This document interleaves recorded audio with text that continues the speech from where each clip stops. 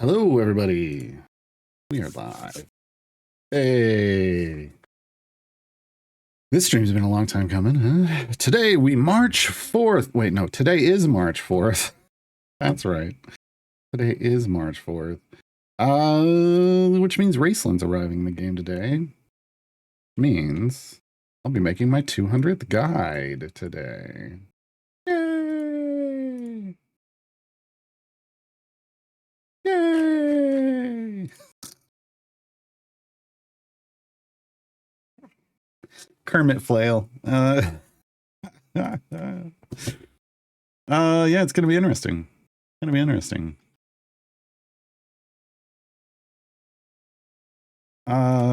Yeah.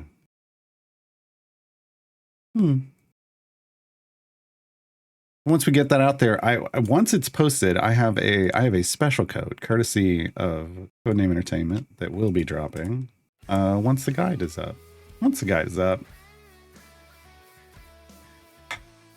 Check my Discord. Huh?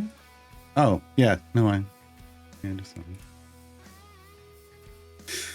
Hello, Delcoon, Chaotic Pogo, Russian, Strythan, Delcoon again. Monday we started coasting to the patron versions of coasting to the finish on this new account. I feel like we're getting to the end of this account. We're gonna finish our first tier 10 trials, and then this account might get shelved. We'll see. We need to get back to main account. But we do need to attempt to do this. Who are we missing? We're missing a Kazran, so we can't do this. Kit can't be a Kazran. DPS, it has to be a Carlock. DPS. Can we get everybody that I know and love in here? Almeida, Alvaro, Prophet PX, and Cyrosistic. Thank you for the follows. Welcome to Grudge Keepers. What else we're gonna do this, and oh, thank God. I was like, can I get Brim in there? Yeah, we can. All right, that's good, because this would have been real bad otherwise. Not real bad, but I would have felt real bad. Oh no, that's gonna make me feel real bad. Let's get that in. We gotta have Dinar. We gotta have the new Dinar in. Yeah, no, we can throw BBG. And let's put him back here. And do we do Freely or someone? I think it's gonna be, we could do Baldric. I don't know. I care about Baldric as much as we're gonna try Freely. Alright, let's try it with this. I don't know if we can do this, but we're gonna try. That's the way Idle Champions works. I don't know if I can do this, but I'm gonna try.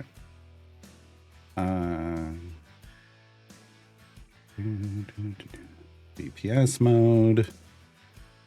Everybody else is in support buffer mode. Welcome to Amateur Hour. Yes, what a perfect timing. Sergeant, thank you for 26 months. Welcome to Amateur Hour. Yeah, I put all the single sub sound alerts to a rotation of humorous welcomes, and that one hits it right there.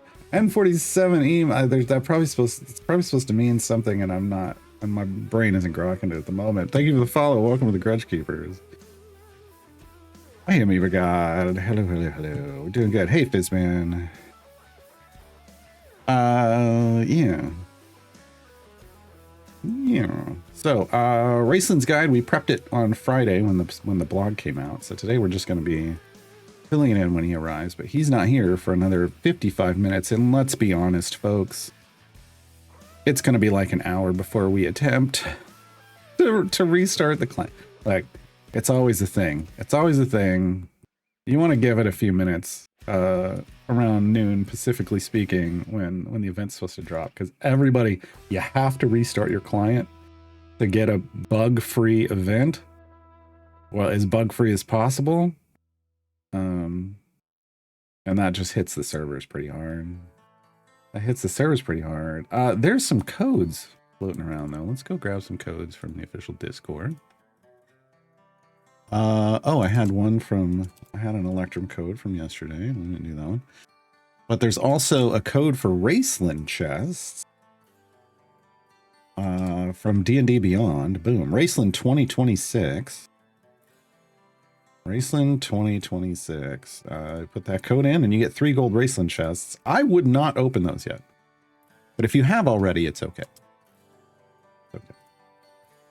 And then there's another Electrum. And then here. And then my Electrum for today is a Chufel Pel. Okay. That makes sense. I don't. But then, and then we will have another special code later today.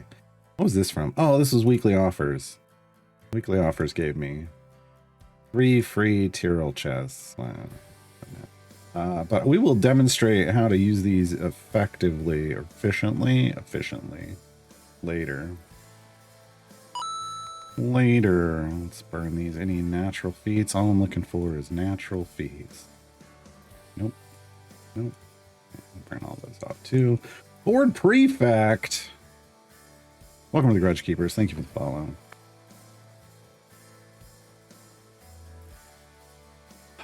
Some definition of bug free. Yeah, there's some definition of bug free.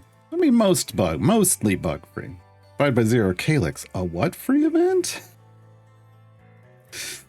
Hey Toy, hey Vons.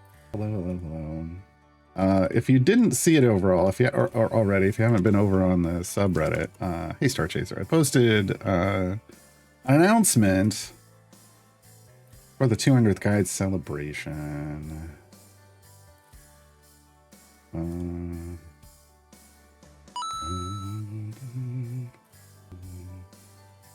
Go check that out. Nothing you haven't seen or heard if you've been hanging out lately. Cabfire, thank you for the follow. Welcome to the Grudge Keepers. Hey, we've got stuff.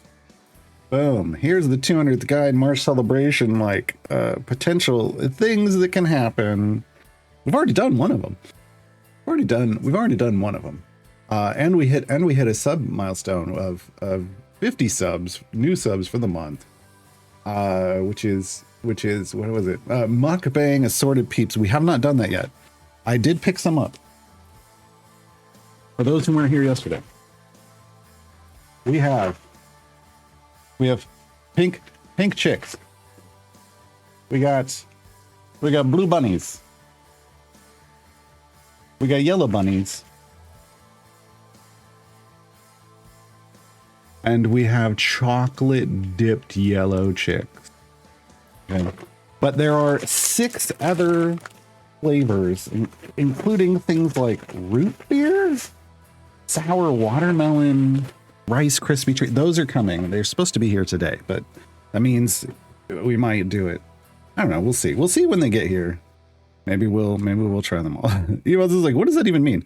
Basically, it means I'm gonna sit here. I'm gonna open each of. I'm gonna eat at least one of these of all the flavors, and try to describe them to chat. We're just gonna talk about. We're gonna talk about peeps. This is it. We've got a lot of these things. Like there's a mukbang California burrito. There's a mukbang pizza, which would be like pizza from a nice place. There's a nice place across the river. Makes a really good pizza. I haven't had it in a long time. We get it, and then I eat it on stream. Hey Mango, Moreland Wist. 15 steps across the quad. Make that run. Hey Xenobite. Berserk, hail, hydrate. They are very interesting flavors, Sergeant. I haven't had a peep since I was a kid. They're not something I crave or chase after. My favorite Easter candy is Cadbury cream eggs. So this will be a first for me. I have not had them. Is there a van down by that river? I mean, if the economy doesn't get better, there's going to be a lot of them. There's going to be a lot of them. Swan Sewer, thank you for the follow. Welcome to the Grudge Keepers. Yeah, you don't want to get too close to that river. When the rain comes down heavy in Oklahoma, it will flood. It will flood. Gotta be careful. Aquaponic, thank you for the follow. Welcome to the Grudge Keepers.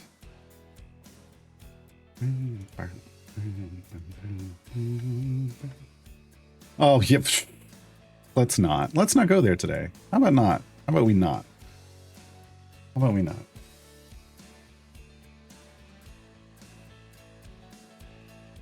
The vast majority of the day, I have to think about things like that. I'd rather not right now. Hey, Atraylin. I'm in with the pizza mode. I started this day off with pizza. Today is a good day. That makes a good day when you start it with pizza.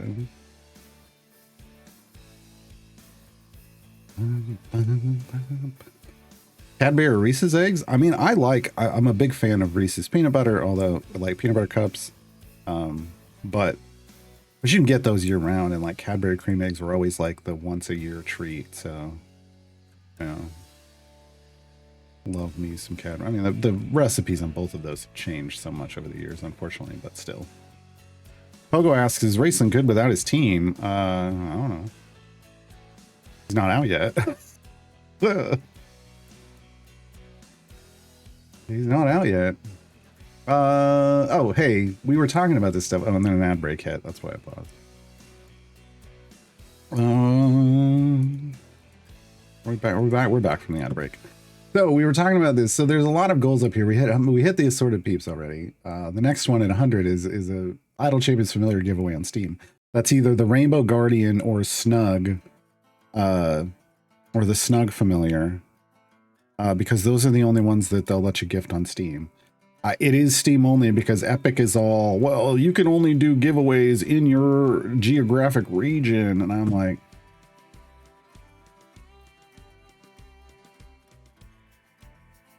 so it is what it is. I can do giveaways on Steam. But the big one, all the way down at the bottom of that list in purple.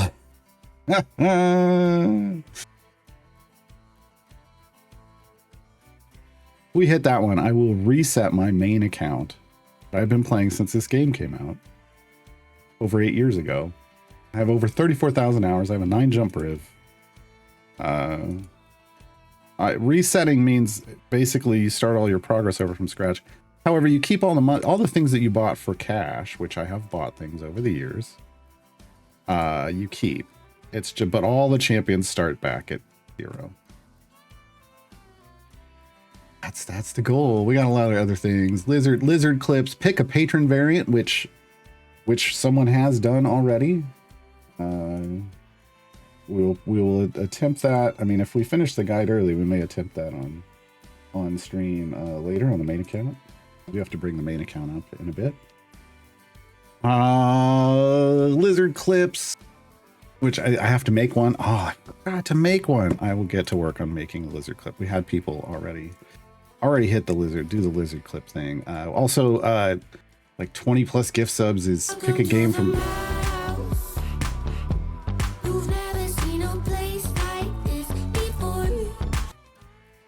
Hey, poor Preview, thank you for this Prime sub, much appreciated. Oh yeah, pick a game from my library to stream for a day, which we already started. Lurking Rider. Pick Baldur's Gate 3. Lizard. 7 days a week. Wet ass lizard. Make that lizard gate weak. There's a lizard. Thank you for the lizard, Lee. Lurking Rider picked Baldur's Gate 3 with Carl Lockman. We played that yesterday. Streamed that yesterday. Hit up the VOD for that. That was a lot of fun. And we got Baldur's Gate 3 returning. We got a couple other people requested Baldur's Gate 3. We will be continuing that run next Thursday and Friday. Tuesday, though, we'll be playing, this Friday, we'll be hopping back into the world of Blueprints. And then next Tuesday, we'll be playing something I've never played before, which is a Game of Thrones, the board game. I don't even know how that's going to work, but we're going to do it. We're going to do it. Daydog, 45 steps across the quad. Plus 55. I'm sorry. Look, you got caught by the Dean. Doesn't count.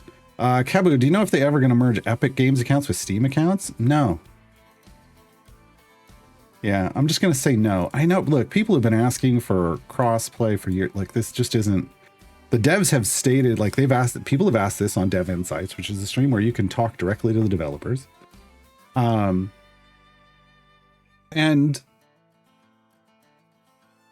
they just straight up said, look, we had a game before where we is a single player game, but we allowed you to play it, like we built in the ability to play on multiple different platforms with the same account, and it wasn't worth it. Like, it's a single player game. Like, it wasn't worth it for them. It was so much work, so much headache. And there just wasn't really any, return on that investment. They're a business, right? So yeah, it's never gonna happen. It's difficult to do. It requires different contracts with the platforms. Hey, hype train incoming. So it's just never gonna happen. Never gonna happen. Hype trains mean with gifts, with subs, gift subs, and bits, you earn emotes. That's what this one is. You know what I forgot to do? I wonder if it'll let me do it right now. Oh no. Hold on. Got to trigger something. It's my bad. Can I start it right now? Which? Where is it? Where is it?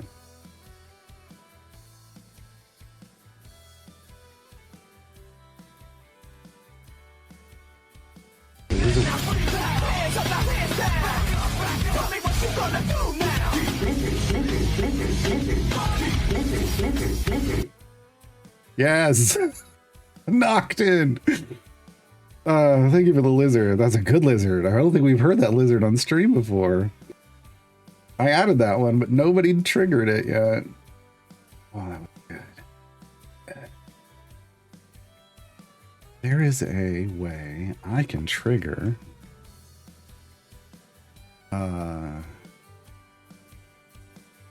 discounted subs, gift subs. Hold on.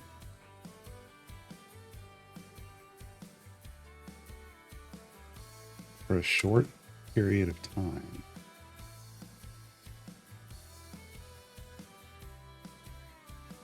Canterfee, that's my kind of lizard. Keep lizard. Hey, look, I added a variety of lizards. Oh, there it is. Okay, that's where it's under. Okay, give me one second, folks. I'm trying to make this happen.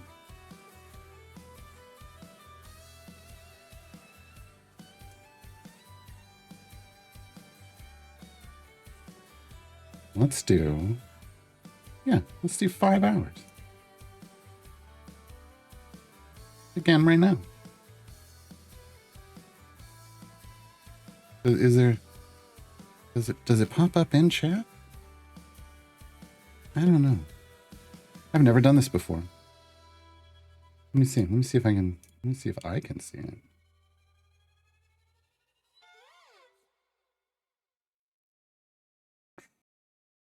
The hype train's on right now, so I don't know if it's gonna do it.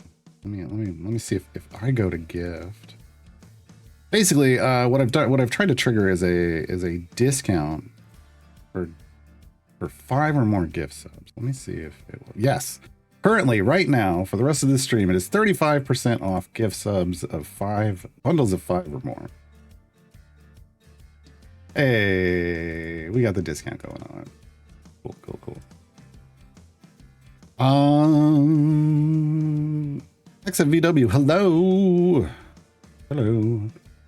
Sergeant said, just saw dye your beard purple. Yes. Where did I moved it? Where is it? Oh, no, I didn't. It's at 500 still. It'll stay purple for at least 2 weeks. Why do we say at least 2 weeks? Because there's another goal, past 1,000 to dye it rainbow. But I was like, it's got to stay purple at least 2 weeks. Kalandra asks, you can't possibly get far in Baldur's Gate 3 in 15 hours alone, right? I mean, we've made some good progress already. We're not to the... We were at the Druid Enclave and left it, and we're heading, and we stopped right outside of the town that was overrun with goblins. Not the goblin... Not the Salune temple, but the town. That's how far we made yesterday. I mean, I think we're making pretty good progress. You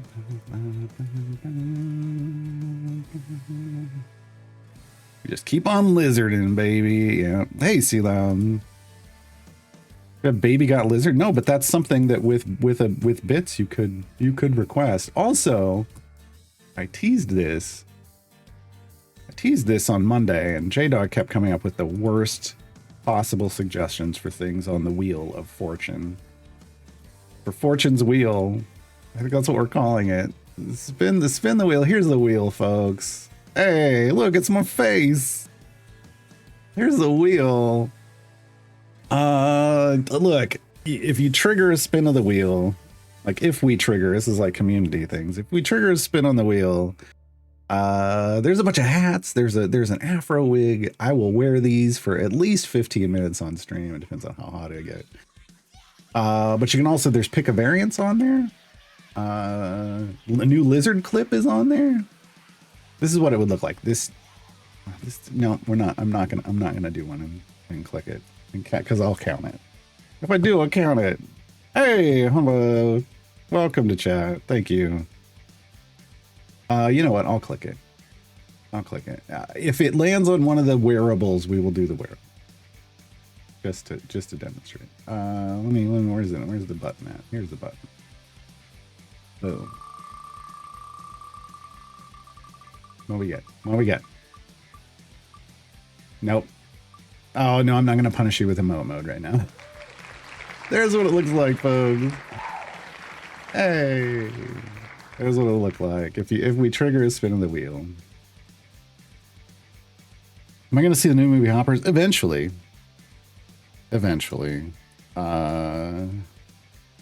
Yeah,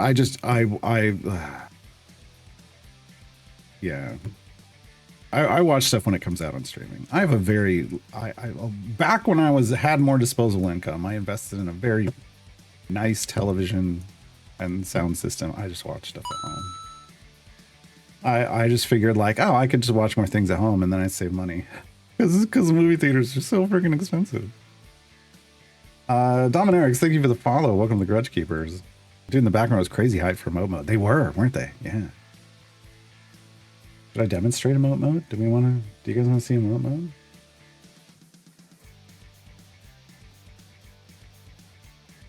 It's emote mode now, whether you wanted it or not.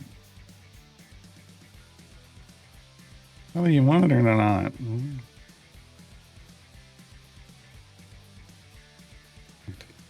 But yeah, no typey other than emotes in emote mode. If we hit that, it's like 5 minutes of emote only chat. But, you know. All right, get out of emote mode. Get out. Get back to chat. All right. So Mego says we have Tasselhoff and Lorana confirmed. Yes. They have been confirmed. And Caramon. So Caramon was confirmed in that same post. So 4 Heroes of the Lance have been confirmed. Kyra Lee, thank you for the follow. Welcome to the Grudge Keepers. Yeah, I mean, so Raceland's coming today. Phrasing. Raceland is arriving in Isle Champions today. That's better. Caramon will come in at some point. His twin brother, his older twin brother. Hasselhoff and Lorana apparently are coming up soon. It sounded like. So yeah. I don't know the rest. Again, I didn't grow up with Dragonlance, but I'm excited for everybody that did. We'll see. We'll see what happens. We'll see how things look. If you weren't here on Monday, folks, we hit max level on our fast core finally. Woo! This is a new account. This account has 60 something days of active play on it, of like 5 hours a day at most. For anybody who's curious. So you know, this is more of a demonstration of like what you can do. If you take the information from my guides and try to play through the game efficiently, you can get places pretty quickly. Otherwise, just have fun. Whatever you're doing, have fun. Kyra says I started playing again because of Raceland. I was voracious with Dragonlance. It's awesome. I hope you enjoy them. Yeah. Puff Elf goes, can you use your connections to have them give us Huma and Kaz? What connections? If I had that kind of connection, Garwar Grudgekeeper, my OC, would be in the game. Look. Or we would have more dwarves in the game, or more pirate skins. We have gotten some pirate skins, but look, there's other things that I would have tried to get in the game, and they're not in the game. Prophet says the only reason I'm in the game today is because of Raceland. I hope they're what you're looking for. Just remember, like, even if Raceland is like, because we don't know. Remember, like, sometimes affiliations. This is the Heroes of the Lance affiliation. Sometimes affiliations don't get their full power until they're all in the game. Like we saw that recently with the Fallbacks. The Fallbacks are an affiliation from a modern D&D book called The Fallbacks. It was right there. They're right on the nose. And if you don't have them all, not really. It's not like that's what makes them good. Is all of them together. Robin says there was a tweet from the author. There will be 6 of them in the game this year. Yeah, they've stated that publicly. When they yeah, there's going to be 6 Heroes of the Lance arriving this year. Yoko says so excited. Favorite D&D characters of all time. Nice. Kellender says, when do you stop playing the new account? I mean, soon, probably. We never really set an end date. It was just kind of like when it felt right. We're getting close. We've done lots of stuff, and really we're kind of just in grind mode almost at this point on the account. I want to finish tier 10 of Trials, my first tier 10, and we're on the way. I mean, we're on our way. I'm not even the lowest DPS. Shocker. So, I think it's in the, we should be good. I hope, unless somebody sandbags. I think we're real close to going back to the main account. Mango says, Prophet says dwarves get Flint in the game then. Okay. Mango says Flint and Tannis have to be the last 2. I mean, we would hope. We'll be missing Strum and Goldmoon. I mean, they just said 6 this year. They say 6 total. Right? We don't know how many they're going to put in. I mean, we got a bunch of absolute adversaries, right? More than I think people thought. Like, so Astarion Gale, we figured Astarion Gale, Harlock, Lae'zel, Shadowheart, Will. That was kind of what was expected. But then we got both Halsin and Minthara in like a same seat swap situation because of the way the original game came out. And the Dark Urge. Not expecting those. And they put tadpoles, which are their affiliation bonus, across a lot of other champions. Like Minsk and Viconia, right? And Jaheira. So who knows? A lot could happen. It's all going to depend on like how well received they are, right? Like that's why we kept getting lots of absolute adversaries, like from Baldur's Gate 3. Baldur's Gate 3 references in general. People really liked it. A lot of players came into the game because of that. Uncensored says, I asked about Kryn characters long ago and was told it was only Forgotten Realms. Yeah. I couldn't understand why, because there's realm space even with Kryn, so I figured why not? And I asked this like 6 months ago, and now voila, Kryn characters. Well, things open up a lot when the campaigns came out. These specifically, like Light of Xerxes, going into space, and Turn of Fortune's Wheel, like all of this stuff introduced more of a kind of multi-realm like capability, and that really it feels like that really opened the door for a lot more things to happen. So, yeah.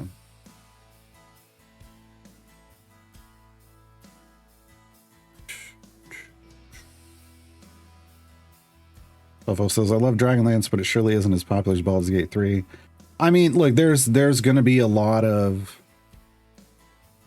There are people as passionate about it as there are people passionate about Baldur's Gate 3, right? So you still have to give it respect. You still have to, make sure that it's there, and you got to see how people react. Like, you never know. But yeah, Baldur's Gate 3 is kind of the big overwhelming thing because it just really hit hard. I mean, even playing it yesterday, I was like, man, I miss playing this game. This game was so good. I did 3 playthroughs of Baldur's Gate 3, 2 of them on stream. So, yeah. It's a good game. And I'm sitting there playing a Carlock playthrough going, it's really good. Why did I wait so long to play this again? Hey, Shevik. Battle Champions Multiverse movies win. Maybe Ravenloft characters as well. I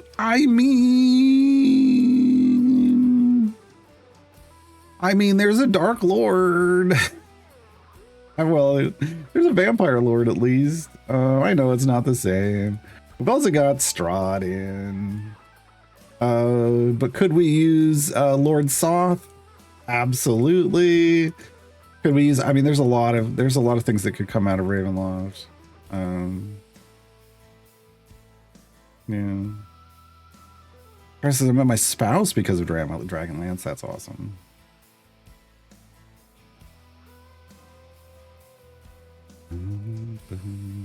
Fort says I just started playing yesterday. Welcome to the game. Saw it on Epic. Going for Hank right now. 3 familiars, 300 gems. Anything else you should be doing? But yeah, you should be checking out this guide if you haven't yet. I am shameless with the self-promotion. But no, if you haven't hit up my new player reference, you should. Because this account that I'm playing right now is on Epic, and this account is what gave me the information to rebuild that whole reference so that everything is based off the current state of the game. You're doing what you need to be doing though, working towards Hank. Hopefully you're doing Hank and Tales of the Champions, right? Like right here, this Hank, right? Reading that now, actually, nice. So yeah, I mean, Hank's right there. Once you get, everything just starts popping off after that.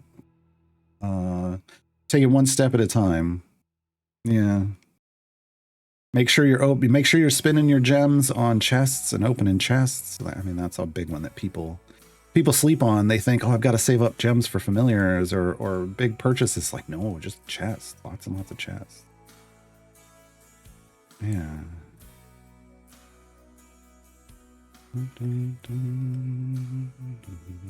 Prophet says this game needs Fizzban and his fireballs. Look, I've been pushing. We've got like Strongheart, and in the background of this adventure that we're on, you'll see a lot of his friends. Like we've got Strongheart and Warduck. Where's Warduck? Oh, I don't have Warduck on this account. That's right. Warduck is here though. The E is silent.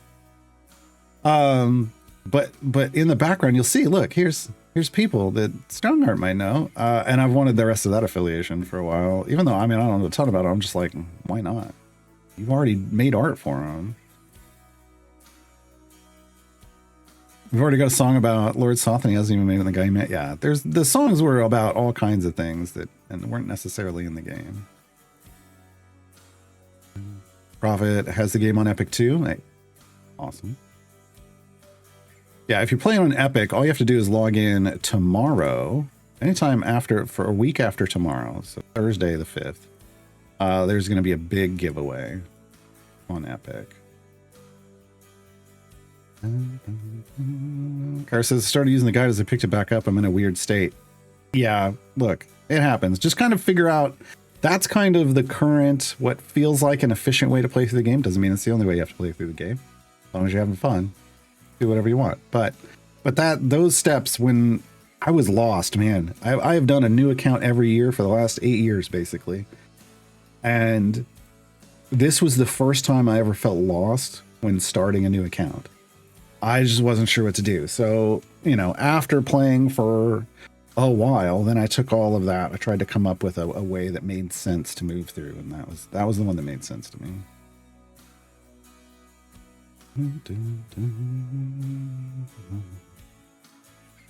Why is Hank so good? Kabu, Hank is a scavenger. There's certain, mainly the Saturday Morning Squad and Strongheart have a scavenger abilities. Literally says scavenger on them. Like his is an event token scavenger, but Hank scavenges time gate pieces.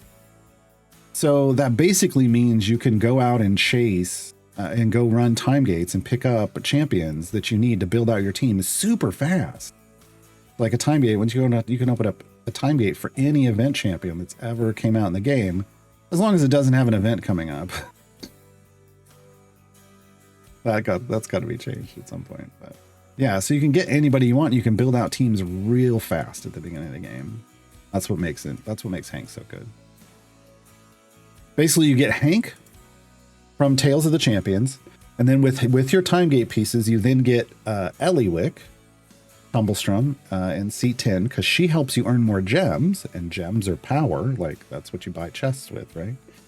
And then with the next one, you get Diana. Diana's a speed champion who scavenges Electrum chests, and Electrum chests will help you gear up all these champions that you're getting from time gates. So it's just a great like 1, 2, 3 like step in and then just start wrecking things.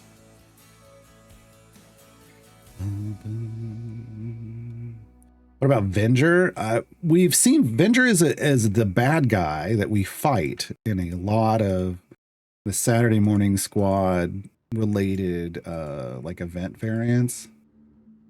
They've never talked about Venger as a champion.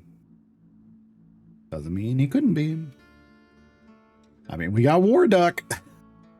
We got War Duck. Calendars, what was the name of the champ that boosts your earnings with patrons? Fen, F-E-N. She's in seat 6. Show you what she looks like. Basically, it's from patron challenges. Right here, Fen. Fen will double your progress in patron challenges, and if you get her feat, she quadruples it. So you race through patron challenges super fast. That's challenges, not variants. Thoth was both Dragonlance and Ravenloft, yes. Yeah, that's what I'm saying. Like, once they get the Dragonlance stuff in, maybe they can get Lord Thoth in.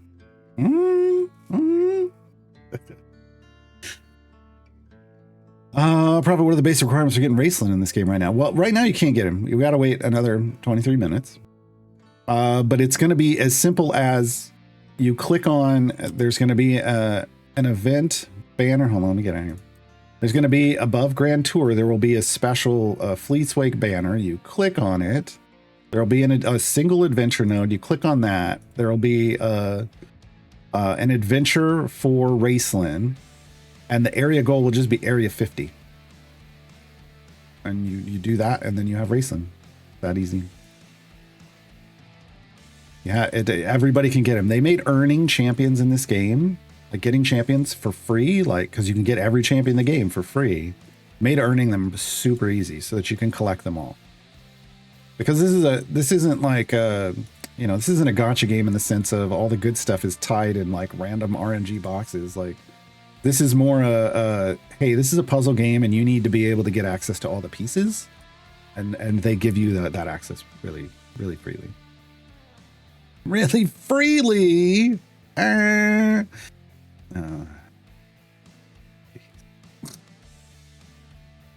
Hank, Diana, who did I say? Eliwick. And if you're on Epic, Eliwick is going to come for free in the giveaway tomorrow. But even then, I like my Eliwick is I've got Eliwick, and I'm looking forward to the giveaway because it's going to give a lot of chests with it too, and Eliwick's going to blow up. She's going to be huge. We got an ad coming up. Don't worry, I will pause the answers to questions when the ad hits. So Forz is asking about click damage. I haven't touched it. I'm using a fire breath. Short answer, I'm using a fire breath potion instead, which causes my clicks to do damage based off my formation. I will give a long answer after we get back from the break.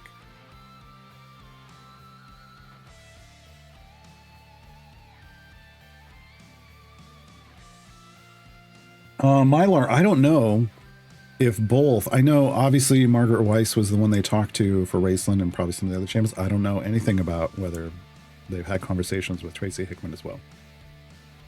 A good question for the devs. Dev Insight should happen tomorrow. Should. Yeah. Should. And yeah, wait, should I restart the game client? In a bit, in 25 minutes or so, I will restart my client. We'll see if it works. At that point, it should be good. Should be good, hopefully, to start restarting the client and dive into the event. Now we're in an ad break.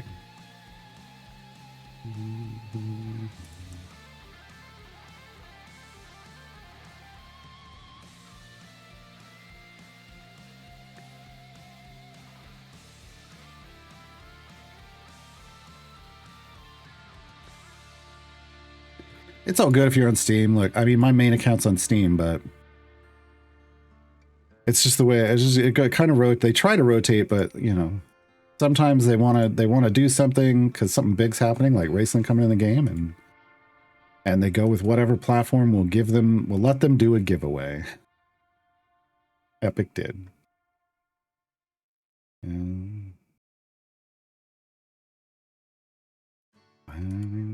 Okay, where is my stuff?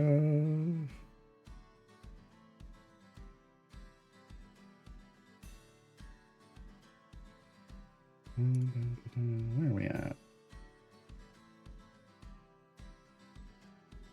There we go. Gotta make sure I got everything ready for. Oh, I should fire up. Well, I'll wait to fire up my main account until after the event starts. Hasselhoff and his talking car. Yes, that's what's coming to the game. Yeah. If there isn't a kit familiar, I'm gonna be upset.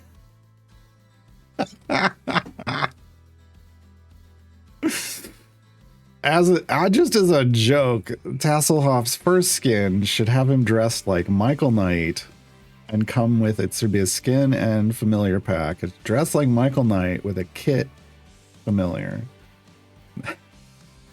Oh, it's so mad. There's people so mad about it. Okay. No, it's crossing the wrong streams, I think.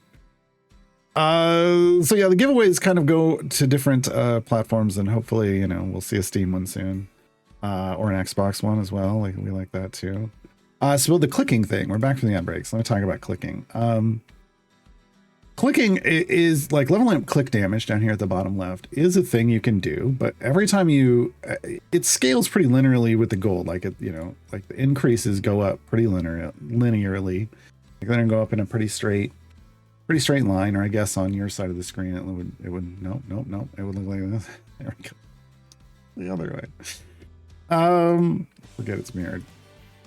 But the thing is like the level you get your click damage to, like you can ignore the damage amount, but usually the level you get your click damage to is equal to or greater than, is roughly equal to the area that you can click kill to. So like if like we're at 760 something, if I could level this up to 760 something, we could be killing just with click damage. The thing is, you know, the amount you're going to be able to level this up is going to be based off the favor you have in whatever campaign you're doing. Right. So it is very set on your overall like meta progress. So if I can't click in, you know, once I level this up, if I get to like, if I'm starting a runoff, but I can only level it up to like 39 as I'm going along, and I'm getting to level 39 and I just hit 39. Well, from that point on, I shouldn't be spending my gold on click damage. I should be spending it on leveling up my champion. So click damage exists to kind of race you through easy stuff, and get you to kind of the stuff where your actual champions are going to have to be killing. But again, I have tons of potions, so I just popped a fire breath potion. It turns my champion damage into click damage. And I just use that. So it's either or. Early on, you may not have a lot of those potions. You might want to use click damage. Kind of up to you. We used to use click damage a lot more starting off runs. There was even a whole meta around click damage because for a while before legendary effects came into the game, your progress kind of got halted for character progression, but you could earn tons of gold and raise your favor. And so the damage of champions went up and then plateaued, but the damage of click damage could still keep going if you had enough gold. And there became a whole click damage meta, or click debuff. But it was bad. It was bad. It was super slow. It would lag out your client. It still does to this day. Now we have legendary effects. You put legendaries on your champion. Quick damage can't catch up to that.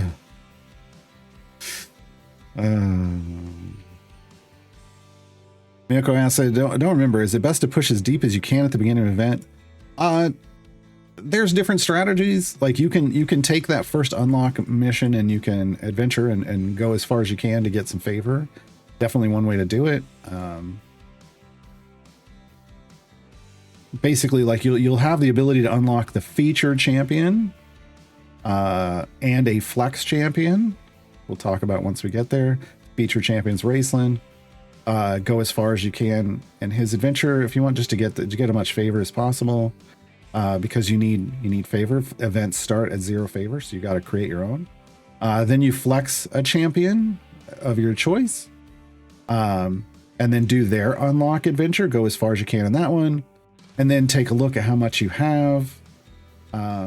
You might want to do, you might even then do another free play to get even more favor. How before you start variants, you want lots and lots of favor before you start variants. That's the key. You want a lot of favor before you start doing variants. Now on my main account, which is what I'll be unlocking Raceland on both accounts, but on my main, one of these will go in picture, probably this account. On my main account is where we'll be building the guide. We'll get getting the information to build the guide off of. So I'm gonna race through the unlock, or Raceland through the unlock. Fairly quickly. I'll put like maybe a 5 or 15 minute potion on. We'll do however many areas that is, but on my main account, it's going to be a good chunk. And then I'll reset. So I won't necessarily be pushing deep for my main account. But like on this account, I'll probably have it go far.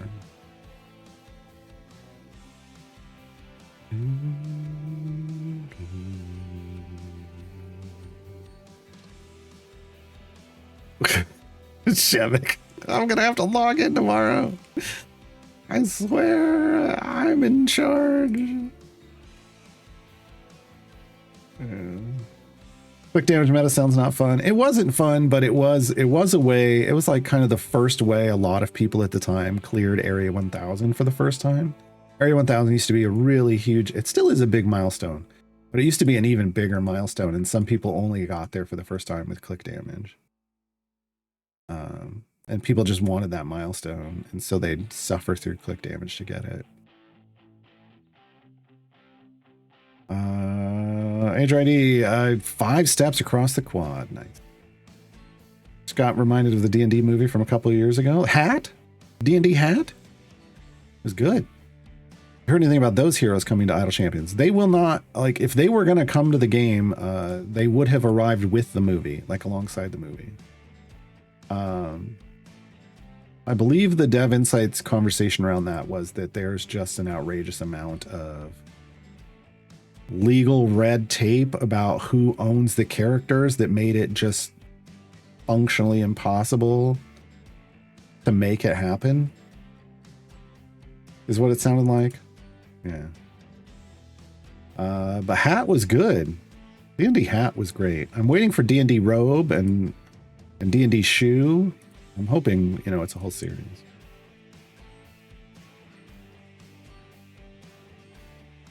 Wonder if it's worth it to reroll Epic after you're playing on Steam because of the giveaways. No, people ask that, but like, no, you just, it's fine. Like the giveaways exist to bring lots of new people into the game. And they've served that way forever, and they do a great job of that. We get a large burst of incoming people, and then it trickles off, and and then we get a burst, and then it trickles off, and it's amongst the different platforms. It's not supposed to be like here's major progressions for your accounts. It just, they did the right thing by making it the giveaway for everyone that plays the game and not just for new players. That is the right thing. But that's not. It's not. Yeah, you can progress enough on your own. You don't need the giveaways, believe me, because we did that for years without them. What are you guys talking about? I was talking about D&D Hat. Isn't it called Heroes Among Thieves? Is that what it was called? I haven't watched it in a while. Isn't that the name?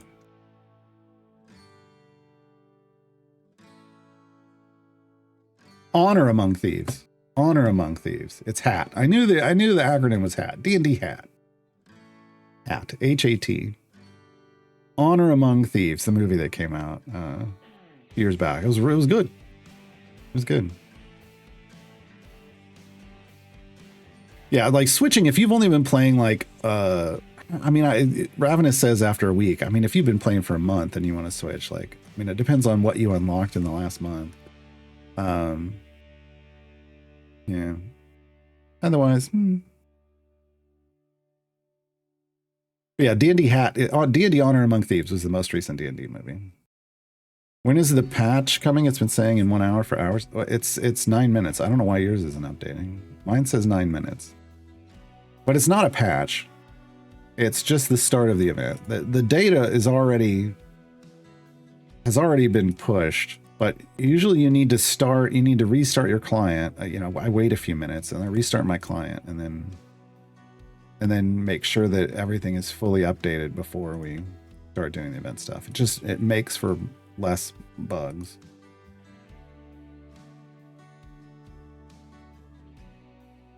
Remember D&D Beyond made character sheets for all of them? They did, yeah.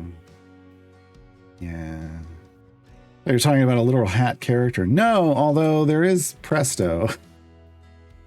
I mean, if we want a hat character, Presto exists with his magic hat, but that's not what we're talking about. We just used to make fun of it, like HAT, like Honor Among Thieves actually became D&D hat. And then suddenly I was like, what about robe? Like I put on my robe and wizard hat. D&D robe? D&D shoe? D&D belt? Like what names could we come up with? Because you could absolutely come up with names for these, and it's like you're building out a character sheet. Like we thought it would be funny. Whole server and Idle Channels was down 2 hours ago. I kind of saw a post about that, but I wasn't on yet. D&D coat equals a movie about 3 kobolds in a trench coat. That would be good. Myler asked, when I first started, I seemed to have good luck with Dahani, but never understood what it was.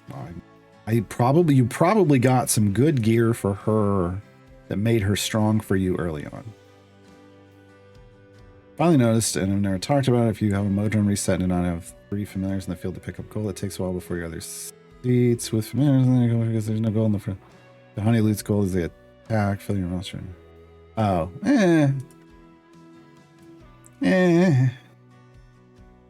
No, Dahani's just supposed to drop more gold. I didn't know that Dahani loots gold as they attack. I never saw that happen. That's it. That'd be interesting. I don't know that that's enough, but it is interesting. Did anyone see a Shevik House? This was in Dragonlance movie Dragons of Autumn Twilight. I have not.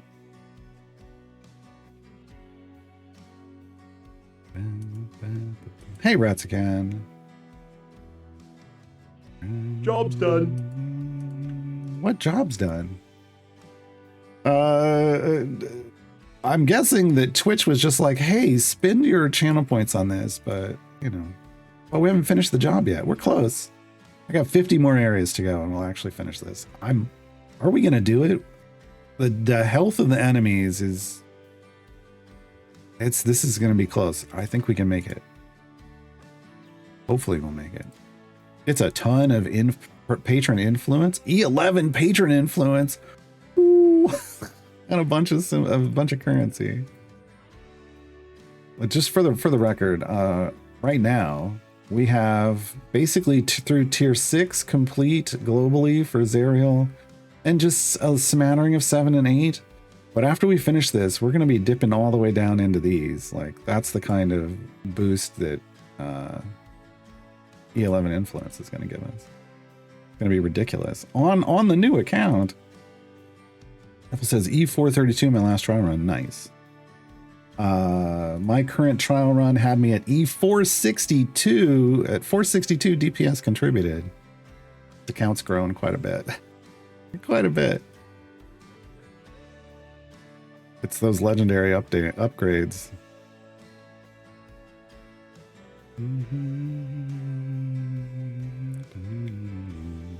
Why is Esmeralda good? She's got a solid kind of buff debuff setup, and she's a breaker.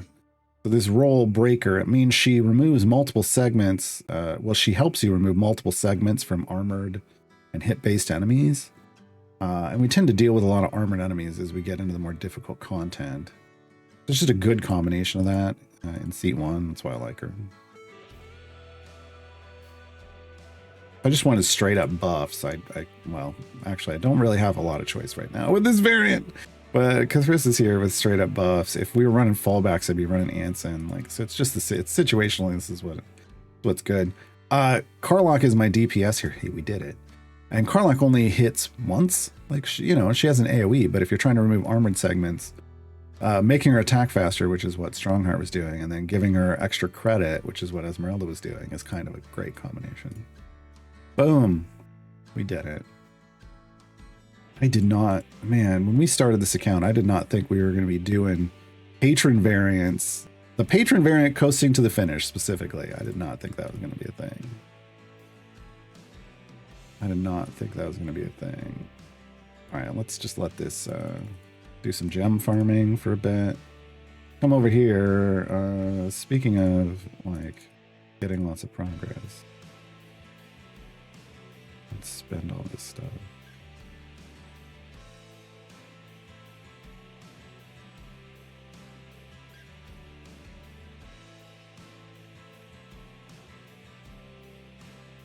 A little more efficient here. Gold find boost, 72%. All right.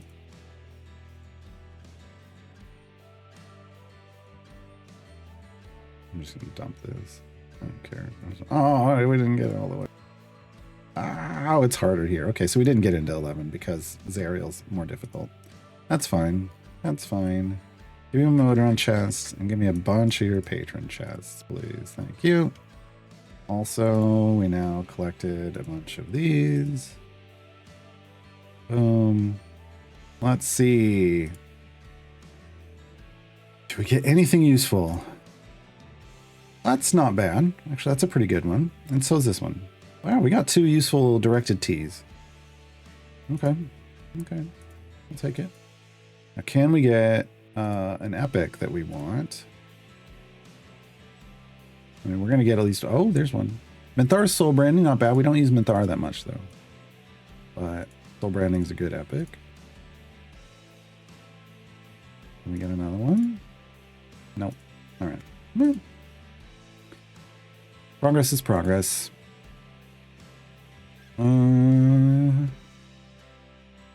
Mega says, I can't wait to see what the Baz Draconian Familiar looks like. Me either. Yeah. Artemissive asks, is there a hidden option or hotkey to manually finish and restart the current adventure without dialogues, like the Motor and Reset does? No. We've asked for stuff like that. They just... sometimes I think they don't understand what it is we're asking for. Or they just don't want to give it to us. And they act like they don't know what we're asking for. But, yeah, no, we don't have that. Calendar says, I haven't heard you talk about opening silver chests strategically for the gold potential. Is that not a thing? It is not a thing. So when you open a silver chest, it drops what is called offline gold. It does a calculation for offline gold in the same way that bounty contracts do. Bounty contracts do like offline gold earnings, and offline gold earnings are just garbage. Hey, the event's live. They're just really bad. So, you know, there is a very tiny window. That's where I want it, right? Okay. There's a very tiny window when you either start a new event, like your first deep run in a new event, your first deep run in a time gate, your first deep run in a brand new campaign, your first deep run in trials, like at the end, if you had some, you could dump them, either silver chests or bounty contracts, and you might be able to, if you're not at soft cap on your champions yet, it might actually allow you to upgrade your champions and let you push further on your first run. Outside of that, but if it's on any other run, if it's on your second deep run, it's not going to mean anything at all. It's a weird thing. I tested it. I know this because year one, I did extensive testing trying to figure out the most optimal ways to start off events. Events were a little different, but they still start this kind of the same way. And I tested, like, you know, I did whole testing of like the same numbers and at different events and different things. And yeah, it just, that one kind of window is really the only good window for it. Toxic says, I took your advice the other day and grabbed Bobby. I need to snag a seat 7 from this event so I can do Split the Party 3. Nice. We're going to look at them here in a moment. Split the Party 3 isn't one you have to race towards either. So if you get it, great. But if not, it's okay. We're about to restart, folks. I give it a few minutes, but because I know better. Is that because it just doesn't scale enough? Yeah, it's not like regular gold. You can boost the gold gains with like potions and gold find champions and stuff, but like it's not worth the effort. Yeah, not really worth the effort. Hey, Dance Lover.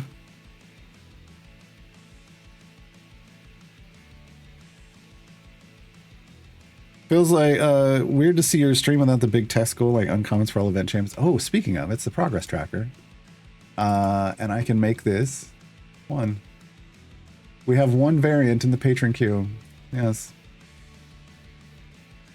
Dance Lover, 100 steps across the quad, ran 50 across, 50 back. You can put your clothes back on now. You were streaking. You were streaking.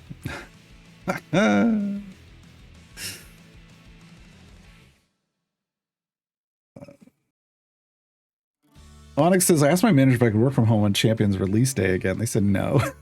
Don't they know who you are?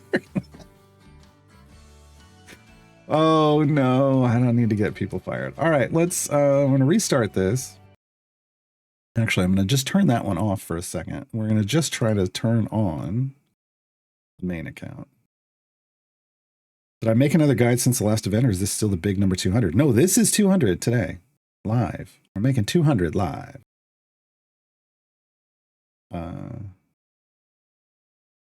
Gotta fire the game back up. Boom, it's up. All right. Oh, where am I converting? 5,270. Okay, we're gonna go Fortune's Favor. All right, so this is what it looks like. You know, once the event goes live, I'll say Fleets Wake up here. You get this node, you can hover over it. Hey, look, it's Raceland. All right. So this is it. It's complete area 50. You get Raceland. This event has an augment that's going to give you some gear for Raceland. Oh. Hourglass formation. Oh my. Oh my, that's going to be a headache. Okay. Okay. I'm not going to start this yet. You can also click this box. We're going to come in here first. Okay, well, that doesn't mean anything. So this is your event interface. So for newer players, Deacon is going to be the other featured champion this event. He's going to arrive. Well, he's in the game already, but he's getting a rework. It's going to happen next Wednesday. And all of these are what we call flex slots. They're flexible slots. They're flexible slots because if you click on it, you can choose to fill it with one of any of these champions. So we call these flex champions. Those are flex slots. This is a flex champion. And you pick whatever you want. You're trying to, you know, fill out your formation and progress. Like, this is my main account, so I have all these champions. So on my main account, it's like, whatever I can do. But your first one is free. They give you the first taste for free. Next week, another slot will open and you got to spend 3 time gate pieces. The week after that, another one for 3 time gate pieces. And then this bottom one is you have to pay cash. Like, you have to get boon level 1. Boon level 1 is like, it's an XP thing over here. Level 10 event XP gets you to boon level 1. And event XP comes from things like buying this pack here would get you 10 boon XP. So it's for, you know, cash supporters of the game, basically. Self-damage item, savant item. Okay. Here's the black robe Raceland. Well, that's pretty nifty looking.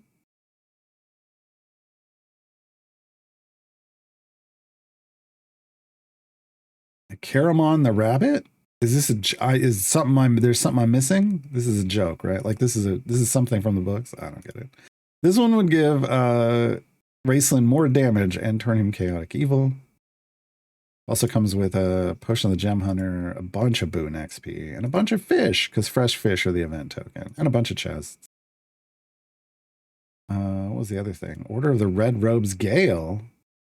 Interesting. That's just prodigal leader. We don't care. All right. And the Dragon Orb of Istar Familiar. That's pretty cool looking. That's pretty cool looking. All right. No. Still not working. All right, so augments. So every event has augments, and it is what it says. They augment the event. They change it a little bit. The one that matters here is auto blacksmith. When you unlock a champion from the event, it's going to come with white gear, and every time you do a tier 2 or higher variant, you get 100 item levels distributed across that champion's gear. It's fantastic. Thought it was Ishtar, not Istar. No, Ishtar was the really bad movie from like the 80s. So it was not cool. Golden offers is a thing for weekly offers. I'll go look at that in a second. Challenge week is for established players, and I don't even bother with it. Boon enhancements is like if you spend cash, you get an extra bonus for a certain champion. Let's go look at weekly offers. So weekly offers. Oh, I'll have to reroll one of these to get a golden. To get the golden to trigger, maybe? No, it's just going to have to, when the weekly offers reset, there will be one that's golden and it'll have sparkles around it. And it's another 10% off, basically. What do I get with my free rerolls? Well, that's not bad. Knight of Takesis Crawl is an appropriate. That is a very appropriate skin to come up. But I'm not getting it. I just don't use Crawl anymore. Unfortunately. No, Hitch isn't getting a golden. Neither is Narak. Oh, Narak. Oh, my boy. They butchered my boy. All right, let's hop in. Let's get this party started. Servers are down? Don't tell me that. My server's fine. It's probably not fine. Hey, it's a Dragonlance celebration. Get out. You don't need to be in there. All right, so starting off, who do I want? We're going to want some Hank. Yeah, we're going to want something like this.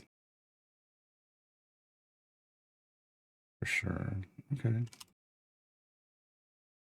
And we're going to run, get out of the way. Okay, here's the Dragonlance celebration. You log in every day and you get to claim a reward. This is not a chest that goes in your inventory. I know it says Kryn chest. It's not a chest that goes in your inventory. It's a click and open reward. You've got to do it within the next 23 minutes, 50 seconds and something, 50 minutes, 23 hours, 50 minutes and something seconds, or else it goes away and you can't click it. Get a free Shandy this week. Oh, that's nice. That's an interesting skin for Shandy. I like it. All right. If you log in 4 or more days. So everybody gets the same rewards. Huge potion of speed, large bounty contract. This is useless. And then a time gate piece, which is great for new players. It's great for new players. That's all you got to do. Go away.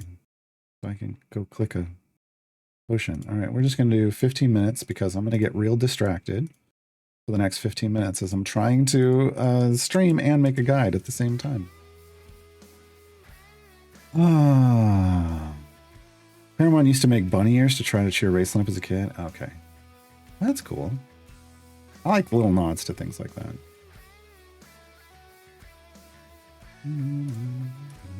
Is Gale worth it though? Gale can be solid. I'm not going to say amazing. In this game, Gale can be solid. I say in this game because I have yet to have him be good in Baldur's Gate 3, but we're trying. This Karlach playthrough, Lurking Rider wanted Gale to be in the party, and I'm trying.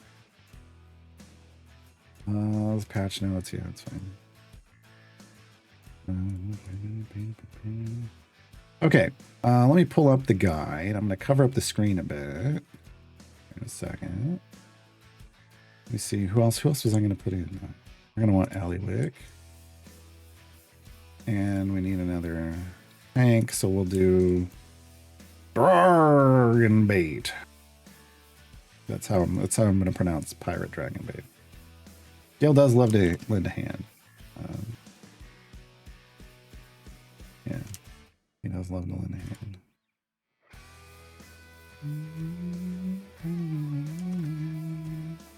Okay, let me pull up my guide. This is the behind the scenes view of what the guide. This is the formatted yet unformatted version of the guides. It's formatted in Reddit markup so that I can copy paste this pure text in without having to then stop and format it on Reddit.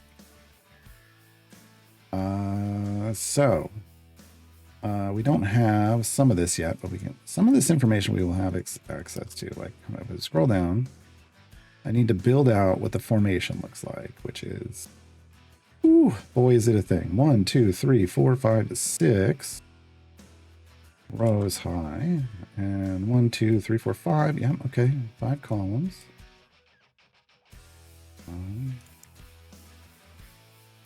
It's going to look like this.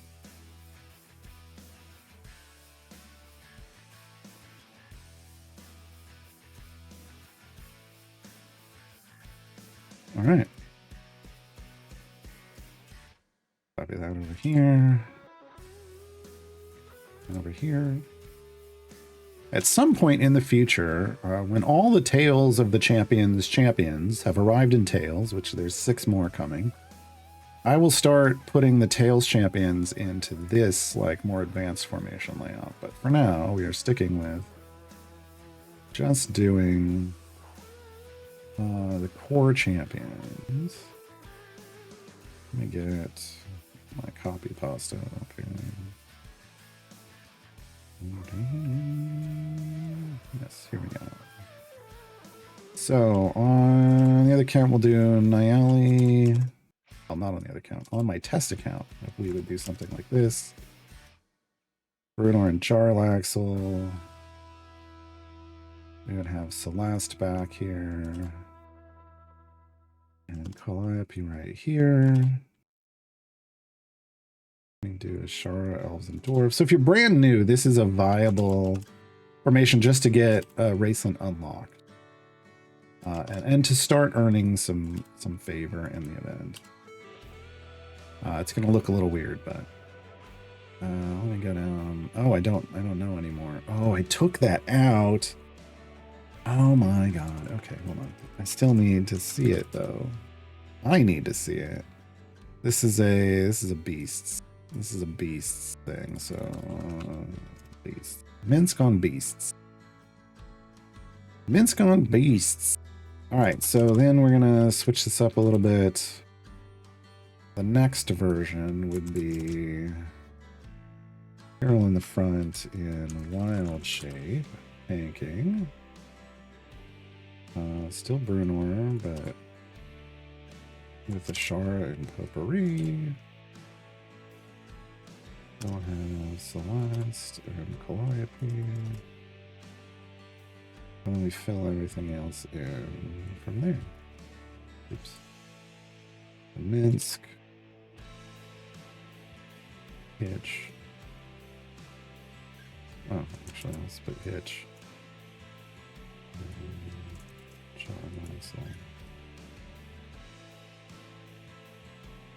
And the Makos in the back. All right. Now we can look up. Hello. Did you say hello? No, I said hello, but that's close enough. Lurking Rider. Welcome to chat. Dropping the 10 gift subs. Danny, Davrin, Zello, Grandpa, Yonique, Dezior, Galisfor, Viomouse, Moanulu, and the Crucifixor. You've been subbed, courtesy of the Lurking Rider. Much appreciated. Lurking Rider, that's 2. Hello. Did you say hello? No, I said hello, but that's close enough. We'll get to that in a second. Lurking Rider, that's 2 variants. That name a patron or 2 patron, a patron and a variant twice. Patron and a variant twice to attempt on the main account. Bayushi Kira, you're gonna have to do the same because Bayushi Kira just dropped 10 subs. SD Theo King, Fizzban, Beer Villains, Jugash Villain, Rictor, Stout Crusher, Zythan, Alice D, Mylar, and Oval Monk. You've been subbed. Courtesy of Lurking, or Bayushi Kira. Sorry, reading the same. Again. Did you say hello? No, I said hello, but that's close enough. Sargoto also on there. Theberum, Dominarix, Artemissive, Sven the Mad, Make Wedge Great Again. You've been subbed. Courtesy of Sargoto. I'm also going to need that request from you. Okay, Lurking Rider wants 2 Strahd variants, which he's going to have to figure out. All right. Okay.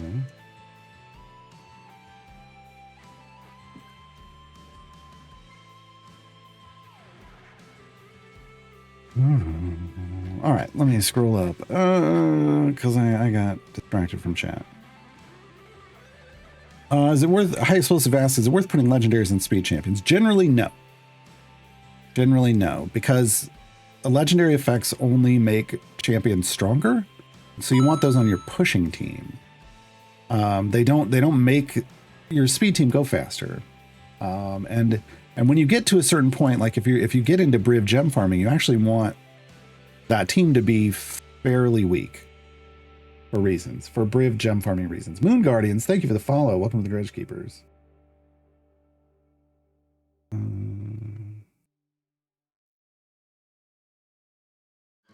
Just do a Gale playthrough and it'll be more useful. I don't know that that's true.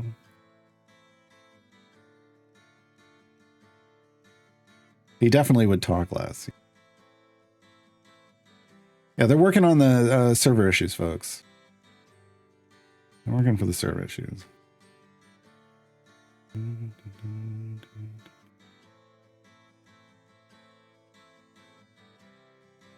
Shevik explained they used to go all the way to 400 for their like gem farming, like I think it was Briv gem farming, and then they dropped to 700 and it was way better. High Explosive wants to know why.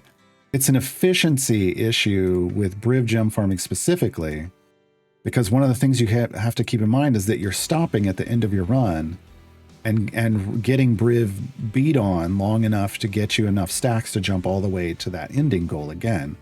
So the lower your ending goal area, the better, because the less he has to get beat on and the less you have to sit there earning no gems. Hey, the Crucifixer. Welcome to chat. Oh, is it in? You're on a VIP. Hold on. All right, Sargoto, it's done.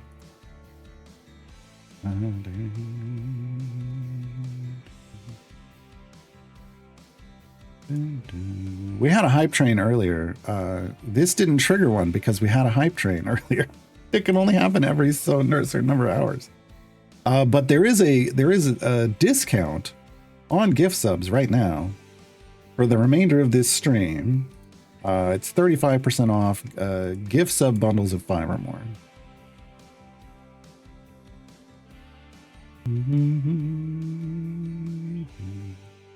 Ayushi Kira says, can I say elements from use choose the variants, but you must use Gale? Yes.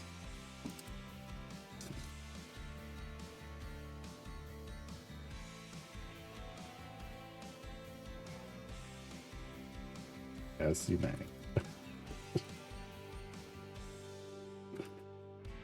All right. So our hold on, pop this up for a second. Patron variant Q has 5 in it now. Has 5 in it now. Yes, says I legendaried Pumon's rainbow eggs. Okay, that just makes them stronger. It doesn't make them faster though. It's like some people are getting back in the game. Like I said, around event starts, things can get weird with the hamsters. Drago says, it turns out I'm missing a bunch of Fleetswake champs. I assume I should grab Zorbu first. I mean, out of those, I would say they're the most useful, but after that, I'd just stay away from Solok. And leave Ariza for last. The Saspia would probably be second. And then Black Viper and Narak are kind of on the same. And then Ariza, and then just, you don't ever have to get Solok.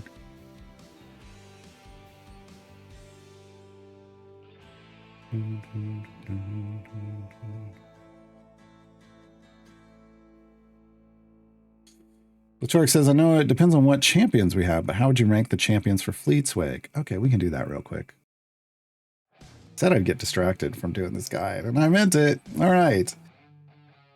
So, who's kind of at the top end? Desmond, Gale, Orkira, Volo. I would say those are more at the top end. Volo is, as much as I hate to say it, Volo is a hack when it comes to writing guides. But when it comes to buffing in this game, Volo is huge. Volo is huge. Volo is a huge buffer. Can be a huge buffer, I should say. Hello. Did you say hello? No, I said hello, but that's close enough. Ledia coming in with the ninja drop. Ured, Inwarath, the Silmaril, Peter Deepan, and Sertanol. You've been subbed. Courtesy of Lediath. Lediath, I need the name of a patron and the name of the variant you want me to attempt on my main account for that patron.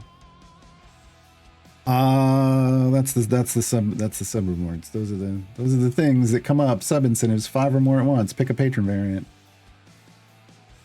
And I'll add one more to the progress tracker. Oh, that was the wrong button. That's the right button. All right. So after Volo, Desmond is huge. You get Cass out of Tales of the Champions, and Desmond is kind of a key combo with Cass. Desmond is like a key combo with Cass. Because Desmond buffs off dead people and escorts, and Cass creates dead people. Gale and Orkira are the same seat. And they're kind of swaps that I will use in seat 1, depending on what I need. Orkira is a debuffer and healer. Mommy is a babe. Babe with the power. Power of voodoo. You do. Mommy is the babe. Delcoon with the gift sub bomb. Well, here come 20 names. Ravenous Bebot, Brack, HK47 Terror, Jodan, Coco Boko, Amoeba God, Brutalix, Luki Duda, Morgan, Fuzzy Boots, Krobtu, Renifer Palney, Tiefenbach, Kirilis, Zelaub, RCAFD, Ebons, Roborlu, Teohor, Shocky. You've been subbed. Courtesy of Delcoon. Delcoon, pick a game. Pick a game. It's going on the list. So Gale, so Orkira debuff and healing. Gale debuffs and he has the ability to go in the front line and take the place of a tank while preventing himself from getting attacked. So, but only if there's 2 or more champions like slots in the front line. So there's flexibility in seat 1 based off what you need here. Also, Gale's a member of the Absolute Adversaries. If you're building that out, he can tadpole up for you. Those are kind of the top 4.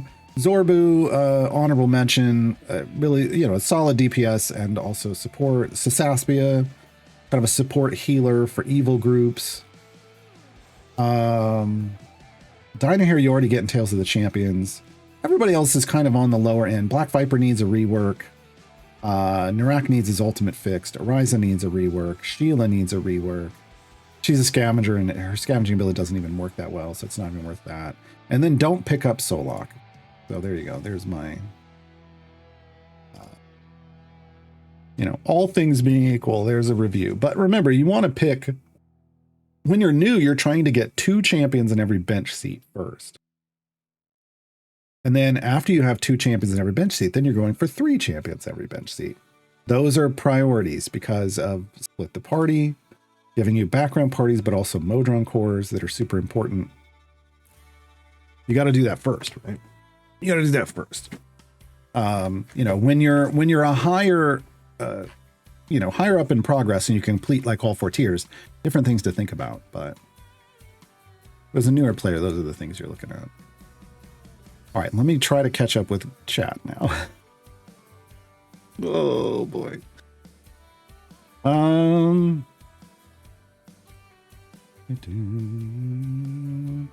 Love that worm from Labyrinth. I do too. Come in, meet the missus. Have a cup of tea. Lediath wants Elminster. Yeah, cruelness. Elminster twice through the wheel. Oh, you're cruel.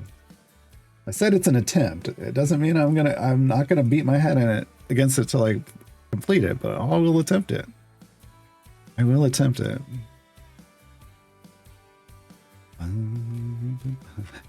Lediath says, happy subs, everyone. Let's get to 1K.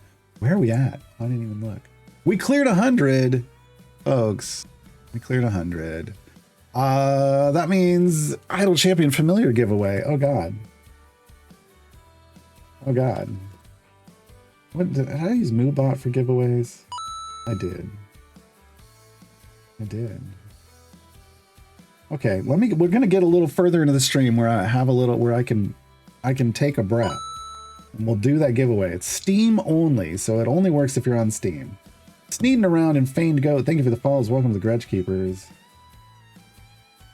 So we'll do the Steam Familiar giveaway. It's either, it can only be the Rainbow Guardian or the Snug Familiar. Those are the only ones that I can give away gift via Steam. So if you already have those, you don't need to enter. Also, if you're on any other platform, I can't help you. I would love to, but I can't. So yeah, we're up to 100. Up to a hundo. All right. Pocket Cat, thank you for the follow. Welcome to the Grudge Keepers. Where are the goals listed? They're in my Discord and they're right here. I should have made a goals. Do I? Hold on. I don't have this as a link to it. Well, I kind of do. I mean, if it's in the Discord, there's a Discord image.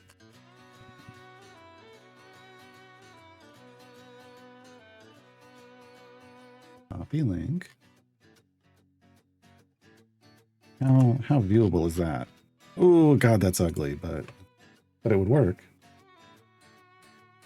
Yeah, let me make a command for that.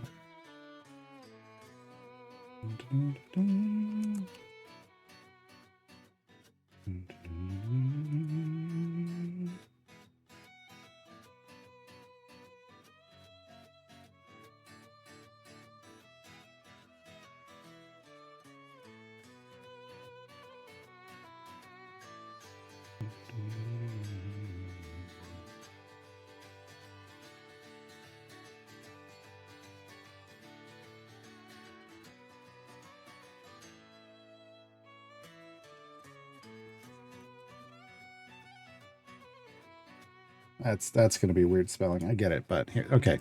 There we go. Goal list, and that'll bring it up every time. All right. All right.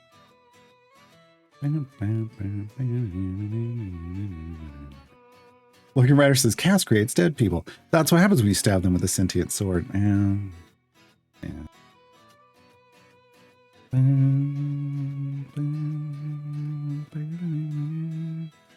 Delkin wants another Baldur's Gate 3 Carlock day. Okay. Okay. We can do that. We can absolutely do that. Let me pull up.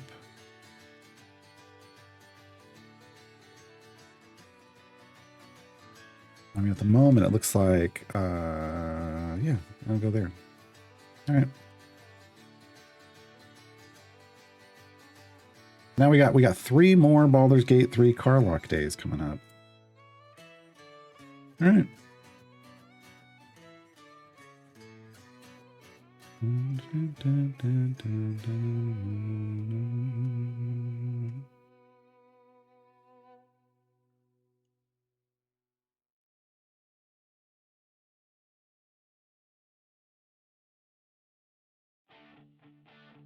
Okay, caught up with chat.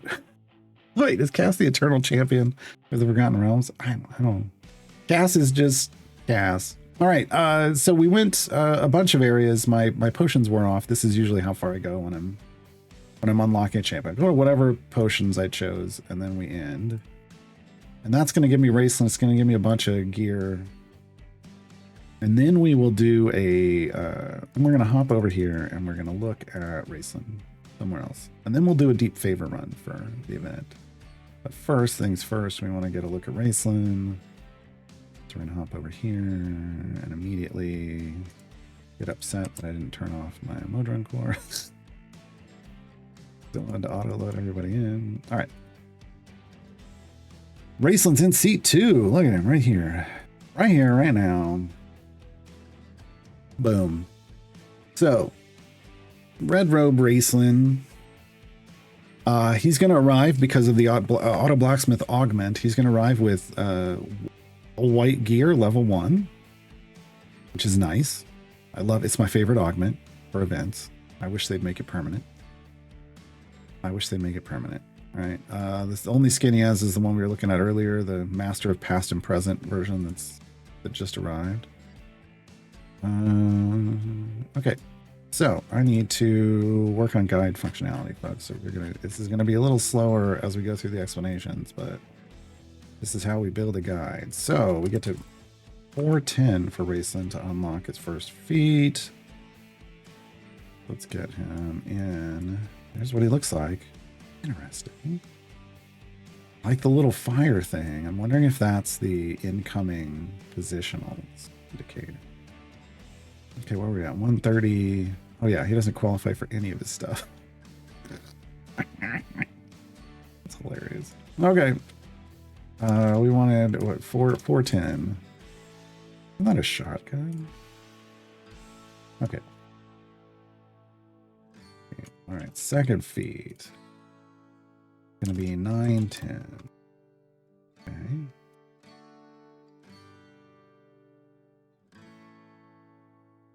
That's gonna be E36 cost. Third feed, 1550.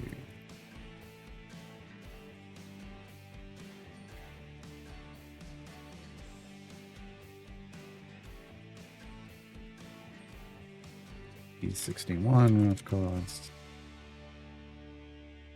And 2335 for the fourth feed. So he caps at 2210. And there we go. 4 feeds. All right. I did not look at the cost. Oh my god. Here. So I'm going to say E87-ish. Somewhere around there. Somewhere around there. All right.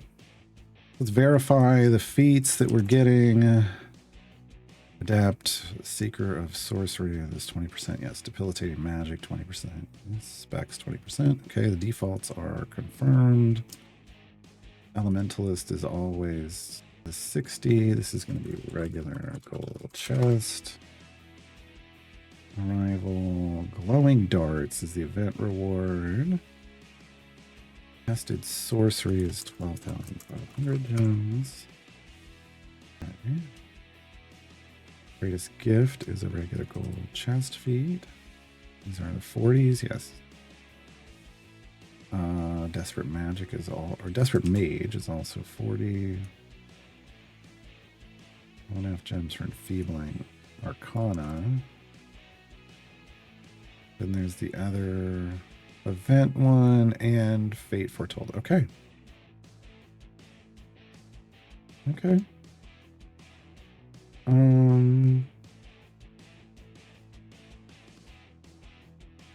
Cool. So if we're looking at the guide, I filled all this in. We don't know yet what the best feats are going to be because we haven't verified his power yet. But we will do that momentarily. Let us look at, what did I want to do? I wanted to do achievements. Okay.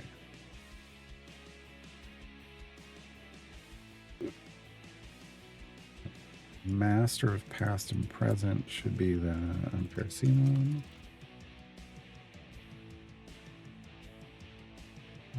Prepared caster would be the gear.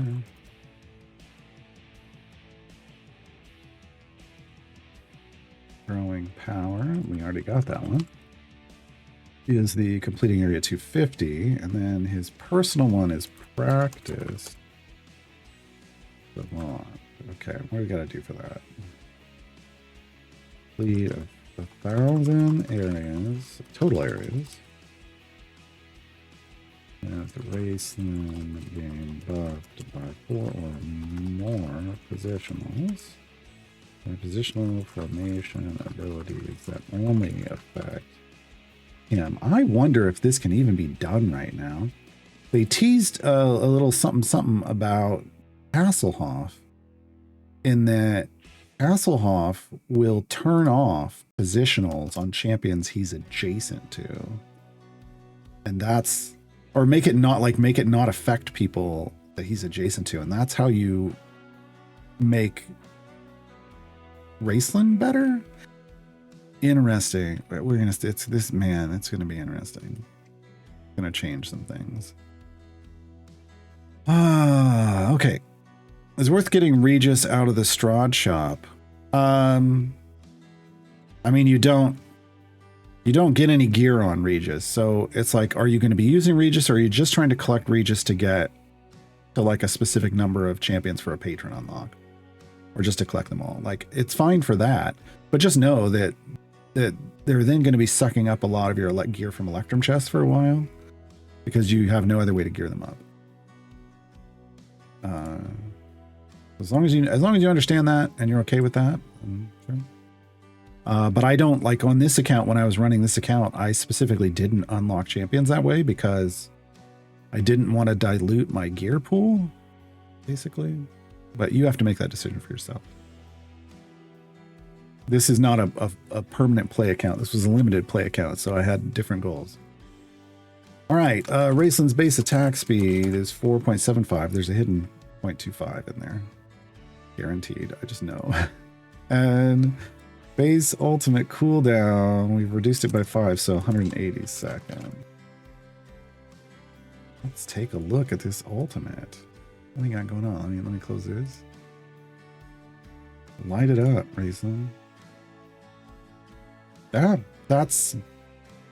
Wow, that got big. That's a lot of fire. That's a lot of fire. Okay. Okay. All right. Now let's look at abilities.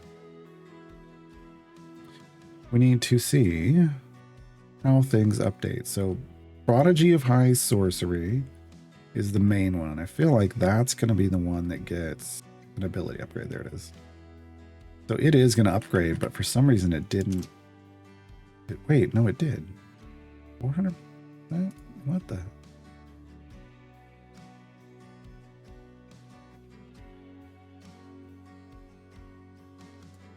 Hold on. Hold on. Yeah, I didn't think that was right. So it's like an E12?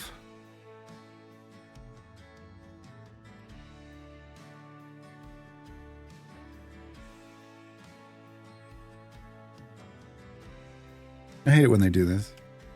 So he gets ability upgrades, but it doesn't change this base value. It's giving a post-stack multiplier.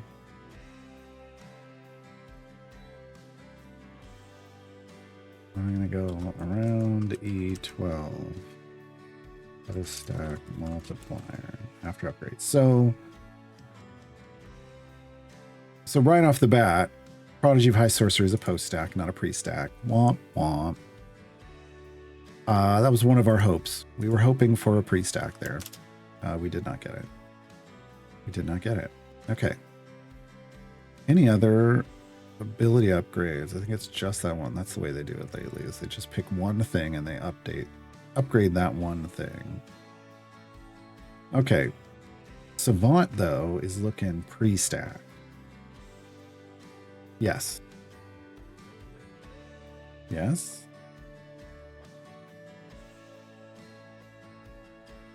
Did it start at 150? Did they change the values? It did. So in the blog, it said it was going to be 100% for each intensity stack, but it's at 165 and it has 10% on the item, which means they buffed it to 150 since the blog came out. And that also means that this got buffed to 400%. Okay. So changes already based on what we would understand. There are no upgrades for this one.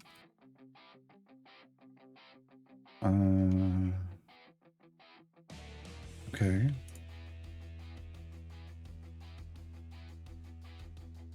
Steady magic. 90% to 1% of max deals 400%. That's the same. Okay.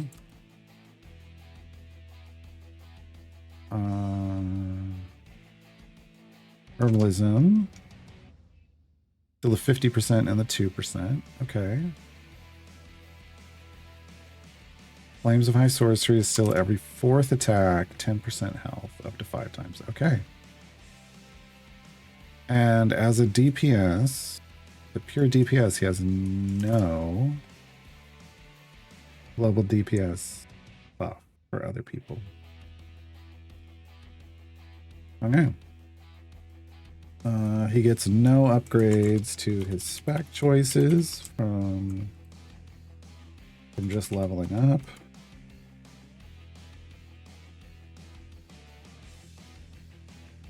But all that stuff gets items and feats. We already have a table for him.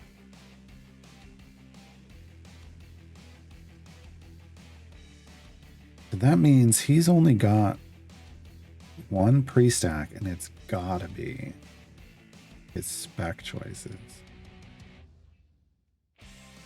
Can't be anything else. Throw a sentry in and find out.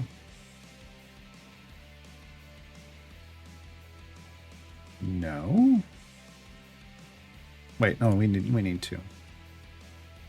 Far more, come on.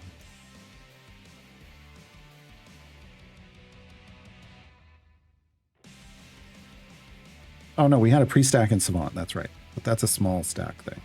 Or well, actually, that could be a big stack thing. No, this is post-stack. This is post-stack. The item didn't affect it at all. I don't know why I looked it up. Okay. Okay. So he has one pre-stack, and it's Savant. That means to get his power, you really have to work for it.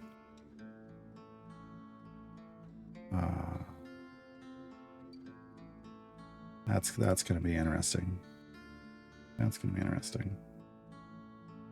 Okay.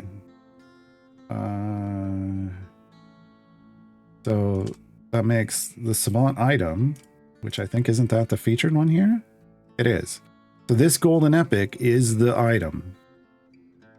That's the big item for Raceland. That's the big item for Raceland. So he is going to be, he is like Artemis and Warduck. He's all about building those positional formation ability stacks off of Savant. That's where all his power, like his main power comes from, because that's the pre-stack. Okay. Yeah. Everything else is probably going to be like a 2. I don't see any reason at the moment that any of those would be... Oh, that was the wrong button. That was a 1. That would be a 3.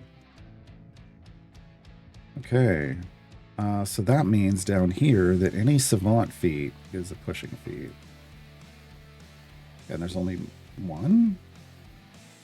Wow. Okay.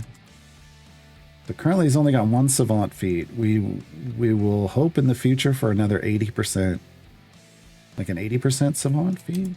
Until then, we go with the 80% spec choices.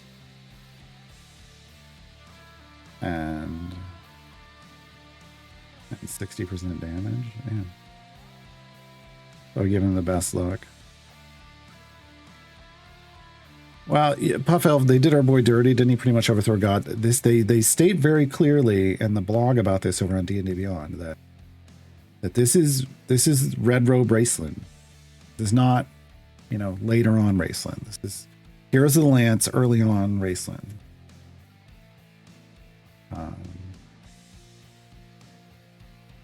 Okay. So tier rewards. We get, yeah. Oh, he's got DPS pigments. Spicy. Flying dart speed in tier 2. That's a good place. That's actually, tier 2 is a nice place to put something like, hey, here, have an additional missile on your base attack. That one makes sense.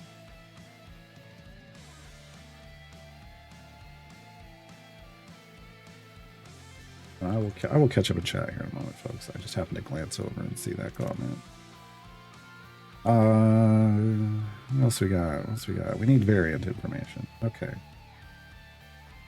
Let me check out chat real quick. So yeah, Savant is what's going to scale. You got a table for him. What about a chair? No. The chair's a mimic. Just ask Mars.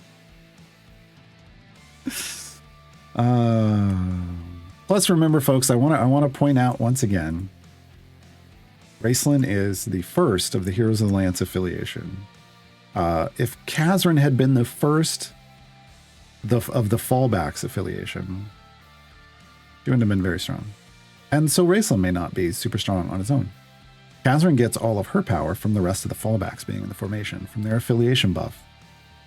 We don't really know what the affiliation buff is. Well, it sounds like what they're doing for Heroes of the Lance is that they're manipulating the ways that you place positionals, specifically to help buff Raceland Savant.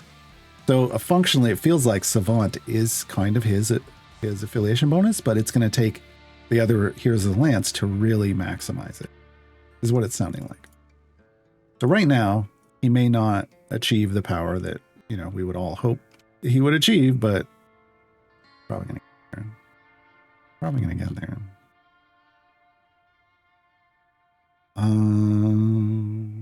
Okay. So we need variant information. Let me get that out here. Let's take a look at what is variance. That's not the right place. Fleet's Wake. Garwar. Come on. It's been 8 years. All right. Here we go. Variant 1 is called the Sly one. Place. Info. Raceland starts in the formation. Imagine that. Can be moved, but not removed. That means you can only move him once. No, that's not what that means. Raceland and champions not next to him can deal damage. Okay, so there, because we saw Raceland works by, he gets a buff based off non-adjacent champions, so they're trying to teach you that, but that's an odd way to do it. But hey, after area 100, attacks against undamaged enemies have a 90% chance to completely miss. Who let Xander in the party? 1 to 2 Baz Draconians spawn with each wave. Wow, they made Raceland into Xander. They don't gold nor count towards quest progress. Wow. Okay, so my tip here, my notes here is Raceland gets more damage based on based on the number of non-adjacent champs. So that's what they're trying to encourage here. About 90% miss is rough, but just remember, clickers on the field will always damage the first enemy in line.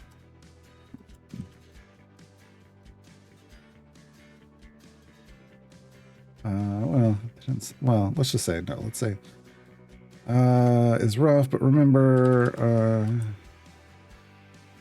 that while the other champs don't do much damage, they still do damage, so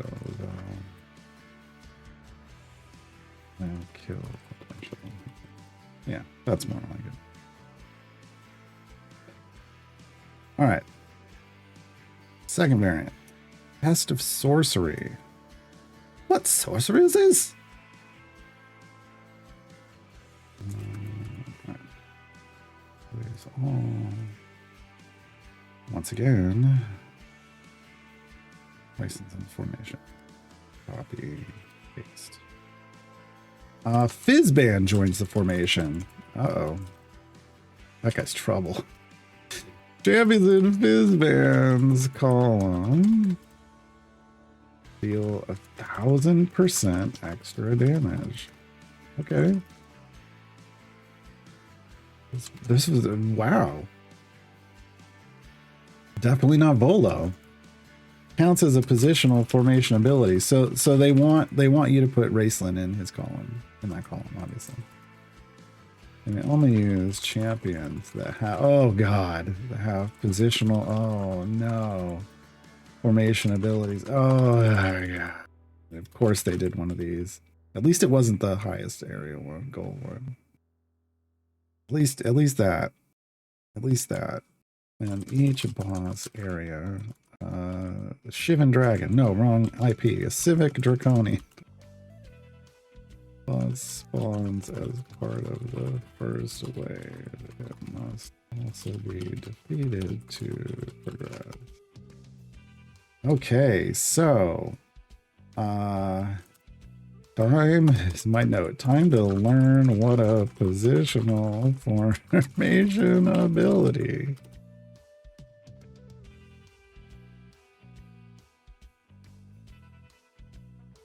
And how to direct them. Enjoy. Am I gonna tell people? Oh, I should probably tell people.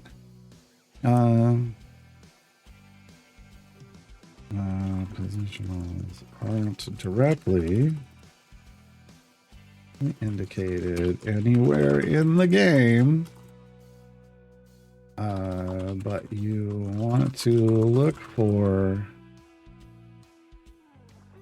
words in the ability description that directionally positions the buff output, not just things that reference positions to count stacks. Yeah, that's the best we can really do. Well, we've asked for like an icon for them, and they've never done it. Well, let's get variant 3 in there. So, War of the Lance is the last of the variants. And we'll probably, we have Raceland in the formation? Yeah, imagine that. You may only use good champions. Oh, this is a spec choice one. Tanking champions or champions a ranged or melee attack. Good news, everybody. Professor Garnsworth here. This isn't a horrible restriction. Good news, everybody. Champions do not regain health when changing areas. Well, that works for Professor Garnsworth saying good news. Every 3 seconds, a random champion, oh my god, is struck by a falling rock, taking 5% of their maximum health and damage. Oh, you want shielders here, folks. Break out Calliope unless you got Entreas. You can make Entreas work. Calliope might be your friend here. Oh, yeah, Calliope's got a ranged. Calliope's attack is ranged, isn't it? Or she's good? I don't know. We'll see in a minute. You need a shielder. 1 to 2 Capic Draconians spawn with each wave. They don't drop gold nor count towards quest progress. in each boss area, and Orak, Draconian boss, spawns as part of the first wave. It must also be defeated to progress. They threw the kitchen sink at you this time, folks. They threw the kitchen sink at us for that one. Calliope, are you good? She's good. Good. Calliope. Everybody has Calliope for that one. Wow, that was a lot in that. And that third one's going to be interesting. 5% isn't bad, but remember, you're not regaining health when changing areas. Shielders help prevent that damage from hitting your health pool. You can also, of course, you could have a healer. But healers don't usually heal percents of damage. So in those cases where you're taking percentage-based damage, you don't want to have more than one. Well, if you can keep it to one tank with health share, you're good. Two, things get rough, and then it just depends on the tank. Like, this would not be a great place for King of Shadows. He gets so much health. All right. So what's our note here? This isn't horribly restricted. But, a shielder and to prevent the damage from hitting your health pool. As that's preferred over healing after that. Healer works too, just in case. Yeah, that was a lot. I don't know what else to say there. Okay. We should probably try to do a test here with positionals. I do a test for positionals. Hold on, let me catch up in chat first. I need root beer.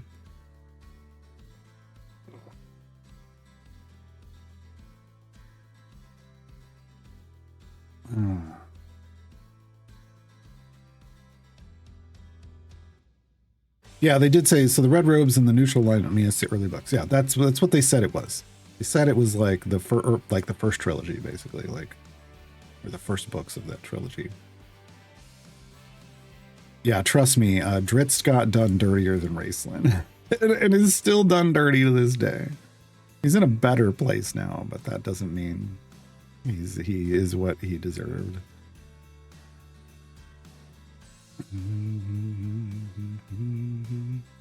Ron says Raceland's patron availability is pretty unfortunate. Well, look, it's an affiliation that they're building here, and they could have a party bus. A party bus is what I call a champion who can pull everyone in an affiliation into variants for other things like patrons and stuff, even if they don't normally qualify. We may see that, we may not. Who knows?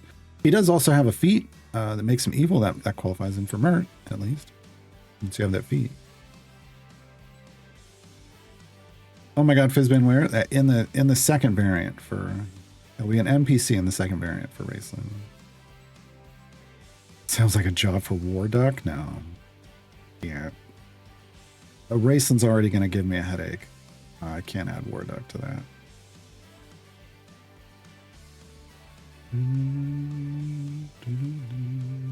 The champion search current adventure should identify changes of positional formation abilities for that variant. Sure, once you're in it.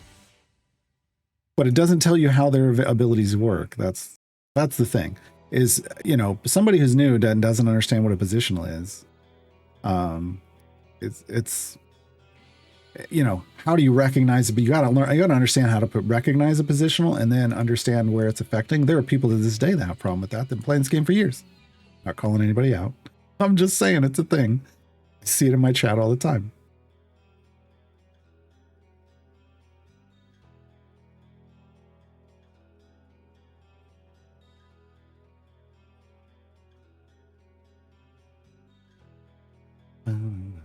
Explosives asked, does Krydon, one of his specs, work as a tank in these?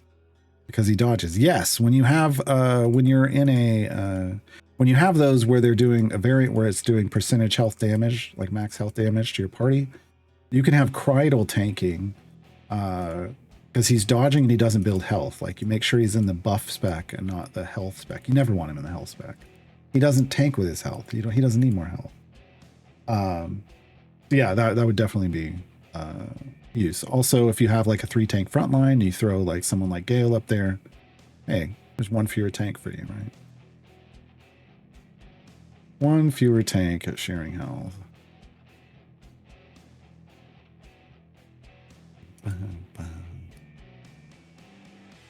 Okay, so positional formation abilities, and it's not just positional, so I want to be clear. Savant wants for each positional formation ability affecting Raceland, he gains intensity stacks based on how few other champions are also affected by the same ability. So this is going to be very formation layout dependent and positional formation effect dependent, like how it spreads its positional, how it applies its positional.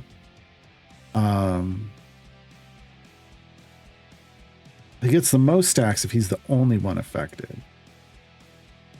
So like Deacon is a position. Deacon has a positional that's adjacent. Bruno is same column.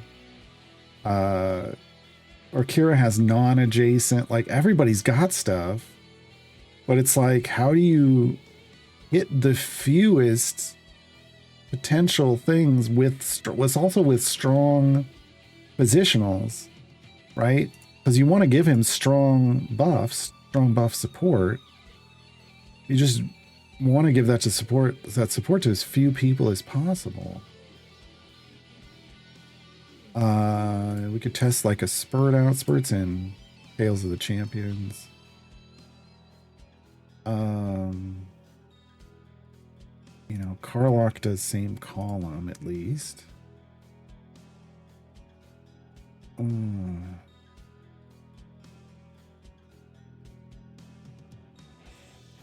get to positionals that like affect everyone, and we need to test like does he get 0? I feel like it's gonna get 0 if it hits more than once. So if we were to throw like this, like what are we looking at? He's not counting out here. Where'd the fire thing go? He had like a fire counter. Where'd it go? You know what?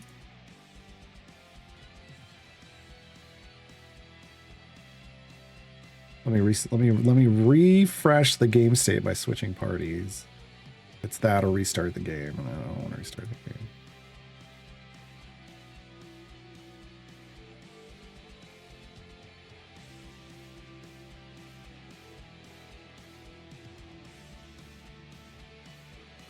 Oh my god. I was like, what just happened? I have my Modron core. Even though that was the... Okay. Come back in. He's got his fire thing again. Okay. So we want...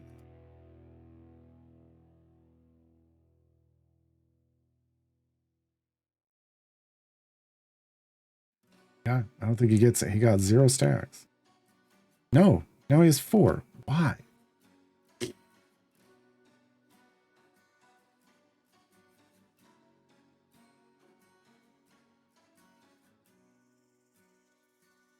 First test. Hold on. First test first. First things first. He has 4 stacks because of... It's counting blessings. Counting blessings. That's got to be it. Because there's no one in the formation at the moment.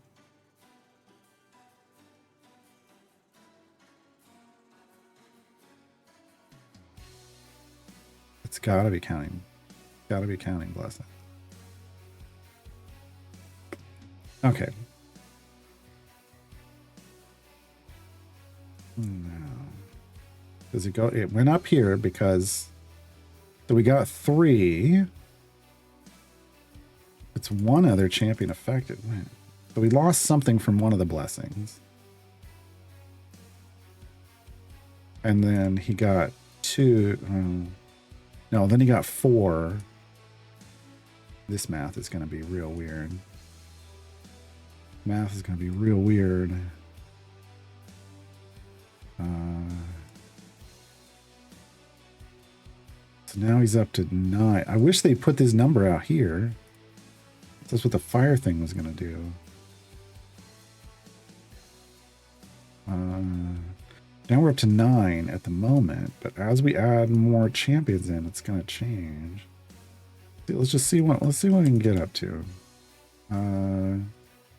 With maybe some people that maybe look like we'd be buffing properly. You don't want Lark here. Would we want Shadowheart? I don't know. Maybe. Try to rebuffs everyone ahead. That'd be bad. And Ursa buffs the back 2 rows. That wouldn't work either. It's too many people. This is rough. This is real rough.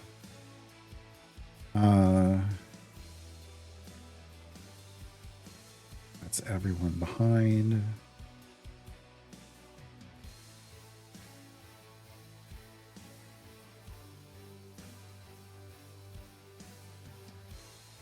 This is going to be real difficult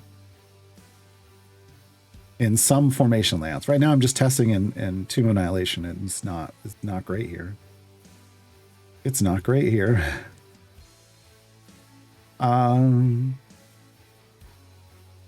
Even Birdsong would hit everybody within 2, which is more people than... Just trying to see if I can find some limited things here, and we're going to be hitting 4 at a minimum for so many things, and that's a 0 buff.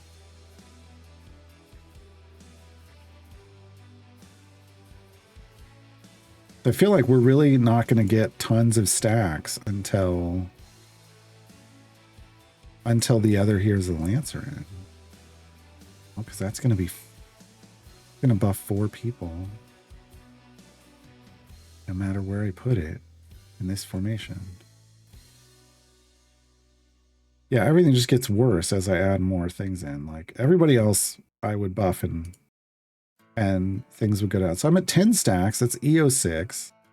You need a lot of stacks, clearly. You need a lot of stacks, clearly. Because if I if I put in these other champions, if we just try to throw in some more people,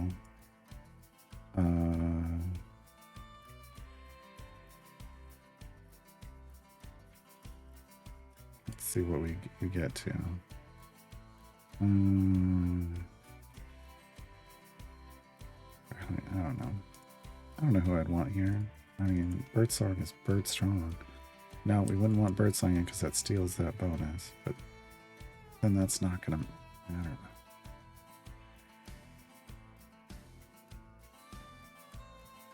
We'd like put Volo in. Not how this formation would work, but people will rejoice that I used Volo.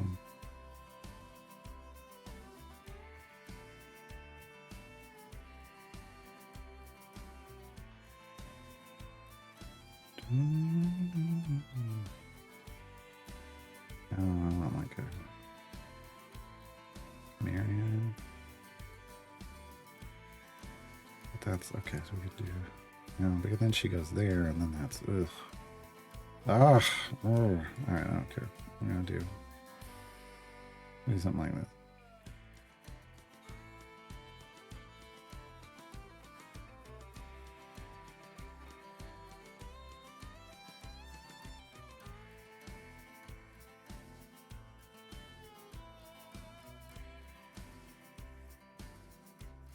So, how many stacks? What do you have here? 5. We went down. Yeah. Raceland's going to be challenging. Raceland's going to be challenging. These are bad. These are bad decisions, but I don't even know how to make good decisions that with Raceland yet. You really do have to figure out all of the just very unique positionals and try to place them. Tomb of Annihilation was a bad place to try. It's going to be very like formation layout dependent, for one, and then very dependent on like who you have available for the other. All right, we're gonna go super deep here, but we want to go super fast if we can.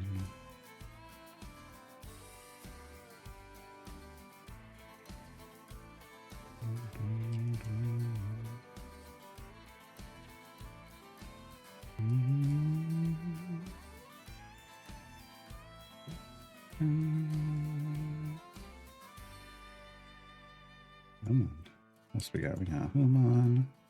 Mora, who's more Human than Human? No one. No one. Come on. Let's go. Get this stuff out of my face. Who do you want? Who do you want out of these? Alleyway. I guess we do this. Oh, and Dragon Bait. Dar.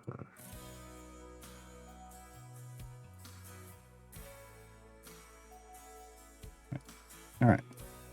So deep push, activate. I want all of these. And this one. And we will check back in on that later. Later on in the broadcast. Because I'm going to move this. Well, I need to bring...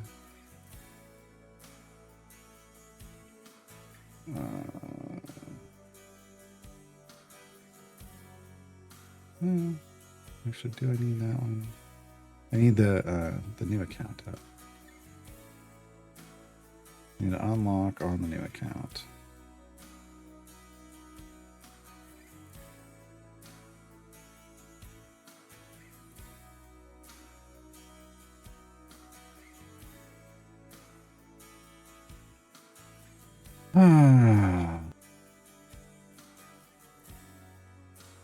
So basically, Raceland could be a similar level of headache-inducing as War Duck. Yes.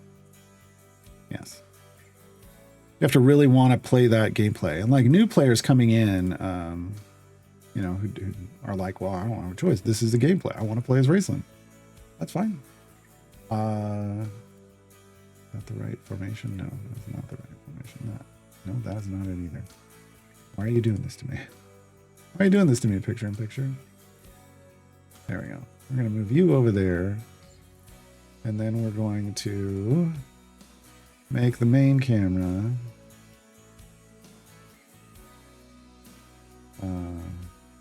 pick up the new account. Come on. There we go. Okay. This is the new account. Hey, look. Cren chest. Boom. The stuff we talked about earlier. Let's get out of here.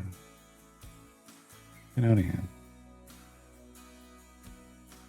But when you're starting off the game and you're trying to learn this game from the ground up, but you're learning it with Raceland, you know, it's going to sound odd, but you don't know any better. So you can just go in and learn how to play stuff with Raceland, and it probably won't be as headachy as it will be for people who are used to doing completely different things.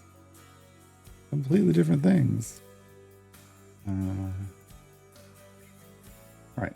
So we're going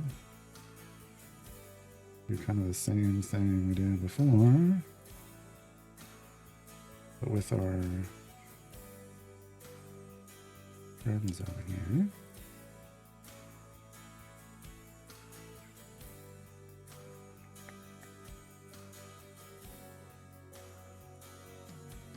All right. And we'll try to get... So I think we could probably just do 15 minutes as well.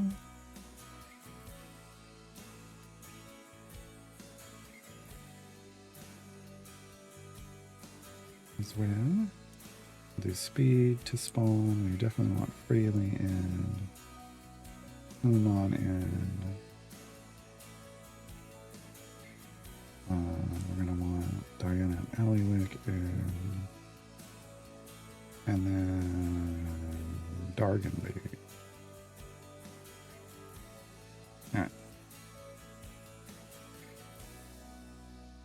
while that progresses, I can finish the guide. Catch up in chat first. I need both of those things that need to happen. Both of those things need to happen.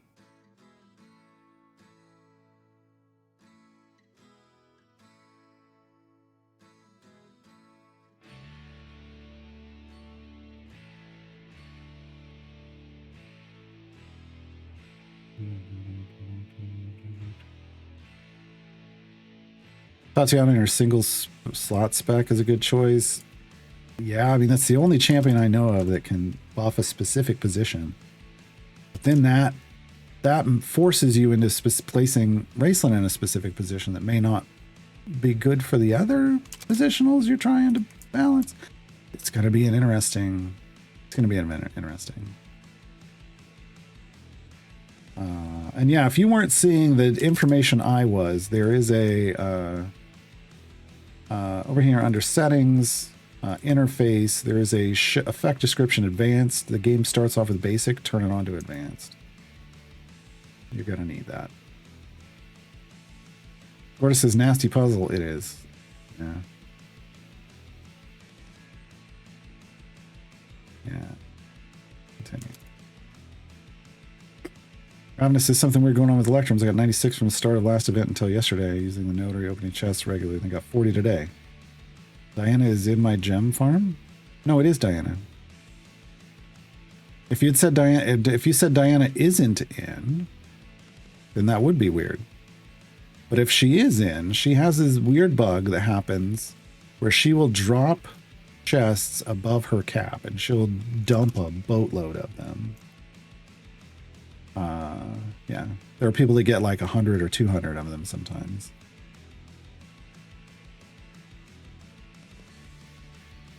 We're gonna have the main camera show ducks. No.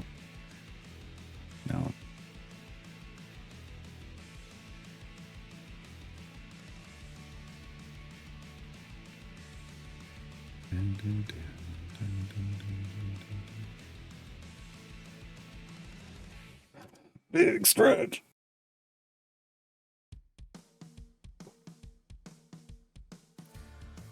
Oh, don't forget the giveaway. I'm doing a giveaway. We're doing a code. I got to get the guide. I've got a special code for the guide. I really want to get the guide done. I've got a special code to drop, courtesy of Codename Entertainment. It's not an amazing code, but it's just extra code. Once the guide is done. So let me just, let me review the guide here.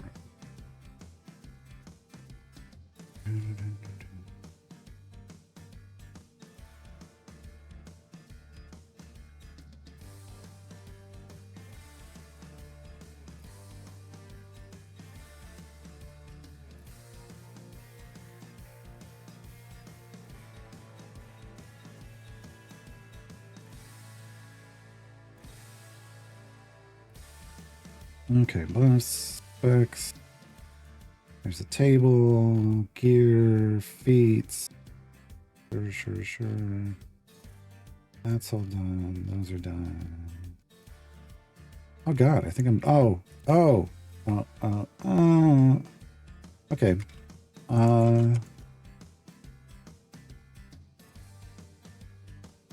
So his achievement is complete 1,000 total areas while receiving 4 more positionals. 4 is pretty straightforward to get. Or at least it looked like it. We were getting 5. So this one requires either using race a lot or just farming lots of areas in a Modron reset loop. Once you have him at 4 plus stats. Yeah, it's not too hard. All right, this is the guide. The guide is done. Guide done? The guide's done? Guide's done. I think the guide's done. For now, we need, we'll get his gear and his legendaries after Saturday. Yeah, I think guide's done. Let me go post this on the subreddit.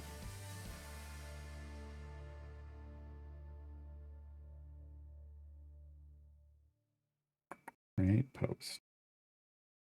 Year 9 champion guide. Raceland. Human wizard.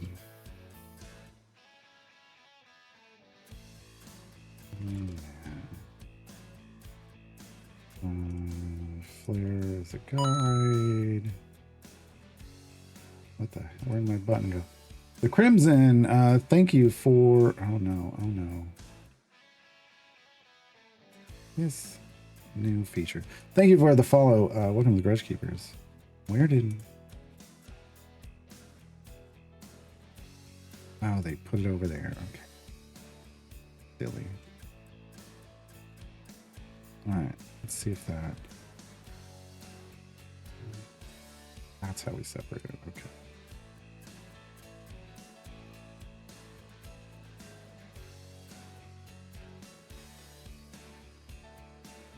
Maybe? No? Oh, dang it. Close that one. Did it post right? That's what I need to see. Reddit's being weird. Why, Reddit, why?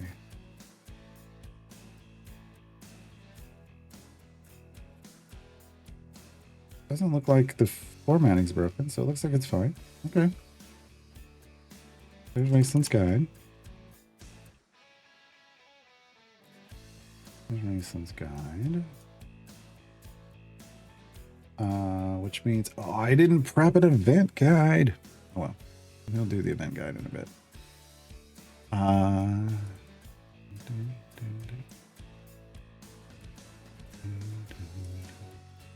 Okay.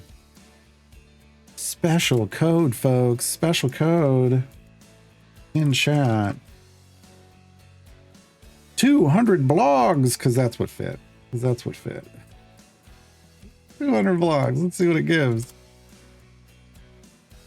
200 blogs gets you absolutely nothing. And 2 gold chests. Why is this card empty? Hold on. You stop progress. I know what it's supposed to give. I have 29,000, supposed to give gems. 29,995 gems.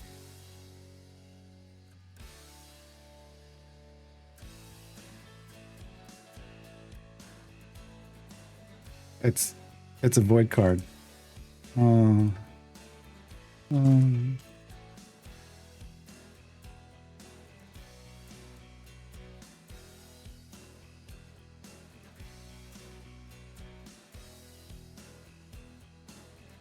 right.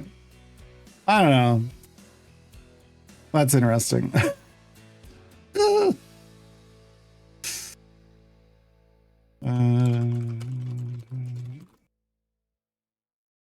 That's okay. Hey, get 2 gold chests. I made 200 guides, and all you gotta get out of it with these 2 gold chests.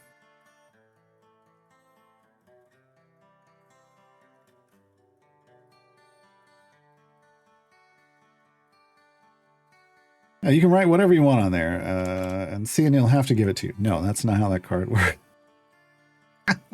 That's not how that card works.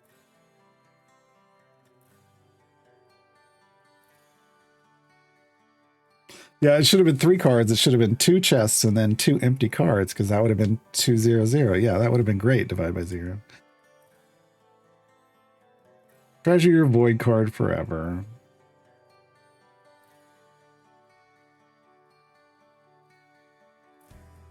Insert your own reward. Mail it to cash it in. Yeah.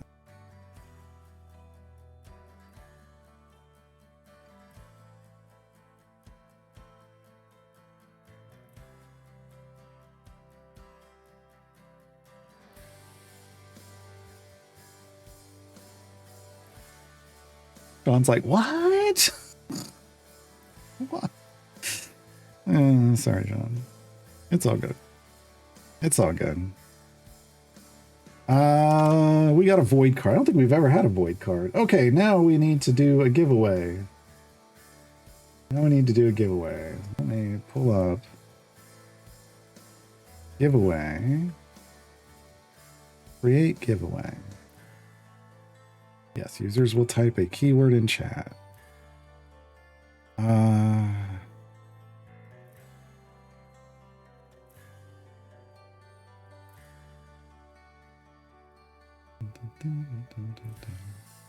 Elitist Madman says, now I have Blue Eyes White Dragon written in Sharpie on my screen. Whoops.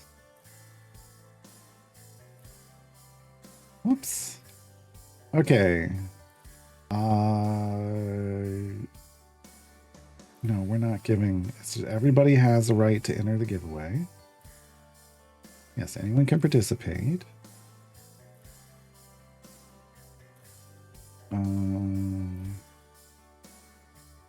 Because otherwise, if I add extra bonuses for things, then that becomes gambling, and we're not doing that.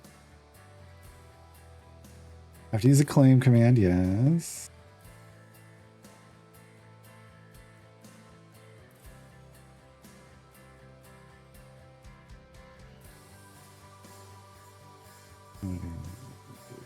Purple. Hopefully. Okay. What did I? Oh, keyword. Okay. Okay. Okay, so the way this works is there will be an announcement in chat. There will be an announcement in chat. This, I'm going to be very specific, because if you win and then I can't give this to you, that's on you, not on me. This is only on Steam. This is only on Steam. Because Epic, other platforms don't like letting you gift things. Epic finally allowed gifting, but they only do it in your same region. And there's people watching the stream from all over. I know, I see the stats. So Steam only. All I can give away as a familiar. This is the familiar giveaway from this. We earn the familiar giveaway. We got it. Oh, that's the celebration wheel.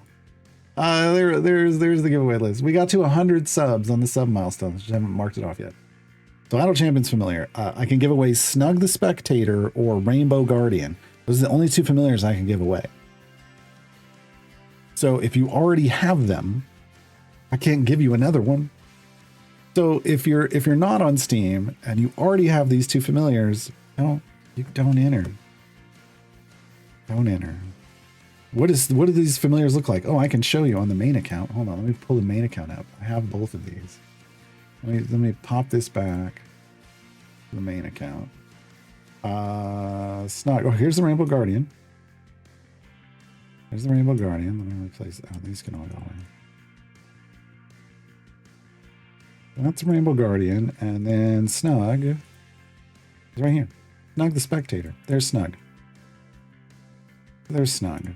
I'll replace so we know what you're getting. It's either Snug the Spectator, the one on the left, or the Rainbow Guardian, the one on the right. Those two. I can do one of those two on Steam only. You will have to then send me a friend request on Steam. Guess what? The name's Garwar. Pretty straightforward. But this is Steam specifically. I'm saying it over and over again. This is only for Steam. Epic's getting a giveaway tomorrow from CNE. Look, I'm trying to balance this out by giving away stuff on Steam. Okay. Fire away. Moobot. Hashtag giveaway in chat. Hashtag giveaway in chat. I will draw someone in a bit. In a bit, we will let this run for a little bit. I will draw a winner in a bit, and you have to be here to claim. You have to be here to win. You got to claim. There's going to be a command you have to type in, and then you've got to friend me on Steam, and then I can send. Tell me what your Steam name is via Twitch whisper, or just by telling me on Twitch. Yeah. This is the best way. This is the only way I can really do giveaways for this game. Oh, do you want to see the wheel? I'll put the wheel up again. This is the Wheel of Fortune. This is for one of the other things, like I'm keeping track of bits. Aren't I? Yes, we're at 750, but like I think it's 5,000 bits, we spin the wheel. We spin the wheel. It's a different thing. Aquaponic Dumb says, Bummer, I already have both. I wish I could give away any, but it has to be something that's available for cash on Steam. I can't like give away through the in-game shop. Can I claim it on my Epic account? No. No. You cannot. I just came back. What's the giveaway for? It's for either Snug on Scream here or the Rainbow Guardian on Steam only. On Steam only. We hit the 100. We hit the 100 sub gift milestone. Doing the giveaway. Who's out in the middle? That's not narrowing it down. I got Lazelle and Diana in the middle of this formation. Unless you mean this here. That's the mage hand. It's just a skin for the mage hand. Oh, you meant in the middle of the wheel? I don't know. Some guy that makes guides.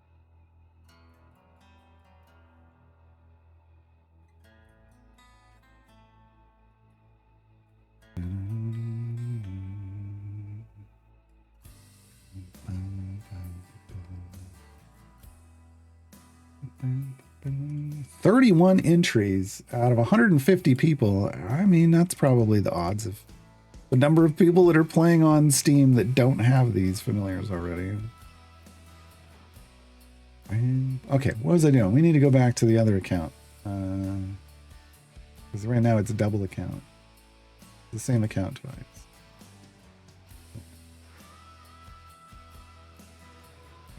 Hey, events with Sean is live. Good for Sean. What were we doing? Oh, we were just doing the unlock. Oh, hey. We did the unlock. Just AFK went 600 areas on Raceland's unlock. That's a good, so I'm not pushing as far as I can go there on the new account because now I want to kind of do the same thing. We had E21 favor off that start. You know what? No. We're gonna do this the efficient way. So I got E21, which is a good chunk of favor to start with. I'm gonna come over here, I'm gonna flex someone. Who do I want? I think I just want more gear for Desmond.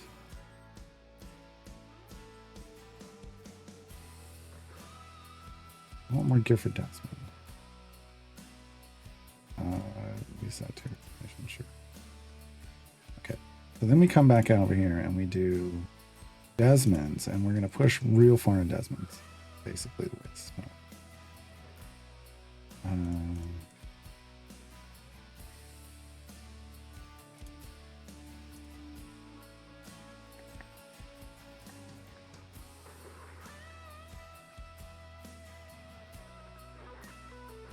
Is that what I did before?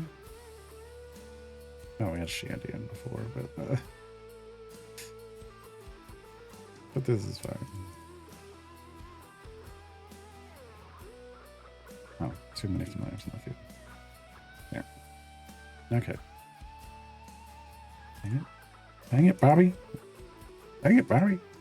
Alright, potions. Dang it, Bobby. Stacking up the potions. And so this is going to be a favor run. We're going to try to go as far as we can on this run. This one right here. Fix everyone's feats.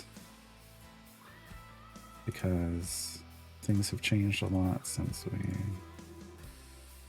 we saved this. Lethal coordination. There we go. BBG's probably got better feats. Yes, railroad. 100%. Evil overlord. Sure. Sentry. More health. Yeah. Riv, more health. Come on. Carefully balanced 80. Well, we don't even need either of those actually right now. Because he's got his thing going on. Got his groove back. We got that buff going on. We don't need to buff that at all. Alright. Diana will be right back.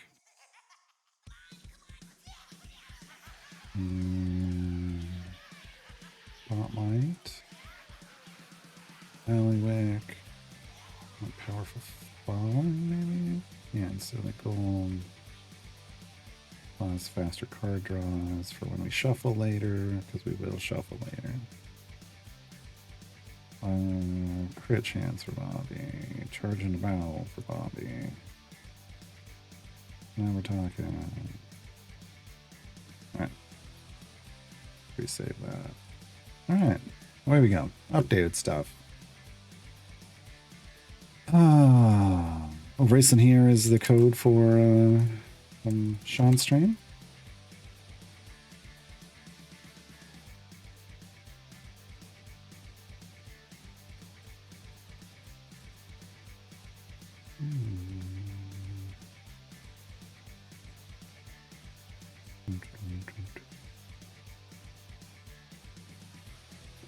This is day one of the 7th. No, it's an all month thing.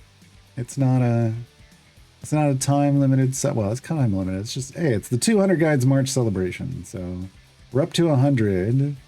We've cleared 100. The next goal is 150, which makes my stream start out or an hour earlier for the rest of March. So you get more of me. I don't know if that's a reward or not, but it's on the list. 200 is a Sunday game, a Sunday stream with subs. So anybody that has a sub, but hey, look, lots of people have subs right now because there's gifts all over the place. We'll play games. We'll have a sub queue. Like people can queue up and play, games. Try to aim towards like games that people can download for free. Yeah. 250. I love California burritos. I've tried to explain California burritos to people who've never had one. I will bring one on stream. We will eat it. I will show it to you. You will see the delicious amazingness of a California burrito live on stream. Technically, I could also end an hour early. I'm not going to do that. I just couldn't make the stream go longer because basically I end at dinner time.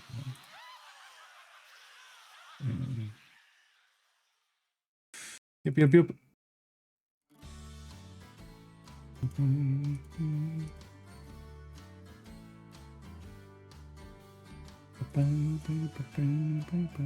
up to 32 total entries in the giveaway, folks. 32.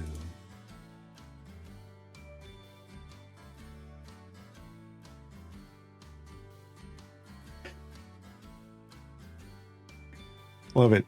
200 blogs in the combinations channel. 2 times 2 gold chests and a blank card. Maybe gems.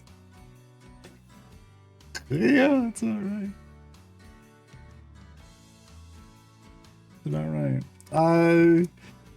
Cactus Jack, thank you for the follow. Welcome to the Grudge Keepers. Feeling on the West Coast, they're just burritos? No, it's a very specific kind of burrito. They've outcompeted any other types. Oh, that's sad because there's lots of good burritos.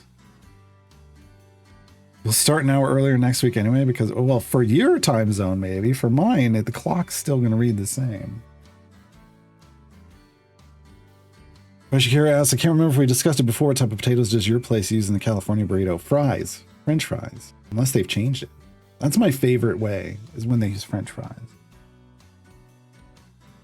Yeah. There's some places that use rice. There's some places that use rice in their California burrito, and I'm like, I mean, I get it. That's a good burrito too, but my first introduction to a California burrito was with fries in it. I just love it. Annex, is there a preliminary assessment of the new champion? We have no idea what their potential is going to be because it really looks like you need the rest of the heroes of the Lance to really optimize them. Because of the way they want positionals that only hit them, and it sounds like other heroes of the Lance are going to help them do that.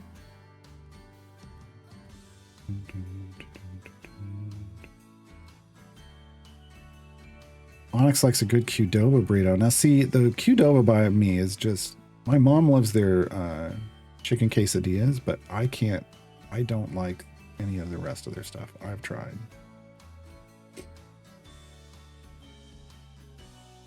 One place use fried potato cubes. Yeah, I mean, that's basically a hash brown. Another uses hash browns, but fried potato cubes are a form of hash brown. So yeah, they're using different kinds of hash browns. Yeah, it's not the same. So, yeah. Okay, so we did the block 200 guides code. We're doing the giveaway. I got everybody's. Oh, I've got to increment the progress tracker. Oh, we did. It's at 6. Okay, cool. We're unlocked. We have unlocked Raceland on both accounts. Gotta make sure we're getting everything done here. Oh, is it too late to enter the giveaway? No. Boom. We will do this. We'll give it like 3 more minutes. I'll give it a few more minutes and we'll pop that code. Do that giveaway.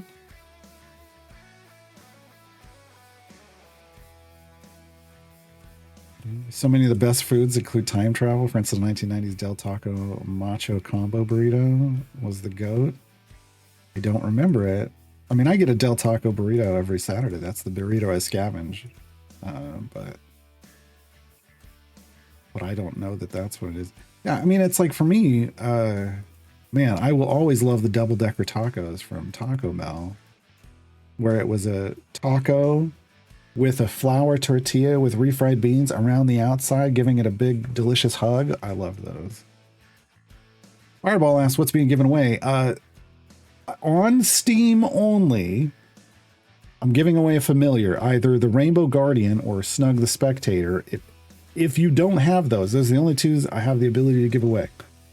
So for Steam, people on Steam who are playing on Steam, we're doing a giveaway for those. One of those 2 familiars.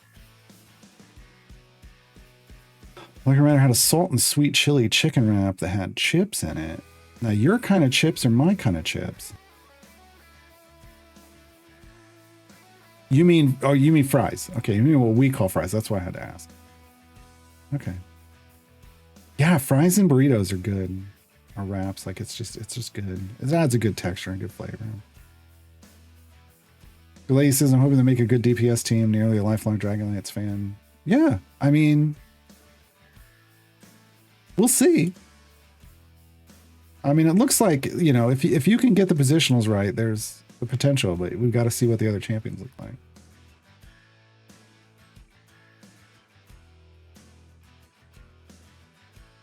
The matcha burritos were like 2 pounds. That's basically a California burrito is like that. I mean, it's big.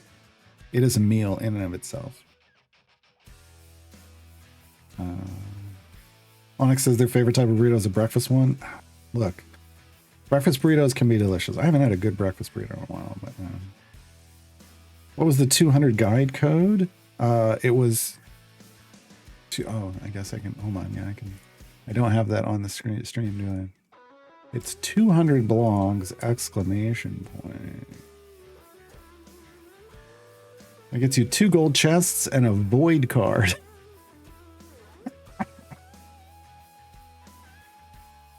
The void card was supposed to give gems, but it didn't. And it was right, and I told Sean right before stream started, so I don't know if that'll get changed.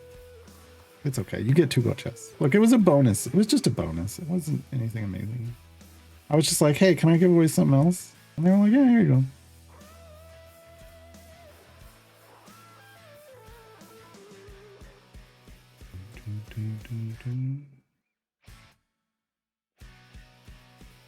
Shakir says there's one Del Taco here, and of course it's near the university.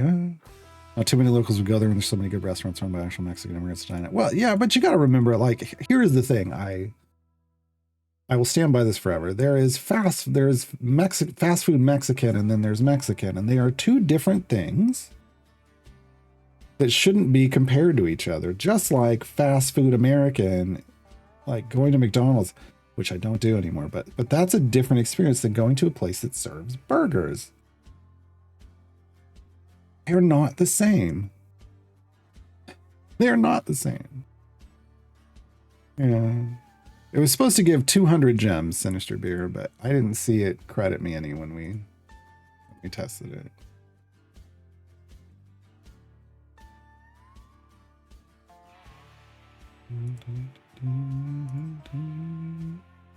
No arguments for me. Absolutely love Taco Bell. At least my inner trash panda does. I just can't. I can't. Every now and then, I will go to Taco Bell maybe once every 3 to 6 months, and I get the same thing because I drive through just hoping that they have double decker burritos or double decker tacos. They never do, and I'll just get like the soft taco combo. Well, actually, I don't even get drinks from there. I just order 3 soft tacos and I drive them. Oh, but then I got a blank purple card. Exactly. That's what we call the void cards, Sven. Like it was supposed to have gems on it. For some reason, it was blank. We don't know why. Even Sean was shocked.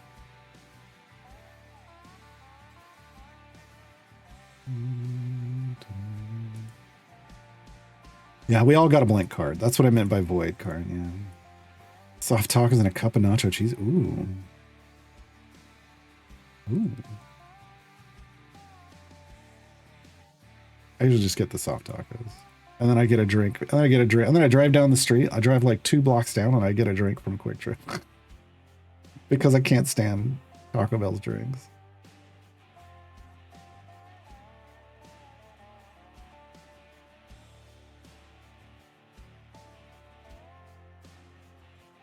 What does the red lock mean on champions like Gale and the... What? Oh, it means you haven't unlocked them yet.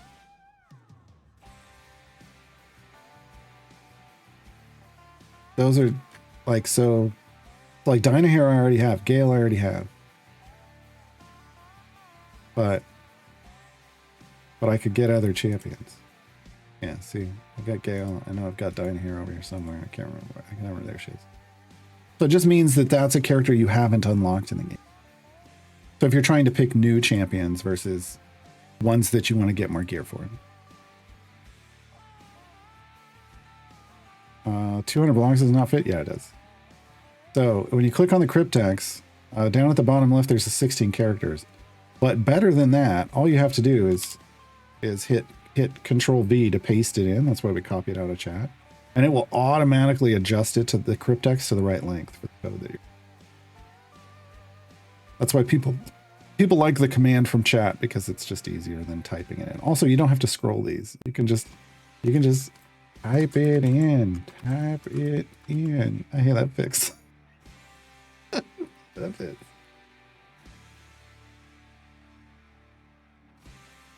Yeah.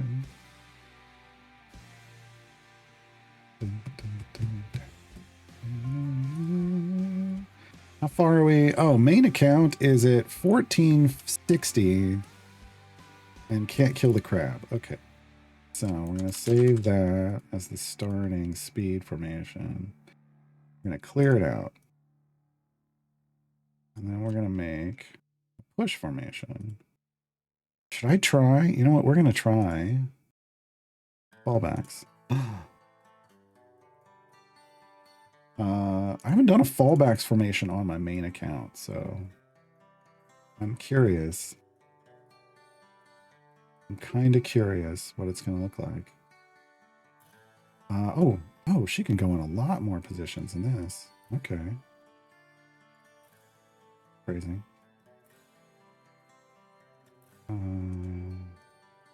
don't have to screw up the formation for it. Too bad. 1, 2, 3, 4. What am I missing? Lark. It's Lark. Still gonna need a tank. I would still like to just use Briv. And then we want Dinar. Of course we do. And who else? Carlock. Oh no. Yes, there we go. Carlock. Come on in. I'm kind of going to make the party that I use on the new account, I'm going to try to make on the main account and see what it looks like. Ooh, 7 versus 9. I still think 9's probably better, but I don't know that for sure. I'm guessing.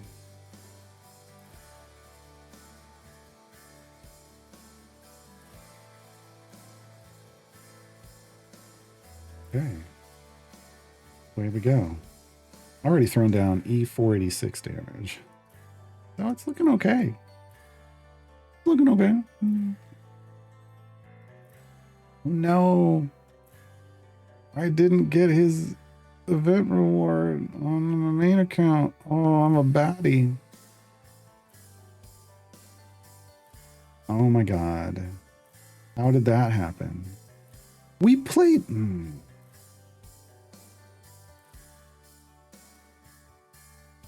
Okay, that's frustrating. I don't know how that happened.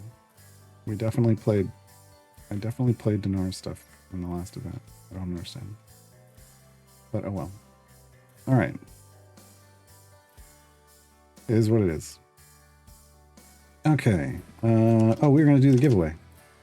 Last chance for the giveaway. We did the giveaway like 5 minutes ago. Oh well. I got distracted. It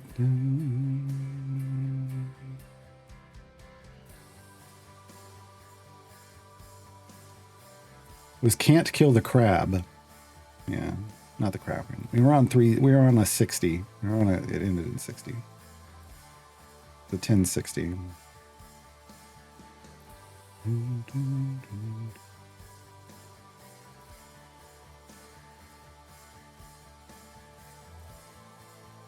Heard somebody talking on the phone outside. I wonder if that's the delivery driver delivering peeps. Hold on.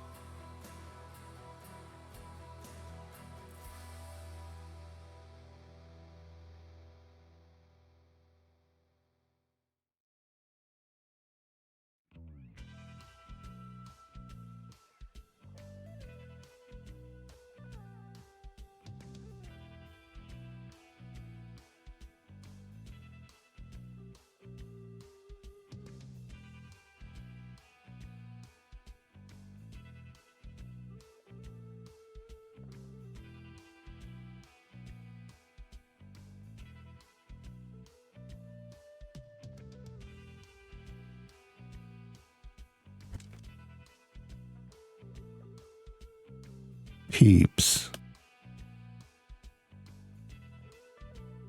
We got Dr. Pepper Peeps. We got frosted strawberry Pop-Tarts. We got cotton candy, sour watermelon, Rice Krispies treats, and party cake.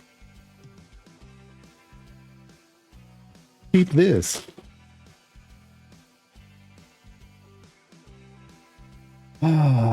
Okay, we need to do a giveaway. We need to. I keep getting distracted.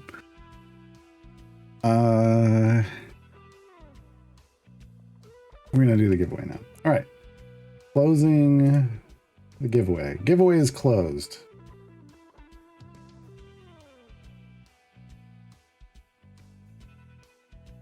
Drawing. Announcing. Where's the announce button? Jodan71. Jodan71. You need to put exclamation point claim in chat. Exclamation point claim in chat. It has been claimed. Has been claimed. Okay. So, you only had to do it. It automatically deletes it. Don't worry. It was doing that on its own. I need you to friend me on Steam. I am. This is going to shock you, but I am Garwar on Steam. There you go. So you can copy paste it. It's a shocker. It's a shocker. So add a friend on Steam. Go to friends, go to add a friend, search for Garwar. Wait, did we do it already? We did! All right. Now, I need to know...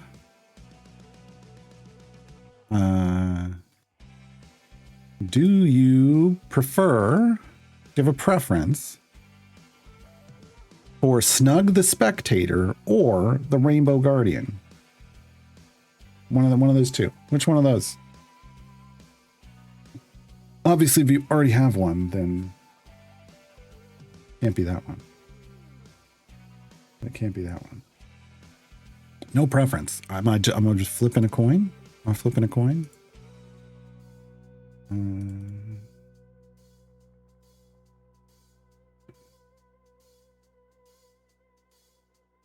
Hey, Prophet. You have neither one. Okay. Man, which one of these? Come on. So the Guardian's 2 epic potions of speed. It's the same thing. Okay. So they're giving away the same thing. Holy. Do you remember which one of these came out first?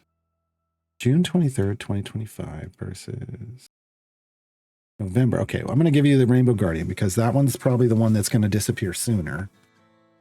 So if you ever want to pick one up, it'll be around longer. Let me do this. I'm going to do the thing. Hold on. Add to cart.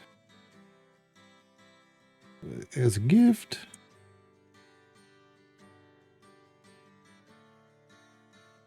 Gifting. Connect to Jodan.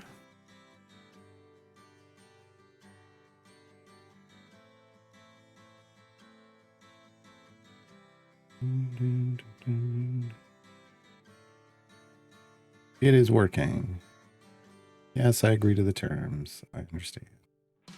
I will have to give you my firstborn child. Sucks to be you, because I'm not having any. All right. It should have been gifted. Jodan, just let me know. I go in, check. It should pop up, and you can accept. You do have to accept it. If you decline it, well, I don't know what happens then. I think I can refund it at that point, but...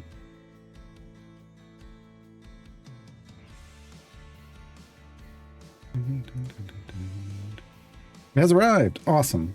Enjoy. I'm archiving that giveaway.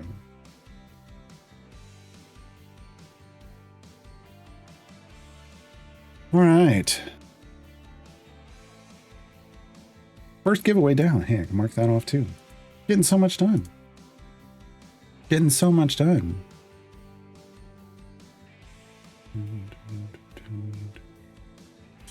Lucky Writer says, can't confirm. Garwa is a great Steam friend. No unnecessary communications, but they will mock your taste in main DPS during Trials of Mount Tiamat. Yes, I will. Yes, I will. But only if it's nerds. Well, that's not true. It could be a lot of things, but definitely if it's nerds.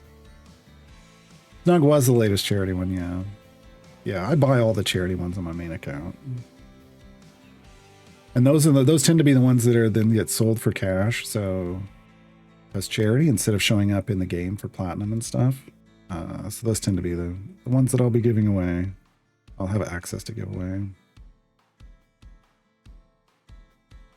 Boy says, according to Sean, the coding for codes doesn't work well for gems. Interesting. It seems like it's all good. I mean, look, we gave away 2 free gold chests that people didn't have before. Add world peace to my to-do list. I want to roll. Oh, no. Look, you know what's on the to-do list? Here's what's on the to-do list. Down at 1,000 subs, reset the main Idle Champion account and start over. That's right, folks. If you did not hear that earlier, if during the month of March we get to 1,000 new subs, which we're already over 100, and we're only a few days in. We're 4 days in. March 4th. We're marching 4th. If we get to 1,000 subs, I will reset my main account. That's over 34,000 hours of playtime. It's got a 9-jump briv on it. If you don't know what a 9-jump briv is, folks, it's a lot of effort. It's a briv. It's a briv with over 100,000 average item levels on it. It's a big briv. I've brought you a gift. What is it? What is it? It's a gift sub. Jodan dropping a gift sub to the Crimson. The Crimson, you've been subbed. Courtesy of Jodan. Thank you for supporting the channel, Jodan.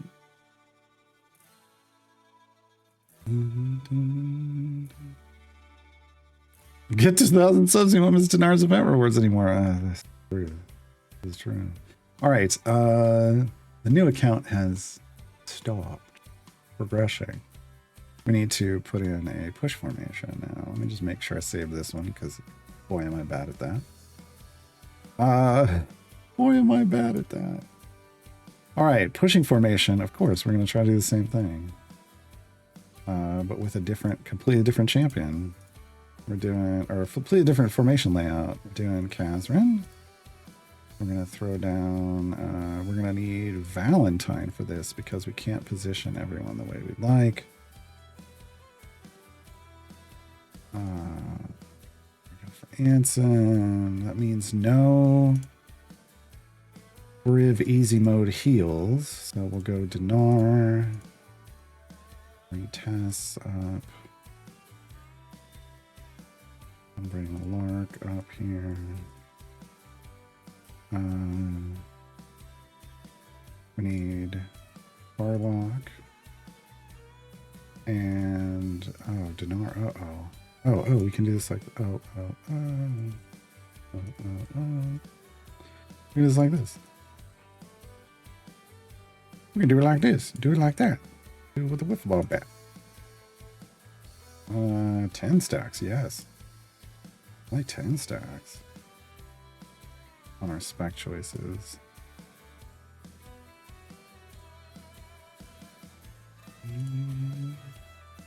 Okay, and away we go again. And then we're going to save this as pushing.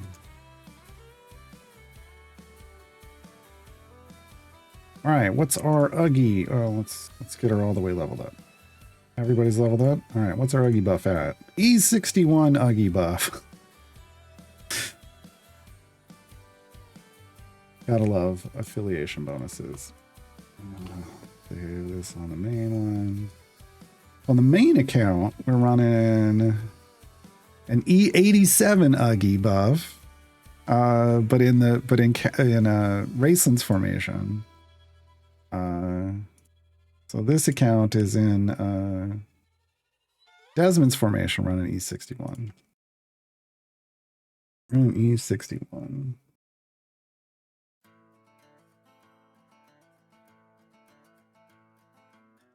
Onyx, you haven't checked to see if you've got enough contracts to get Bridge to 9 jump yet? Well, it can take a while, but you can get there.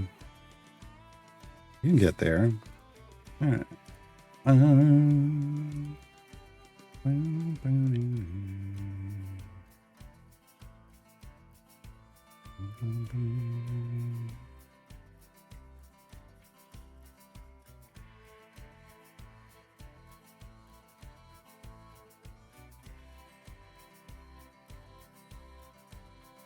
So, you know, the peeps are here. The peeps are here.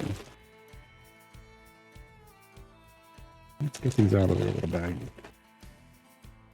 That you should keep away from small children.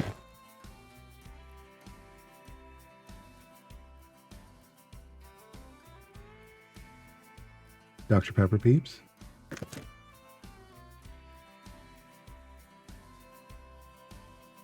Pop-Tarts frosted strawberry.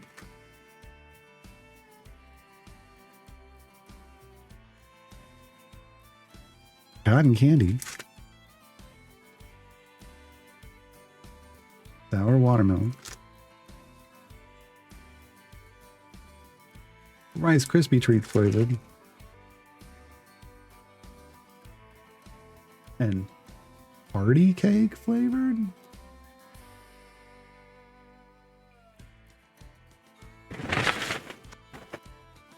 To go with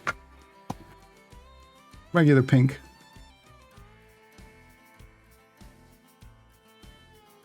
Like pink, those were pink chicks. Yellow bunnies. Blue bunnies. And yellow chicks dipped in chocolate. Folks. That's 7, 8, 9, 10 different types of peeps. The peep party. Is it a Lego dismantle event? Yes. The button is here. The button is here. That was good to know. We'll have to do that on the new account. Be careful, peeps are a fire hazard. I wasn't planning on putting them near flames. But I mean, then I would assume they are marshmallows, so It makes sense to me. Marshmallows are fire hazards too. Don't drop the watermelon peeps on the floor. Sean might never let you live it down. That's an old joke, sir, but it checks out. Are they similar to marshmallows? I mean, they're made with some like marshmallows. They're marshmallow peeps. Yeah. All right, I think we're doing the thing, folks. I think we're doing the thing. Let's start with the yellow, because yellow is what I remember them being as a kid, but I could be wrong.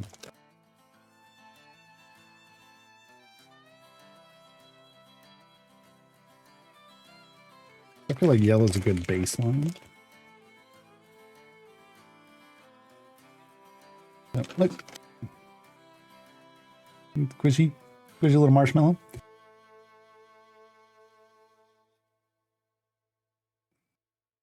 Mm-hmm. It's a marshmallow. It's basically just coated in like a light, some kind of light dust, like the colored dust that's got stuff in it. I don't know what stuff.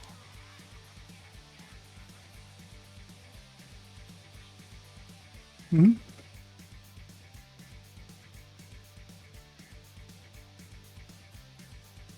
Yeah. Colored sugar, probably, yeah. Tastes like a marshmallow. Tastes like a marshmallow. All right.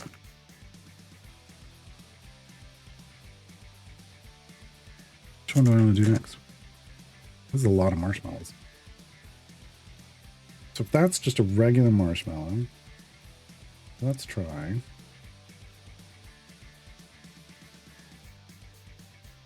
Party cake.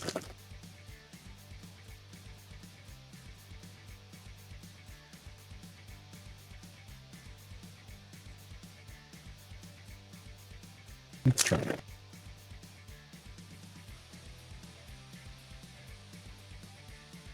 Oh, this already smells different. It already smells different. A tiny little thing. And it's got like multicolored flecks, kind of like the multicolored flecks inside like a party cake. But yeah, it smells different too.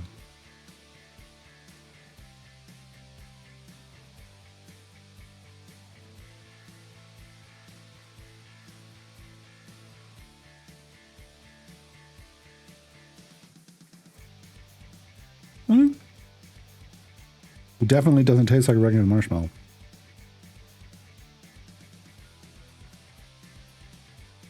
But I don't know what it tastes like. Does it taste like party cake? Kind of. I can see where they're going with that. I can see where they're going with that. I don't think I'm going to finish that one. Oh.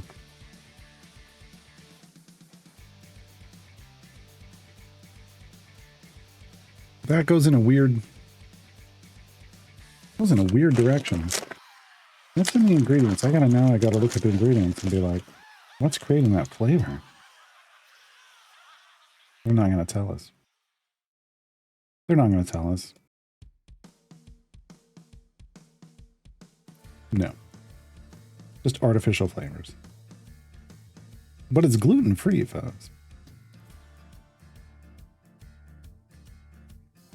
Contains bioengineered food ingredients. That makes sense. That makes sense. All right. Where am I going to put these?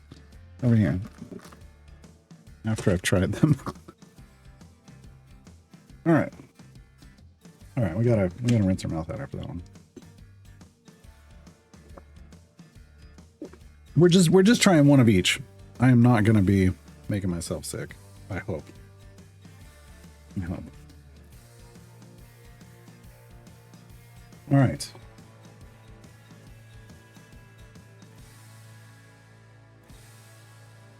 Somebody said, Shirley says they want to know how the Dr. Pepper ones taste. I do too. Dr. Pepper used to be my favorite soda. But now I don't drink caffeine. I don't drink Dr. Pepper anymore.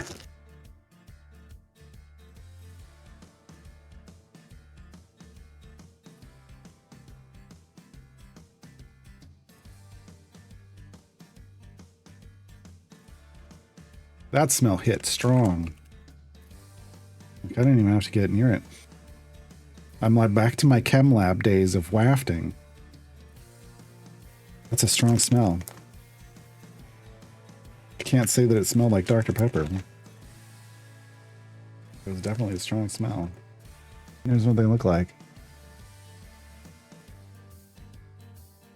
Okay, up close it is. Oh, and up close it does smell like Dr. Pepper. They got the smell right.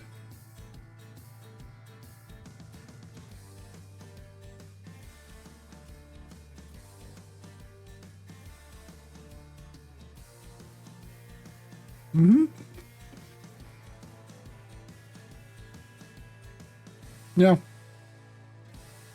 Yeah. I mean, it's Dr. Pepper mixed with marshmallow, but there's definitely a Dr. Pepper taste there. It's got to be in the, like the coating, right? Yeah. The coating has the flavoring. Like most of it, at least. Feels like. Now, I'm not going to say if you love Dr. Pepper, you should go eat a ton of these.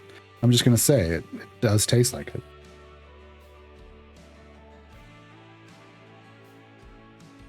All right. 3 flavors down, 7 to go.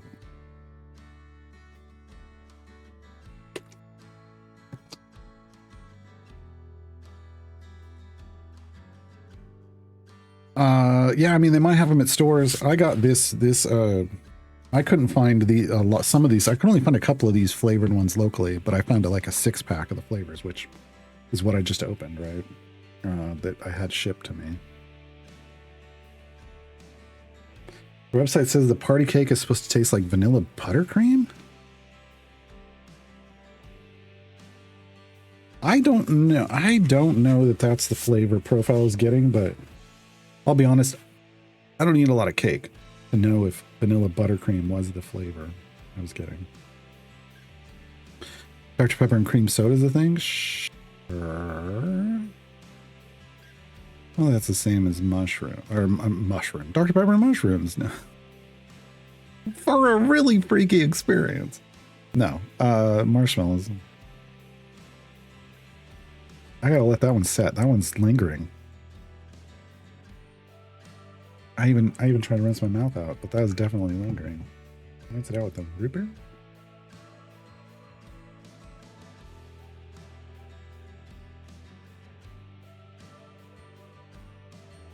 That helped. That helped. All right. Ooh. I'm already like, what next? One more of the freaky flavors. You know what? I honestly can't remember the last time I had a Pop-Tart. So I don't even know if this is going to taste right.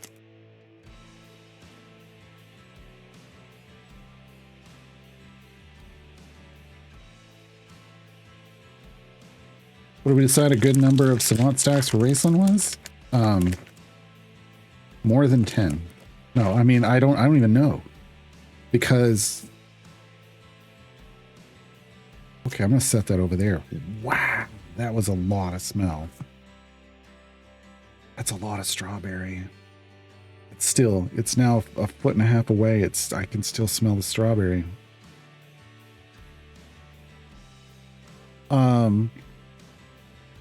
We didn't see a good number of stacks for Raceland with no gear.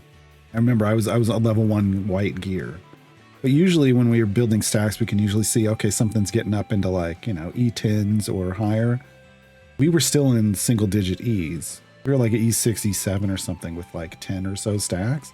And I don't even know how we'd get higher than that. So, like, not right now. So I don't know what a good number of stacks is for Raceland. Yeah, 10 stacks was E6, but achievable is, I would say achievable is question mark. We had 5 stacks when we actually filled the whole formation out. Strawberry Peeps forever. Look, I can tell you right now, you do not want Strawberry Peeps forever. That scent is strong. This is a strong scent. Here's what it looks like. Peep. They don't look like chicks, but whatever. I just got it near my mouth and inhaled. I shouldn't have inhaled. That's strong.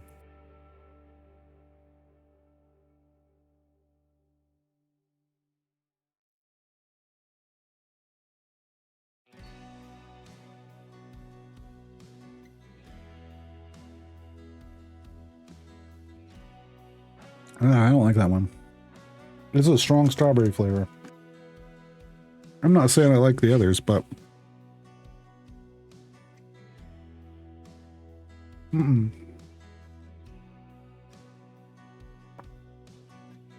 it's a strong strawberry, but it's like a chemical strawberry.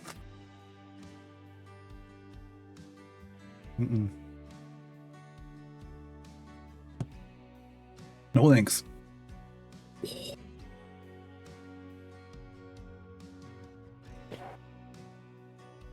Oh, the room is getting... I have an air filter in the room where it's going to clear this scent out. I'm going to need a second from that one, folks.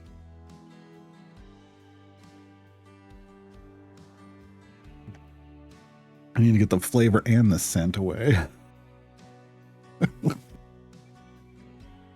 Ugh. Forever.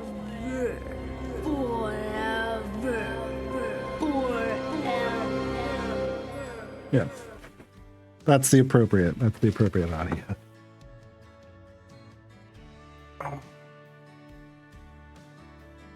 Oh boy. Recommend building a new house. Look, we need one. But I would need a much higher sub goal for that. I would need to achieve a much higher sub goal for that. Oh man. Whew. Hello. Did you say hello? No, I said hello, but that's close enough. Cantervy, thank you for 10 gifted. Sergeant Snubnose, Rom, Salivar, Frank, Osamu, Zarni, Alyssa, Elias, SM, sorry, I got the SM mixed up. Gucciolini, I am Toast, Duplated, Manager Betch? You've been subbed, courtesy of Cantervy. Much appreciated. That's 2 variants. That's 2 patron variants, Cantervy. I need a patron and then the name of 2 variants you want me to do. Or you can do what Bayushi Kiria did and said any of them, but this specific patron and this champion that qualifies for that patron.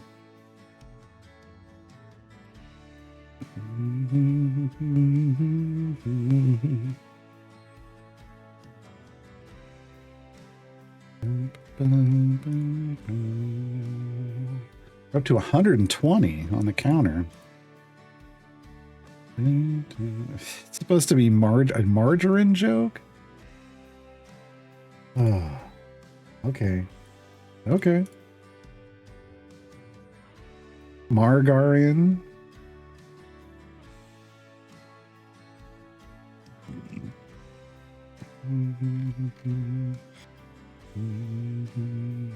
Dill, I missed that Dill song. Chemical berries. Chemical berries aren't the best berries. I've still got that. Oh, flavor's still in my mouth. I can't drink more water. I'm gonna fill up on water. You know what I need? We're gonna do the basic pink and see if that like acts as a palette cleanser.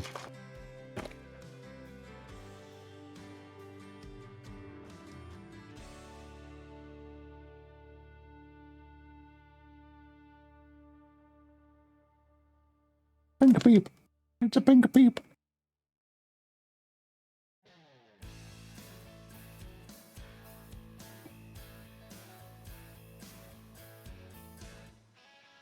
Yeah. We're back to sugar-coated marshmallow.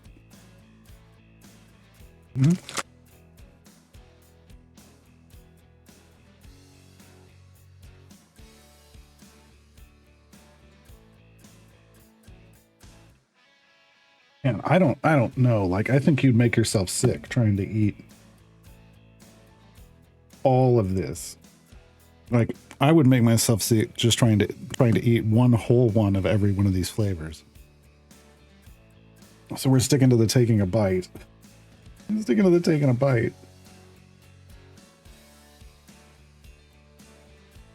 And I don't even know what it is, because it's not like, I've eaten a lot of marshmallows before. It's gotta just be the flavoring, whatever the reasons of flavoring, just hits your stomach and goes, "What did you just do to me, sir?"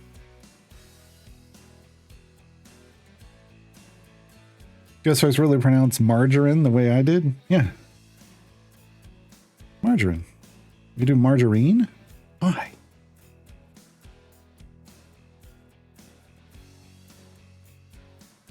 I don't know. I've always heard margarine. Philton says my ultra-processed food kryptonite is spicy nacho Doritos. Interesting. I just had nacho Doritos in like as a snack box. Like I buy the big boxes of things, so I get the little snack bags and have those as snacks when I'm streaming. And man, that regular nacho Doritos just don't taste right anymore. So maybe you've got to go spicy to get a good flavor. But my like chemical favorite is Easy Mac.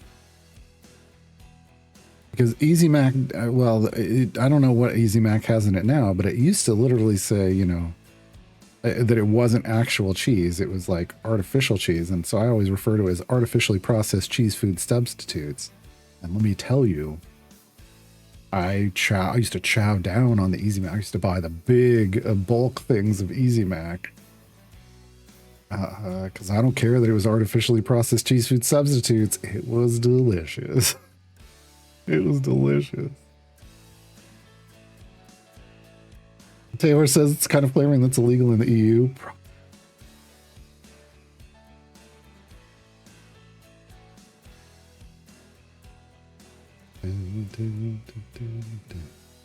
Elf's Missing Arises, Sheila, Sasaspian, Volo. Any of those standouts more generally useful? Volo is a huge buffer. Huge.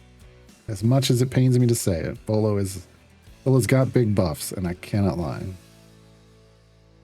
Yeah. Philton says, despite my best efforts, my kid still thinks Blue Box mac and cheese is real mac and cheese. I mean,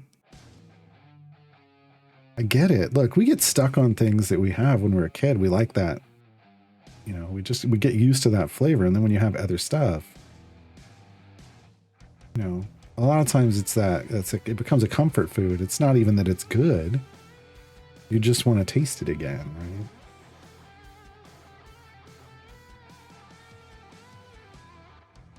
right? Okay. We're only halfway through. I said I wasn't going to do anything that would punish me in this thing, and then I did Peeps. I really didn't think that they would hit. This is hard.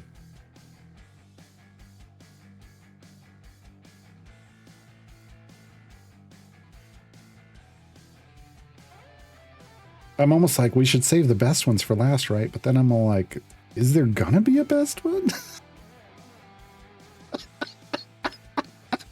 Mandalore, you don't have to feel responsible at all. I made this decision. Mac is Mac, isn't it? Yes. Goes down to the taste of the cheese. Yeah. Taste of the cheese sauce.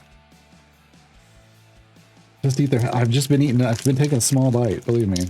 And it hasn't been helping. Hasn't been helping.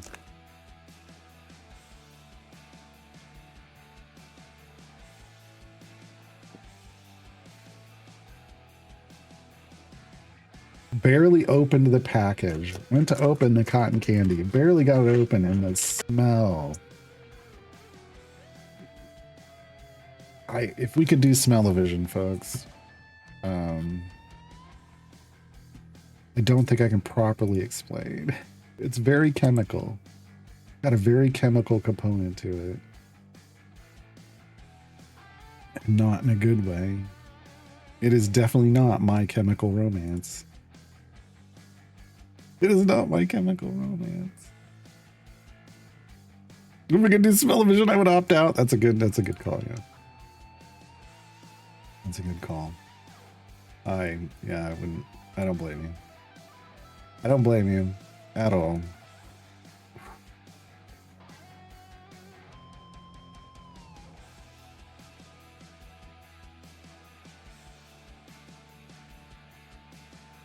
Yeah. Okay. I think I would rather. I think I would have rather done a hot chip challenge. I'm not gonna lie. But now we know. Oh no, this one is not. You know what it looks like? You know what it looks like? Like a blue dots all over the bottom. The bites are getting smaller and smaller.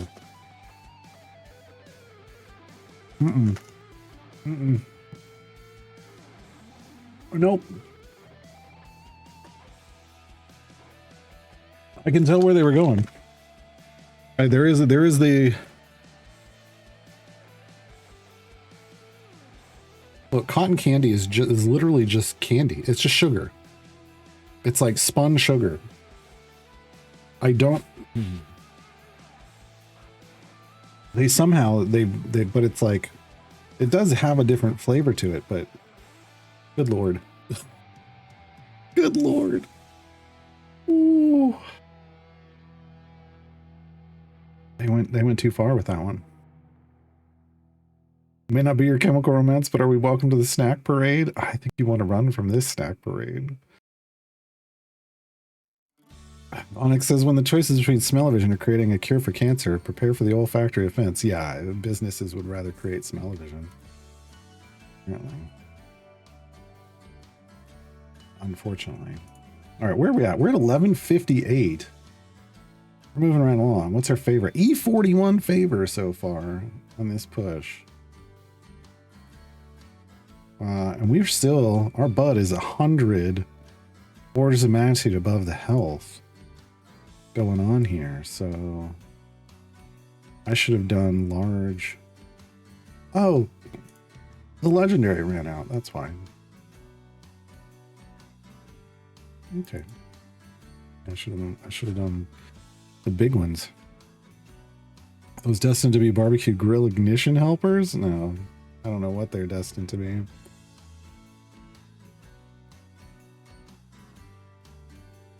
Killzone says the artificial cotton candy is, well, for me it smells like bad choices and regrets from teen years X that had some perfume along those lines. Oh no, they made cotton candy perfume?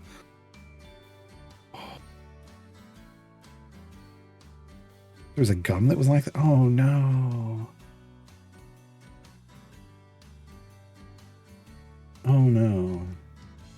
So I think we can safely say that the blue bunnies are just going to that's just going to be the default flavor. Like it's just going to be marshmallow flavor. They're just blue for the coloring. So I'm not going to bother. The blue bunnies. We know what's going on there. The yellow and the pink were the exact same flavor.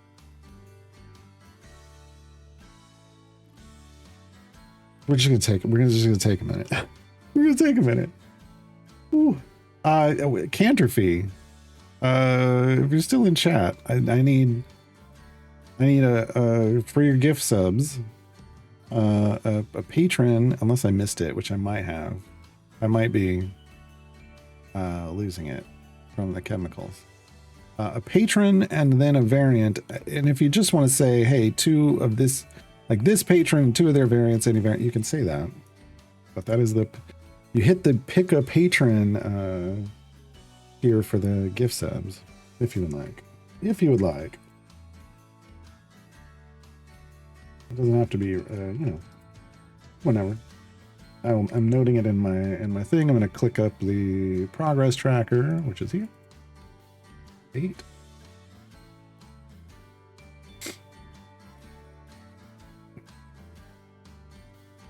We'll knock those out another day. Blue, yellow, and pink food color are different flavors, but the peeps are very close to the same flavor. Yeah, I can't tell the difference. I definitely can't tell the difference. I mean, there's with those basic peeps, there's just an overwhelming you know, sugar flavor that comes with like marshmallows anyway. And then, but then there's the marshmallow has its own flavor. So you get the coating and then just the marshmallow, and you're good. You're good.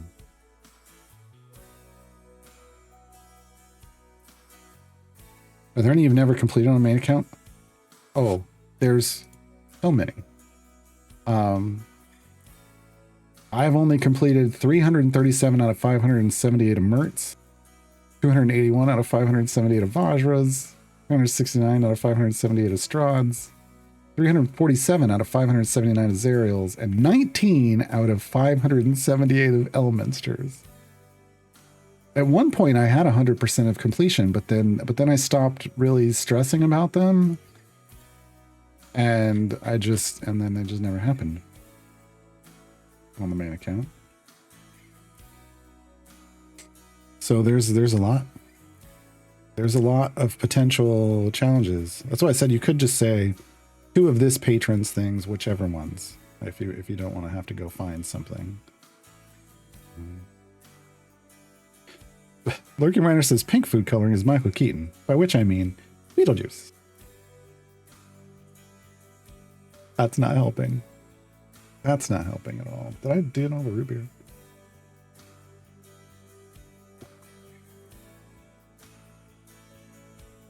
No.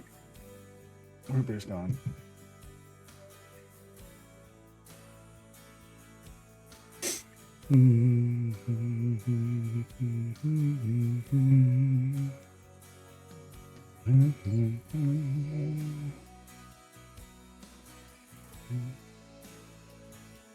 If I move her back, do we get 10 stacks? No. Bummer. Oh, because of Baldric. Yeah, that's right. So I'm supposed to be helping? My bad. I bounced hard on the Elmo year 1 only and year 5 only? Okay. I'll have to figure if somebody can find me the names of those.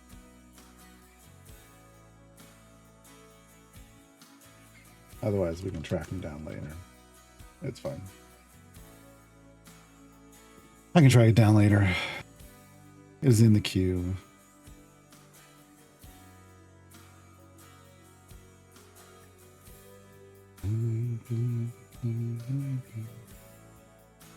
Yeah, those would be rough because they're limited to those types of champions, but then those types of champions probably haven't been reworked to be eligible for Elminster, so you end up with a small number of champions.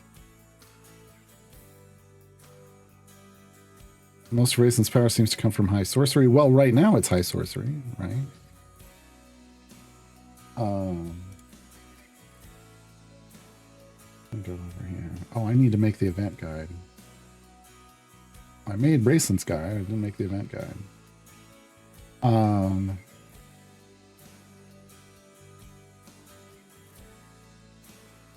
So high sorcery is the main buff, but it's fed by Savant, right? So eventually, when you can build more Savant stacks, it's going to make high sorcery even better. It's just Savant doesn't seem to get very big right now. Yeah, we'll just in that comment there. Savant doesn't seem to get very big right now.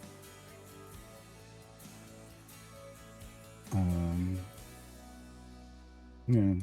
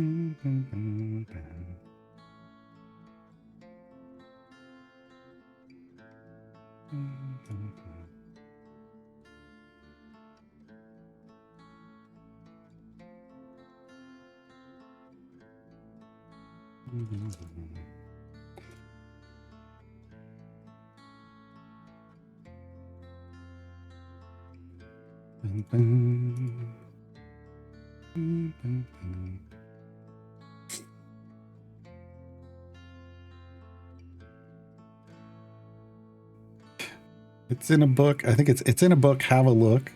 The Rainbow Guardian. We're changing Rainbow. Is that what we're doing? Do Flames of High Sorcery kind of make him a speed champion? No.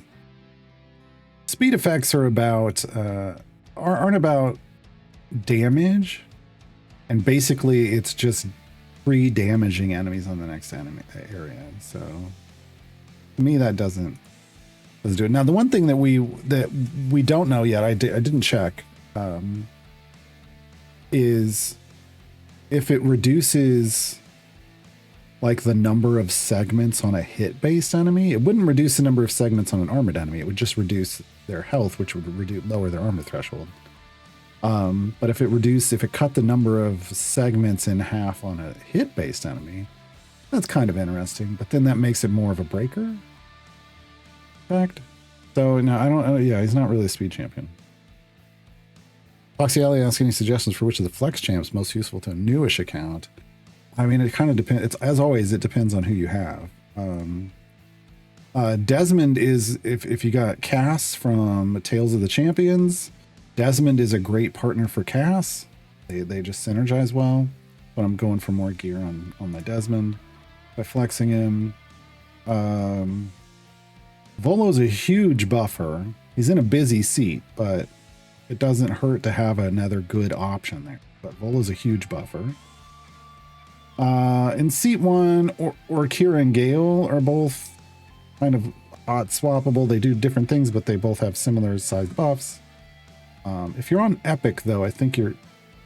if you're on Epic, there's a giveaway tomorrow. I can't remember who's in it. Oh, no. Who's in the Epic giveaway? I almost said it was Gale. Is it Gale? Is Gale in it? I know Briv and Eliwick are. Oh, I'm looking right. Load. Yes, Gale is coming. For Epic people, you'll get Gale anyway tomorrow. Gale, Spurt, Briv, Eliwick, and Raceland. But really the thing is you're going to get a bunch of chests. So if you're already getting Gale for free, you could just go Orkira, or you could get Gale and then get more chests. You already have Dinah Hare from Tales of the Champions. But if you're a huge fan, you could do this just to get them more chests. Those are kind of the higher priority picks. The Saspy is a solid evil buffer and healer, but not amazing. Sheila is a scavenger, but doesn't do that job very well. Honestly.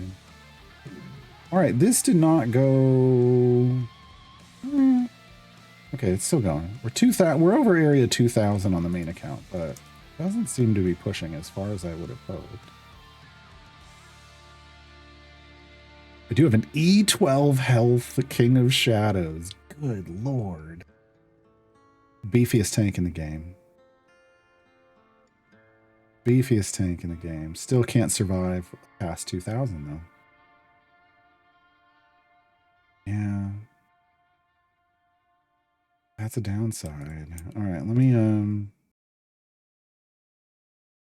try to build in what I would call, say, my normal deep pushing is. For something for this situation, we would throw in, like, trying to go past area 2000. Things change once you go past area 2000, folks. You have to change what you're doing in a big way. Just because the tanks that can survive there, yeah, it's just situationally different. So Kreidel and Miria are going. Where we're going for this, we want Carlock in, but we'll change her spec. Put Esmeralda back in. Can we get... Yes, we can. Get Strongheart in here. Duke Raven Guard.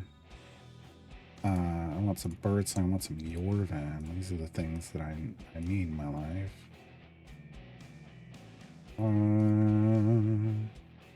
Let's get one more slot.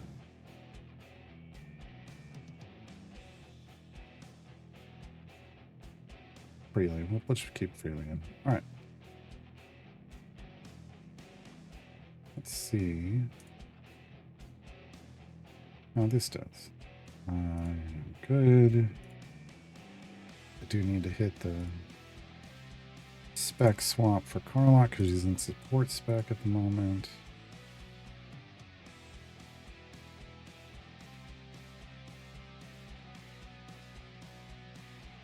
Get her going berserk. They're going berserk. All right. See if this does better. I can tell you right now, it already does. It already does. We also have more legendaries probably around this team than we have on the other one, but it's gonna. So we're doing more damage straight off the bat.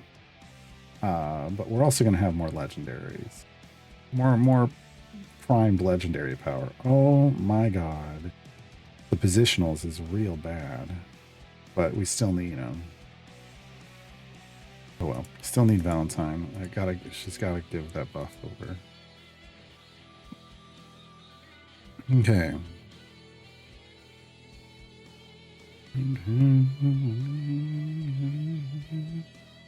Should avoid trying to get champions that have a little red lock on them. No, those are the ones you don't own. That means you don't own them. So when you're new, you want to try to get like 2 champions in every bench seat. And then once you have 2 champions in every bench seat, then you try to get 3 champions in every bench seat, because this gets you access to more parties and these Modron cores, which are important for progress. Modron cores specifically are super important for progress. So you need champions you don't own for that. So you're trying to fill the bench seats that you don't have a second champion for or a third champion for. So you're looking for the little red locks. You're just looking for them next to champions that are going to help you progress. If you've already got those things done, then you're just looking for power. And if that's someone you don't own, great. And go get it.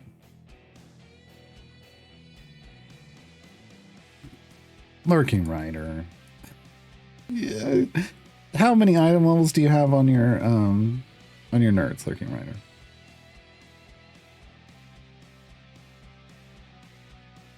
I know, Ethel, it's annoying. It's an annoying pop-up thing they have.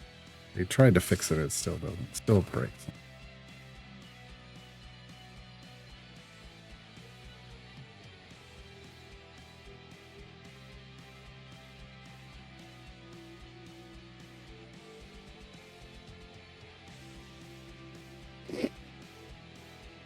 I'm allergic to peeps now.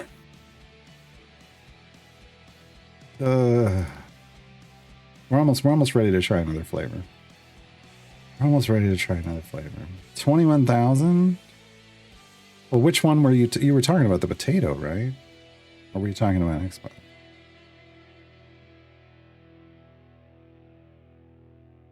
My King of Shadows only has 1,100 item levels. So my King of Shadows on my main account is not going to be... He's got 3 tanking pigments, but he could use 3 more.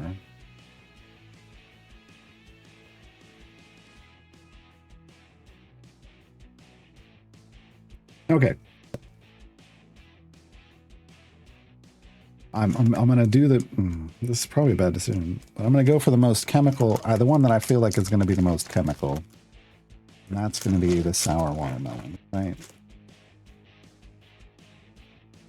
I'm opening it up away from me because I know the second I open it, it's going to just give off a chemical stench. I could smell it in my fingers. Oh, just from opening the... I'm not gonna lie. That smells really good. But that's just the leftover. Like if that had been right in my face, that'd have been bad. I do love me watermelon flavored stuff. But it's scary that my fingers, I didn't even touch one yet.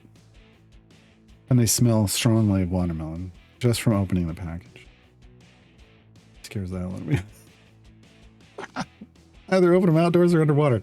Underwater would be a little weird. But who am I to judge? Who am I to judge? They pick up any root beer flavored ones. Blue Torque, they didn't have any. They had Dr. Pepper flavored.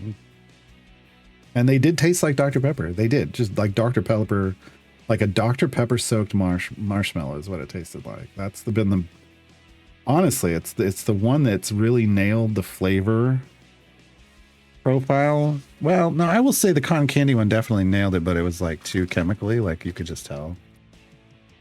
The Dr. Pepper one definitely hit kind of that flavor profile that I was expecting. Yeah. Norris Chunks asks, is King of Shadows the new main tank now? I guess it depends on what you're doing. Like we just saw, I had him up in the picture-in-picture window. I'd had him in a formation trying to push there, and it didn't matter that he had a ton of health. He still couldn't survive the damage. So, you know, to a certain degree, I love the King of Shadows as a main tank for the fallbacks. King of Shadows is not part of the fallbacks, but Ansem is the tank for the fallbacks, but can't stand up in the front lines. So, but needs to be damaged, and King of Shadows damages Ansem, and it triggers Ansem's buff. So for the fallbacks, I feel like King of Shadows is a required tank.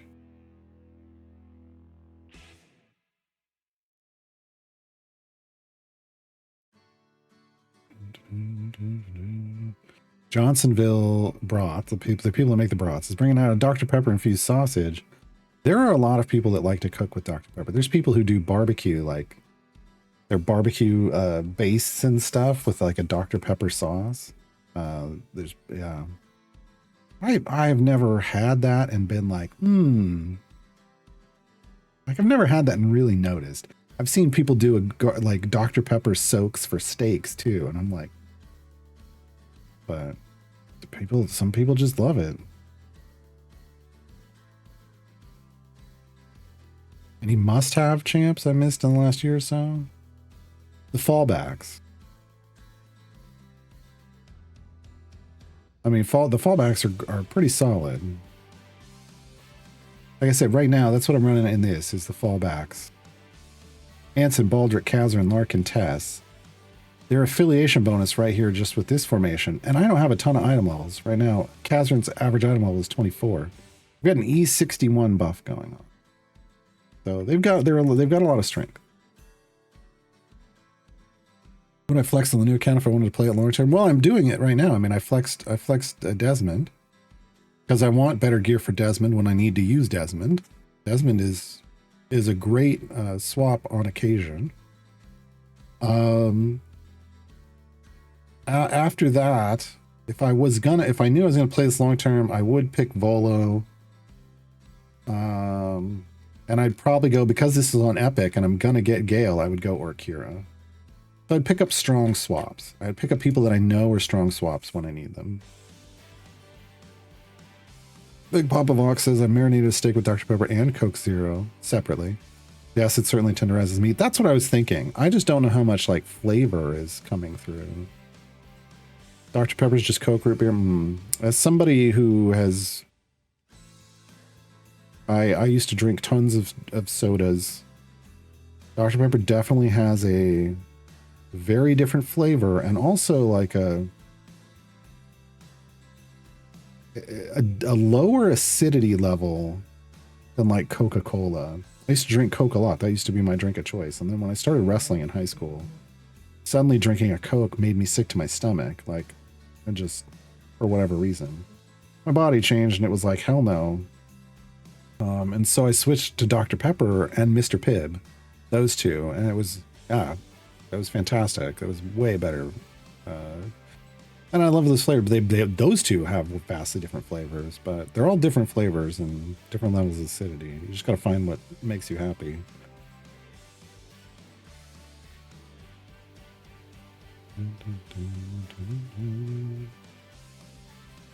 Use lemonade in a sauce when I didn't have any lemon juice or fresh lemons. Turned out all right. Okay. Dr. Pepper and Mr. Pibb sounds like a weird horror movie. I think it could be. Okay, here we go. Oh, they did this right, I will say. Look, they filled the green peep with pink marshmallow. It's a strong watermelon. Yeah, no, it smells good. It does smell good. Mm-hmm. Good taste. Oh, there's the chemical aftertaste.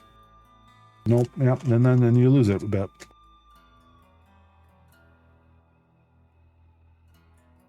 Okay, that's my favorite one so far. It's the chemical aftertaste. It's like, but they nailed like the watermelon. I wouldn't even say sour watermelon, but oh no, there's the sour. Yeah. No, I think if I had only done that one, I think I'd be like sour watermelon peeps. I think my face is going because I'm eating more peeps, more than that flavor. I actually, folks, I would say if you're gonna have one of these random flavored peeps, the sour watermelon one is at the top of the list, followed by the Dr. Pepper one. The strawberry Pop-Tart on the tier list is in the trash can at the bottom. It's in the trash can at the bottom. Along with the cotton candy one. The party cake one felt like, doesn't even matter. Doesn't matter, really. Lee says, I love any watermelon flavored candy. Dude, I'm a big fan of watermelon flavored candy. Like watermelon Jolly Ranchers are, oh yeah. Watermelon blow pops. Like, you give me like a watermelon hard candy when I was a kid, and I was like super happy. Give me the watermelon. Give me all the watermelon candy. Absolutely. There was some watermelon like, oh, I like watermelon saltwater taffy. That was like that and root beer saltwater taffy. I loved those. Yeah, any watermelon jelly bellies, like, yeah, watermelon is definitely at the top of my, like, oh my god, throw that in the candy and I'm probably gonna love it flavor list. Absolutely.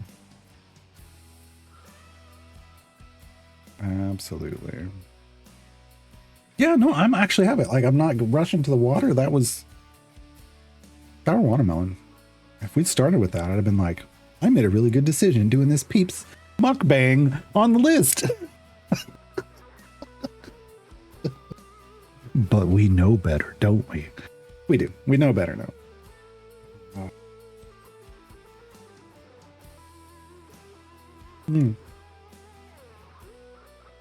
You know what wasn't good that was watermelon when I was a kid? Watermelon Capri Sun. I remember them promoting it on TV, seeing the advertisements for it. I was living in Tulsa at the time, so I was like 3rd grade, I think. And I was having a sleepover, and my mom was like, what do you want from the store for your sleepover? And I'm like, watermelon Capri Suns are out. Give me watermelon Capri Suns. And I remember stabbing the straw in, sucking on that straw and going, oh, what? It was the worst. It was the worst.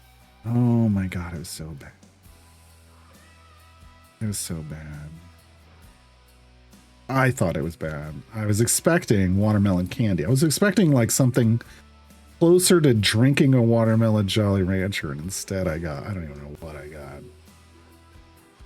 Was any Capri Sun good? Sure. Yeah. But it wasn't, none of them were, you know, like, oh my god, that's the best flavor. Loved a watermelon slush puppy? We didn't have slush puppies, I don't think. Who did the slush puppies? That was a specific. Wasn't that in certain, it was very certain places. Originally, now it's just generic. Now they do it all over. Was that at like Walmart? Did they put those in at Walmarts? They might have. I remember it, but I don't remember ever trying a watermelon one. Well, like you say, it's gas station Slurpee, but like to me, 7-Elevens had a different thing, right? They had the Slurpee.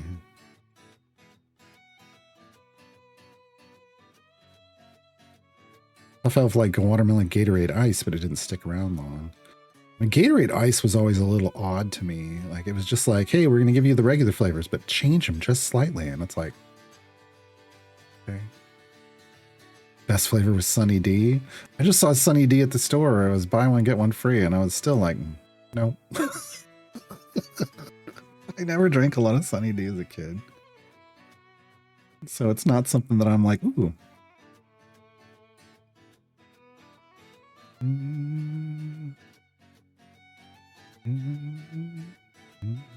You got slushies at the slush puppies, the non-chain local convenience store. That's what I'm thinking, is they went everywhere else. Like they were trying to market themselves to everywhere else. There's a company that does licorice. They have a watermelon one. Have I tried it? No. I know there's companies that do like all kinds of different flavors of licorice, and I haven't tested those out. Kmart was the one that had the slush puppy. I knew it was one of the marts. Yes. Because when I was a kid, I remember my grandma working at Kmart, and they had the slush puppy machines. I just never got one. Oh, Waterdeep Under Siege and In the Beginning? Wait. How many? Cantervy, that's like 4. You get 2. Which one is the year 1 and which one's the year 5? Or is it just called Waterdeep Under Siege In the Beginning? Is that what it's called? I don't understand. Oh, it's the variant is off of water. I get what you're doing. Now, it took me a second. Look, I got marshmallow on the brain.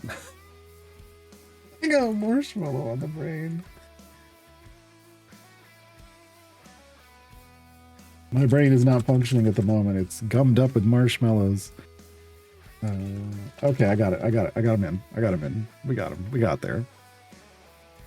Old school Orange Julius from the back of Zellers. I don't know what a Zellers is, but I do remember Orange Julius. Crimson asks, I have an epic golden potion, but it won't let me use it on several items like Kazarin, slot 4 and 6, Larks 1, 2, 4, and 6. Why? Most likely because those items haven't been goldened yet. Like, so the way the golden works is if something like this hasn't been created for the game, they have to create these separately. If it hasn't been released into the wild, then you can't use a golden potion on that item yet. So until they do something like this, it can't be goldened at all. All you can do is shiny it. That may be what's going on. That'd be my best guess. Except here's the thing. 4 you can definitely do for Kazarin. Oh, no, you can't. That's legendaries. Never mind. Ignore me. But yeah, I'm guessing they haven't been out long enough to get a lot of goldens yet. That's what's going on. Yeah. Leandris asks, how many peeps in a row before we would have to call the Ghostbusters in? I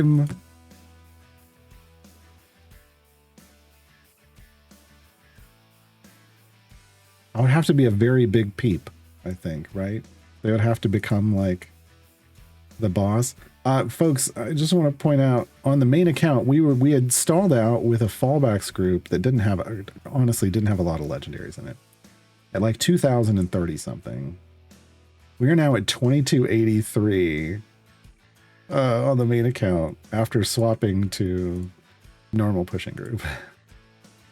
Zellers was a Canadian store. Okay, that's why I didn't know. Equivalent to Kmart. Okay. And a restaurant in the back where you could go. Okay, yeah, Kmart had the same thing. Like, had a little place to go eat.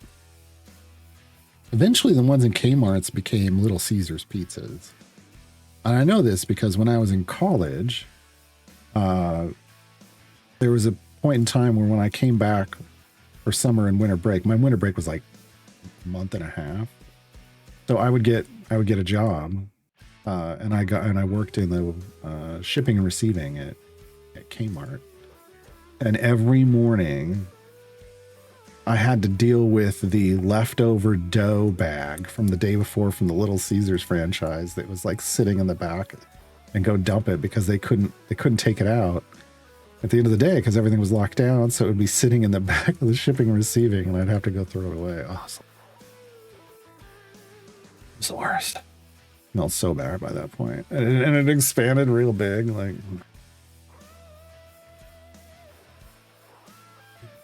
how far should I push in a time gate again? It's kind of up to you. There are silver chests every 100, but you're not necessarily hunting for the silvers. If you've never unlocked that champion, you want to grab some, but it's kind of like treat it like what I call low-hanging fruit, where you get whatever's easy for you, whatever's the easiest for you to get to. It's not necessarily trying to like put tons of work in on a time gate.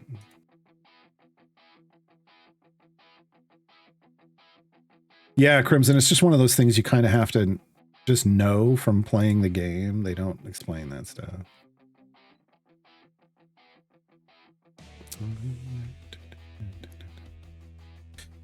Manadleer. Oh no, it could be worse. I don't even have the peeps excuse. And earlier I was playing a game where you have to list as many different species of animals as possible, but it's timed. That's always the worst. I scored well below my best score. Because I forgot snakes existed. Just any snake. Oh man. In my defense, we're coming up on St. Patrick's Day. Yeah, I mean, that's fair. Always says all their local Kmart's closed before they went to Little Caesars. Yeah, no, mine did not. And I even went there. The Little Caesars, I mean, they gave us like an employee discount, even though, you know, because we were in a Kmart. I was a Kmart employee and they were Little Caesars, but they would give us an employee discount. So I ate there occasionally.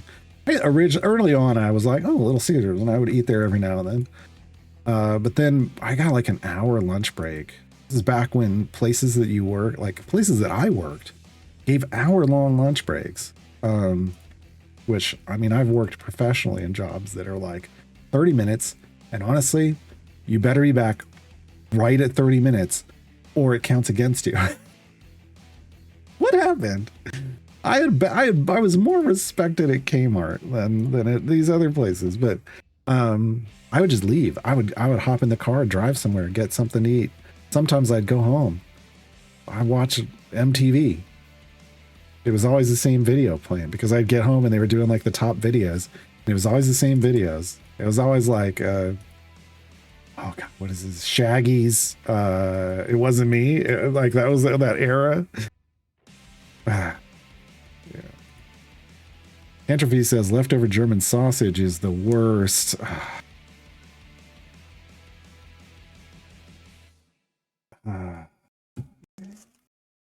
Okay. It's time. It's time for some Rice Krispie treats. If any flavor was designed like you would think in your head, if any flavor fit a marshmallow peep, you'd think it'd be a Rice Krispie treat, right? Nope. I can smell. It doesn't smell as good as the watermelon one did. Enormous chugs, but she caught me on the counter. It wasn't me. That's such a stupid song. Why is that? It's like, then just talk about like, hey everyone, let's celebrate cheating on your girlfriend with a song and we'll make it one of the top 10 on MTV for like, and on the radio for like an entire summer.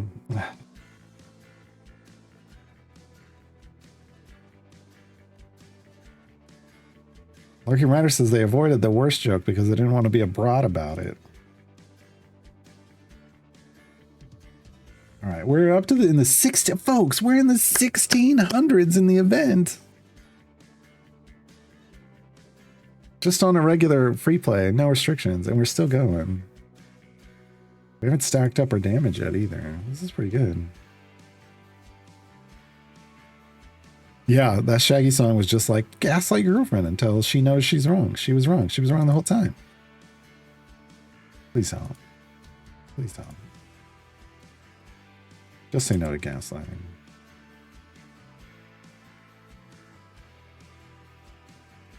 We gotta try to ramp up our damage here. We're basically at the edge of our damage capacity, I feel like.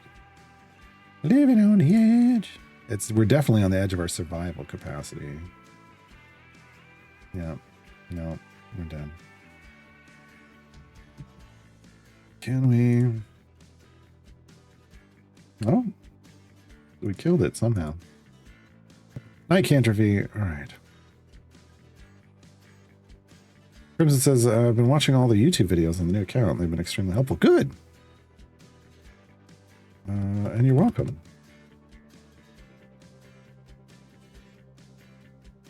Okay.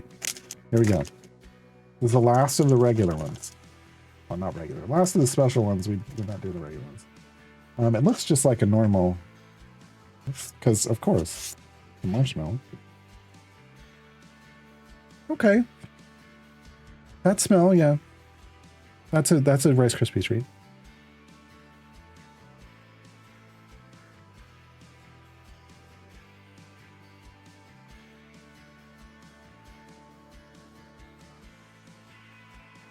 Yeah, that's fun. I'm not excited about it, but it's fine. It's too chemically. Like it's that chemical. The thing is like, it's the chemical flavor that kills it. As you can tell, they've used some kind of chemical, either as a preservative, keep the marshmallow from going bad, or for the flavoring, and that just kind of kills off the enjoyment. This stream has been a peep show, yes, Manalair. Manalair finally got there. Manalair finally got there.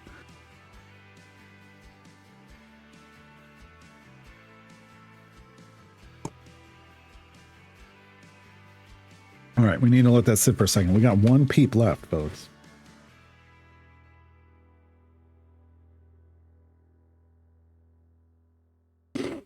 We got one peep left. Man, what is for dinner tonight? I know, I'm like, oh no, I like totally ruined my dinner.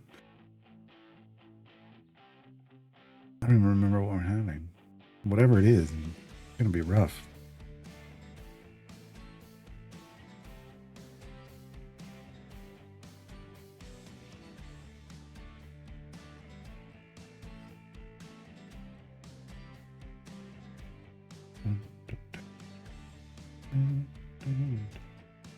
Here's the trick. So if you've been pushing with a fallbacks King of Shadows formation and you're like, it's nice, but combat trance never gets to max. Oh, we're at max stacks now. But if it doesn't get to max stacks, if you unblock this so that it's X1 and then manually level Anson like once and then wait like 3 seconds and then do it again, it heals him twice and allows the Dark Urge to, not the Dark Urge, Jesus, King of Shadows, to damage him enough to max out the stacks.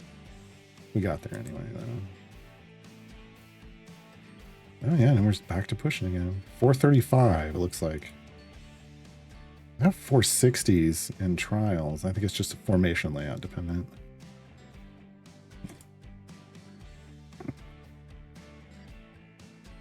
Is the one peep left going, where is everybody? Yes. And no one will tell them. Make this a regular thing? No. Wednesday peep shows. Was spaghetti for dinner from the buffet?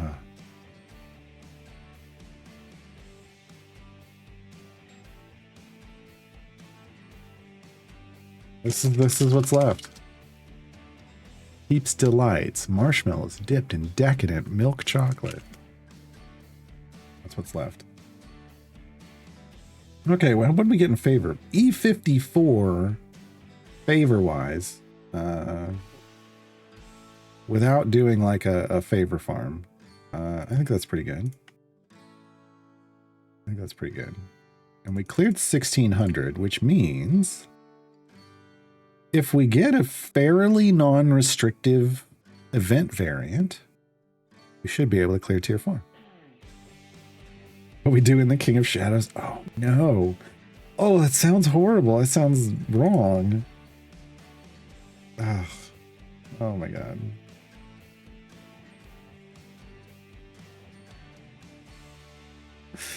Instead of starting the variants, we're gonna just get our trials run done for the day.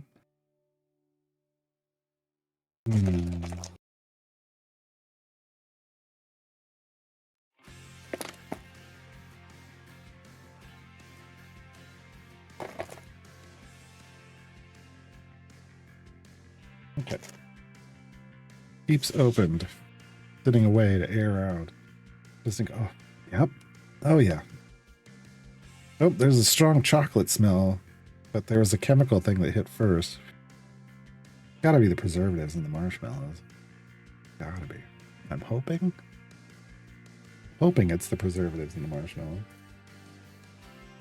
But hey, you want to make more, we won't do more peep shows, but we could do more food trials. Hey, 250 is a California burrito. We were talking about it earlier. It made me hungry for a California burrito. Also, 450 is an Easter candy assortment. I will get an assortment of American Easter candy. Not as chemicalized as these. American Easter candy, there's lots of chocolate things. There's lots of like fruit flavored stuff. It would be in that kind of stuff, probably. Usually most of it's chocolate, to be honest, but there's like jelly beans and stuff. And then down below that, there's a pizza, like Andolini's Pizzeria is a fairly good pizzeria here in Tulsa. I would go get a pizza from there. Down here we got Sandkeg's Hide tasting. I haven't opened it, but I have that very limited edition Critical Role Sandkeg's Hide. I will pop it open and we will take a sip. Oh, that's all the food ones, yeah. Yeah. 350 is the original D&D one shot for charity. Yeah.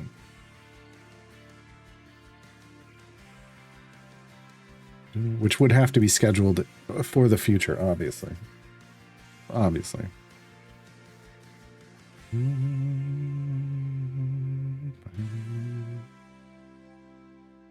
Okay. Here we go. We're doing the thing. Here's what it looks like. It's just got a little, but it's on a bed of chocolate. Literally just been like dipped in the chocolate.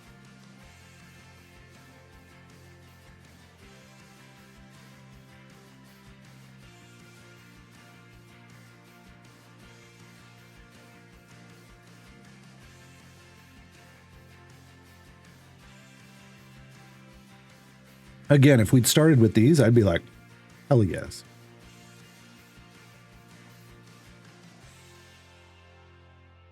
Yeah. That's pretty good. Actually, those might get finished later. Those might get finished later. It actually wasn't bad. The chocolate helps. I mean, it's just basically chocolate and marshmallow is an enjoyable mix, in my opinion. I just don't want too much of the marshmallow. It wasn't bad.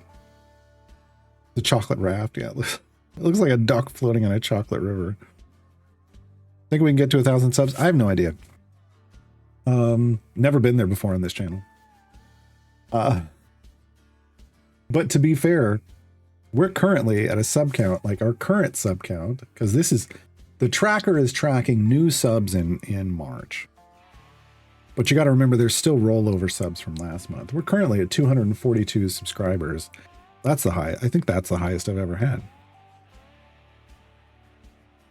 So, 1,000? I don't know. But here's the thing. When I was coming up with this idea, I threw out this idea of reset my account.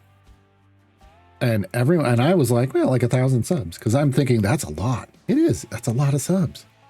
I want you to know that chat was immediately going, no, that number's too low. It needs to be higher, like 2,000 or 3,000 or something. Like chat was going off and doing the math on like, what's the minimum wage on the hours you play? Like, chat was really trying to jack that up. And I'm just like, 1,000. I don't know that we'll get there. It just felt like, honestly, to me, that 500, if I put that at 500, that 500 would have been too low. It needed to be something that like, yeah, we might not get to it, but I'd do it. I'd do it if we did. Right? I don't know. But I tried to put other stuff in there that's, you know, enjoyable. I don't know if me eating Peeps on stream was enjoyable, but maybe I saved some of you from trying those out, or maybe I've encouraged you. Again, I think the watermelon was pretty good.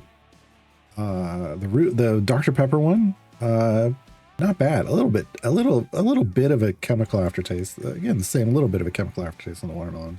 That chocolate dip one. Are there better chocolate and marshmallow treats out there? Probably.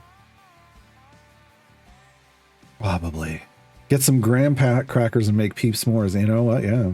But we'd have to light the Peeps on fire. Sounds like a cunning plan to fix the legendary level 1 on all champions, just in time for it to be reworked. Yeah, that's the thing. There's a rework coming, so it doesn't matter. I'd be starting over from scratch right in the middle of a Trials rework. Right before a Trials rework.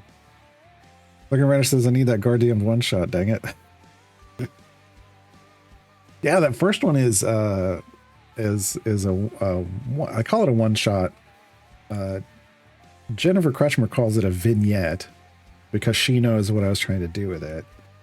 She knows way more about both D&D and television and movies than I do, so I should just rename it a vignette. I bow to her knowledge on that. She has played it also. It's called The Walk on the Wild Magic Side.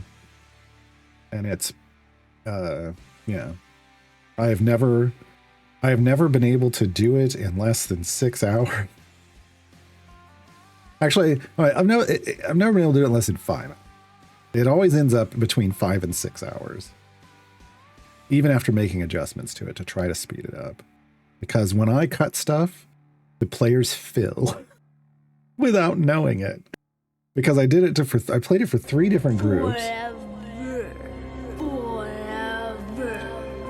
I will forever bow down to Jennifer Crusher's wisdom. I played it for 3 different groups that had no idea what the previous version of it was. And every time it was roughly the same length. Even as after the first time, I cut stuff out of it. After the second time, I cut stuff out of it. After the third time, I went, this just is how it is. This is how long it is. This is just what it is. Yeah. It is what it is. So it's either 2 3-hour episodes, or it's 1 long episode. I don't know. We'll figure that out if we hit the goal, and then I figure out who the players are going to be. I will discuss it with the players on whether they want 1 long episode or 2 shorter episodes. Yeah, Jen is awesome. She like sat down with me after that, like on a video call, and like gave me like, you know, D&D adventure writing and feedback like from that direction, which was awesome. It was awesome.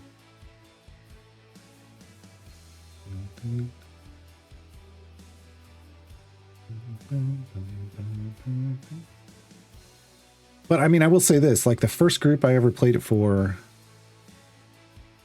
I still have this saved in my Discord. I do. It was Dream with Jen. It was Jen. It was Lauren Urban. Like I was stacked with like experienced people giving me feedback. Dream with Jen. So Jennifer Kretschmer, Lauren Urban, Dylan Wilkes from CNE, and then Discord doesn't want to show me the other name. Why? Oh, and Trontonian.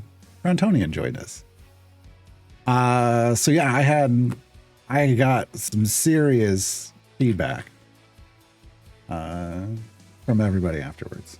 And while we were playing it, like it went long. I was like, this should be like 2 to I was like, I want to get like 2 hours, 2 to 4 hours. We're aiming in that window, and it went like 6. But everyone was like, I had a blast. It went long, but I didn't care. I mean, they cared, but like they didn't care at the same time. Like they did. They weren't like, I gotta stop at any point. Yeah, I felt so bad. I was like 2 to 4 hours. Let's just say 4, and it went 6. Maybe see if you get someone from CD to play along, and you can sweet talk them. They're making the character in game. Oh, they won't do that. No, it's not gonna happen. But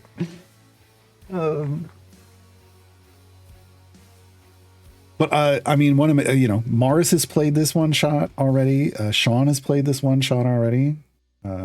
Like other, I've had 3 people from CNE play in this one shot before.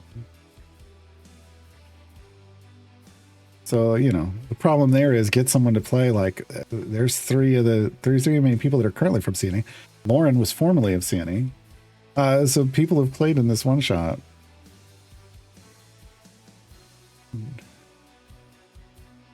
Dylan did ask after he played in that, he's like, okay, when's your campaign book coming out? It's like, I want to know more about this world you put this in.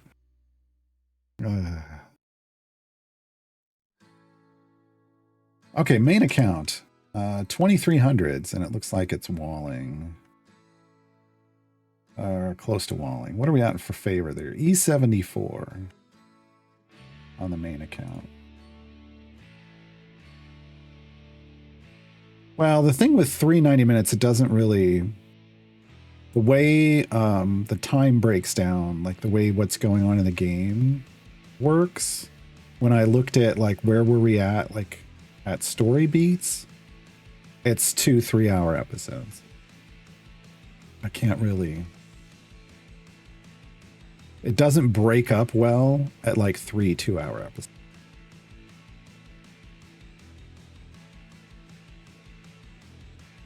Yeah.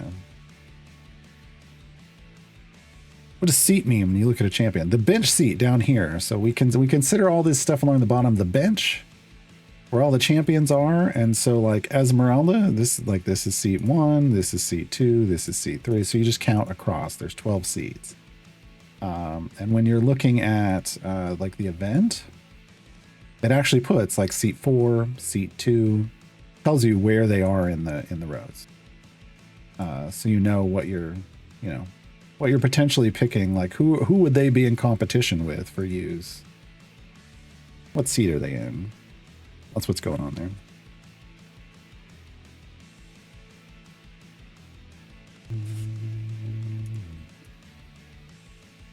You're welcome. Yeah, it's not something that's like called out. It's kind of a understood thing. Which isn't always great for trying to figure out how stuff works, but that's what's going on. I just remembered. Still haven't made the event guide. I should do that. Let's knock that out real quick, folks. Open up templates. I think event guide is the fastest one. Template. New is let's make year 9. Year 9.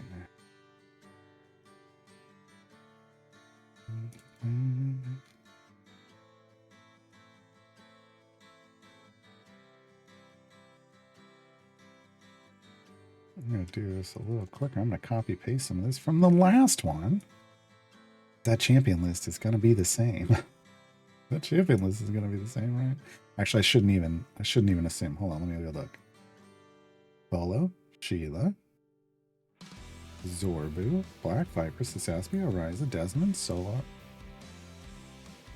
did you say Solar choice? No. Sasaspia, Oriza, Desmond, Solar, Dinehair, Gale, Marak, Mercury. Oh, perfect. I have Gale twice.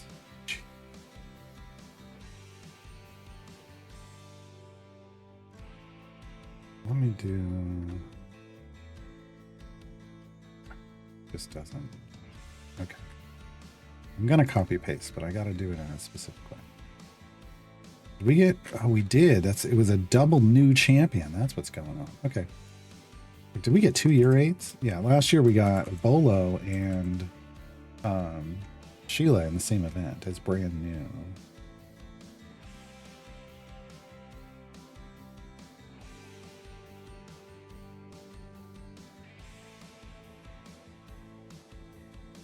Raceland's guy.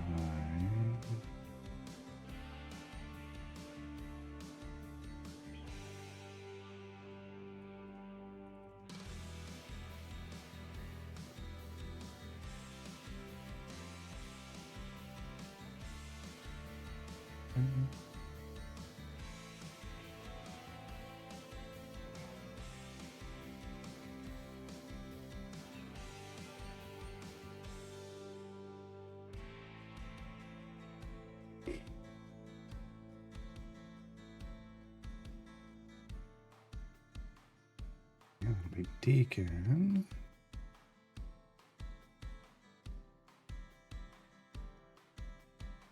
Deacon's a year 1 champion. Oh, in desperate need of a rework. All right, so we want Sheila and Vola first.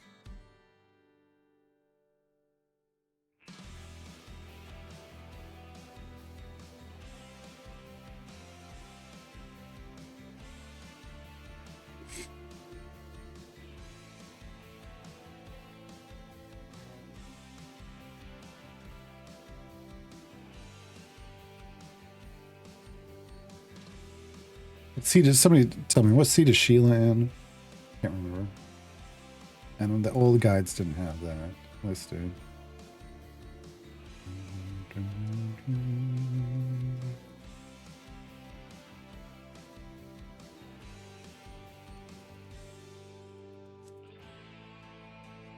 Seven, thank you. I can never remember because I just ignore her.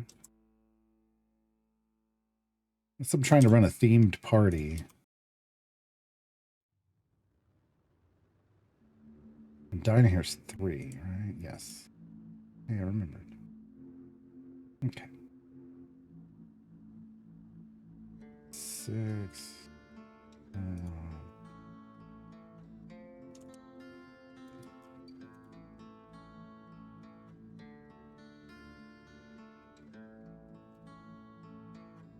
right. Oh, I should just come over here. What am I doing? I should just be looking over here on the list for the seats. 8 years, and this is how I've progressed. All right. Good times. To be fair, Events 2.0 is new. Ish.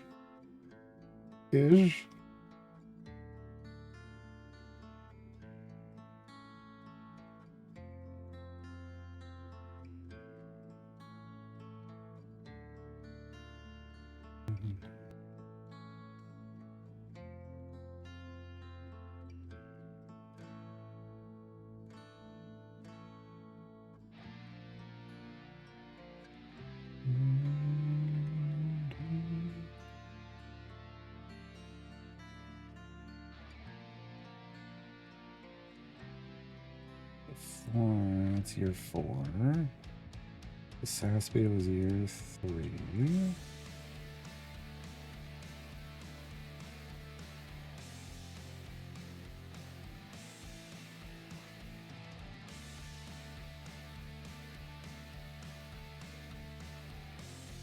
Viper was year 2.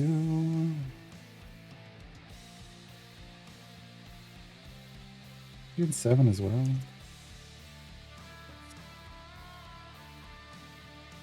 All switching up and desperately in need of a rework. Zorbu was year 1. That wasn't a rack. Rack.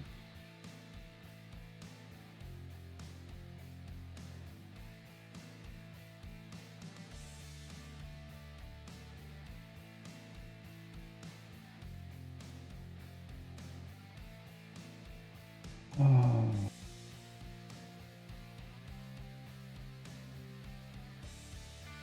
Okay. All right. Maybe 4 minutes.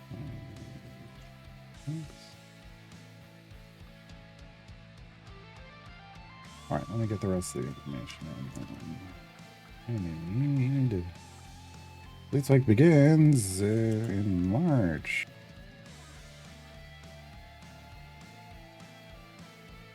That's March 4th. Heroes? March 4th, Heroes.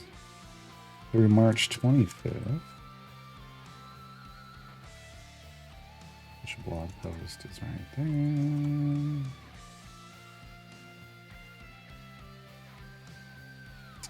It's now 200. Idle Champions Guide.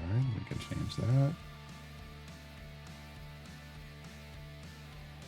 And augments are augmenting. Golden offers. Offers. That's what it is. Auto Blacksmith. The best. The best augment. It's the best. Around. Nothing's gonna ever keep it down. It's the best. Around. Alright, and boon enhancements. There we go. And we're done. Now I go post this as well on the subreddit. Great post. Guide to Fleet Week 2026.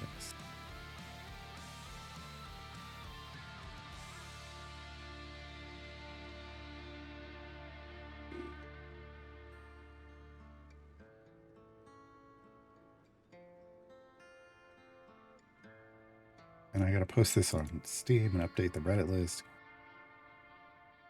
I can do that later. Okay, that looks good. Yeah, that looks right. All right. Here's the guide if people want to go check it out. That needs to be posted in the resources channel.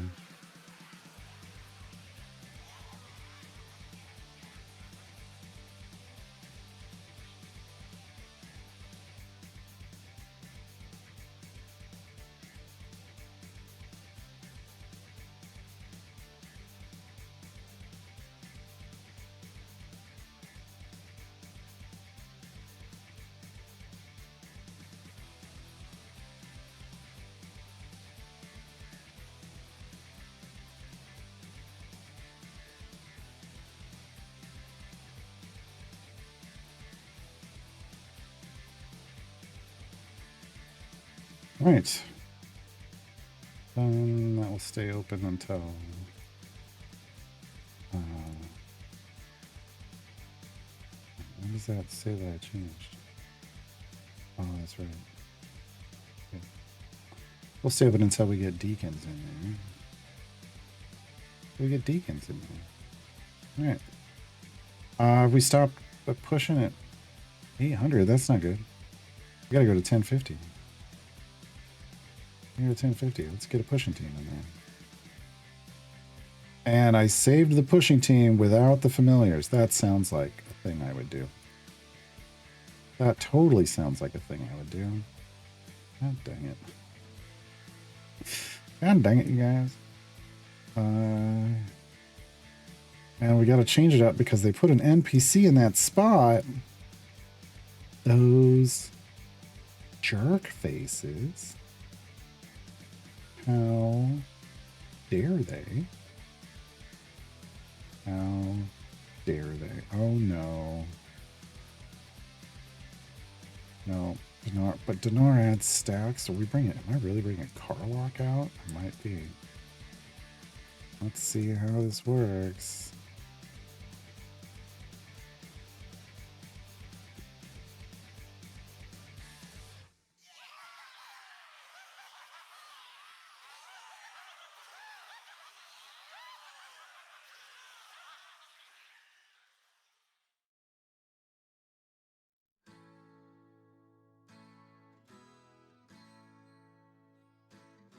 Oh, I don't have to save this. I mean, we're doing better. It's gonna be good enough, I think. We're gonna be golden. Eh? Eh? Yeah. All right. Every time I come over here, we're pushing further. Doesn't make any sense to me, but sure. But on the main account, 623. But on the current account, no, different thing, 345. But we were at 4 something, 428, 430 or so? 432. 432.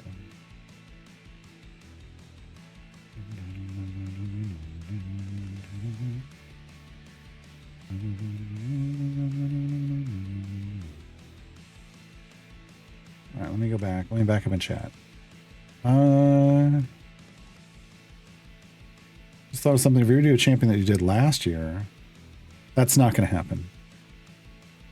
First off, and it gives a pigment to for give a new pigment. Yeah, that's not going to happen. They're reworking champions that from many years ago that just weren't very good. So anyone who's come out recently is not going to be a high target for a rework. Most likely.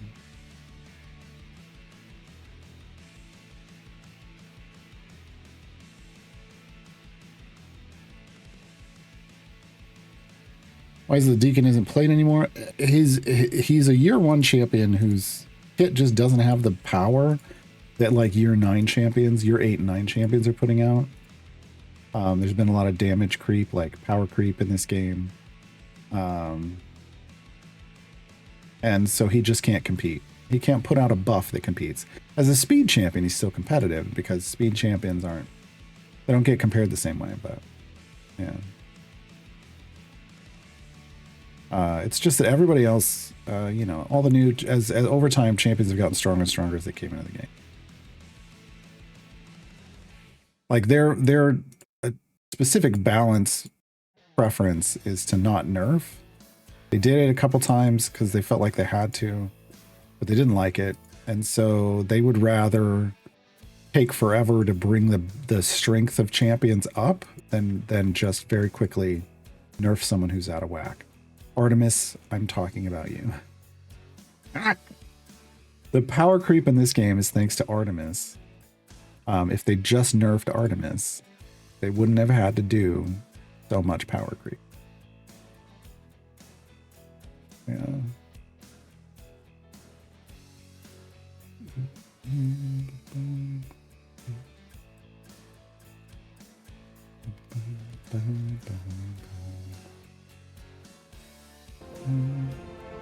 Welcome to Jurassic World. Oh, it's Jurassic World. That's right. Binary Excellence. Thank you for the Prime sub. Much appreciated. Welcome. Jurassic World. I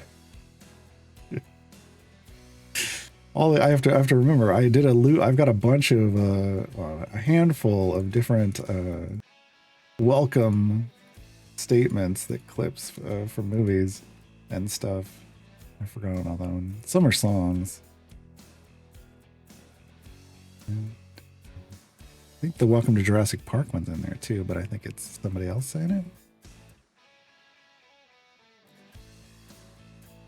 Falcon has a bug that spoils the skin for next week. Is it just Jim? Is Jim just in your party? Because he spoils that stuff all the time.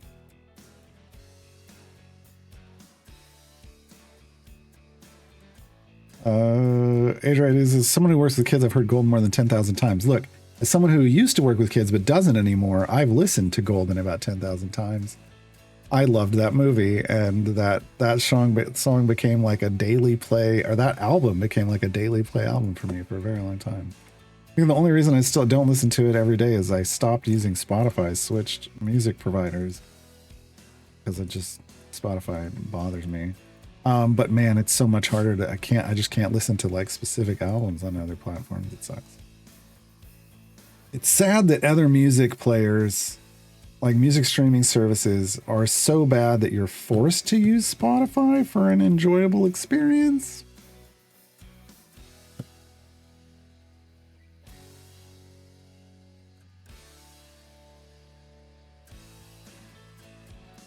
Why do something easy when something much harder can be done instead? Man. Welcome to Jurassic World. Why didn't somebody tell me my butt was so big? That's my immediate response to that one, Arctic Rider. was kind of waiting for it to say, welcome to Jurassic. Lizard. No, the lizard clips are from bits. You cheer 100 bits, which is, you know, Twitch's way of tipping. You cheer 100 bits or more and it comes up with, and it spins a random lizard here on my channel. There's a lot of, there's a couple dozen lizard clips now.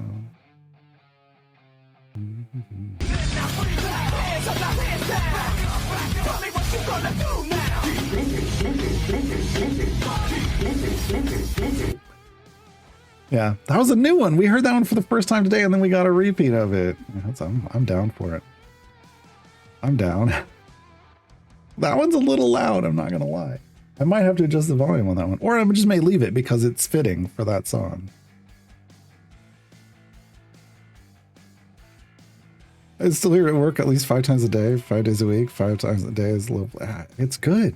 Look, if it's just that one song, I get it, but like that whole album is good. I think the best song, people like Golden so much, but the best song, in my opinion, is, oh God, what are they? I know the lyrics. Hold on. Now I've got to see what they actually called it. Sometimes that throws me off. I'm like, wait, what did they name it? They named it what? It's what it sounds like. What it sounds like. I always want to say this is what it sounds like, but it's what it sounds like. To me, that's the anthem. That's the banger. But that is apparently the rest of the world does not think that one is the banger. So we get Golden and we get Soda Pop and we get Takedown and How It's Done. And I'm over here going, what it sounds like. What it sounds like. Yeah.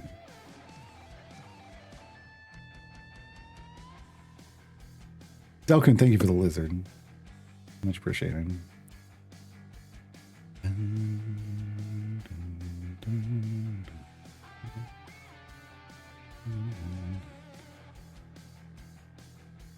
Well, Lurking Rider, for me, it was just an ease of use. A lot of times I buy the album. Like, I have all of Jason Charles Miller's albums, but because there's no CD player on the computer, it's just easier for me to stream it, and I don't feel bad because I bought it. I'll stream it too. Right? Yeah, I don't know.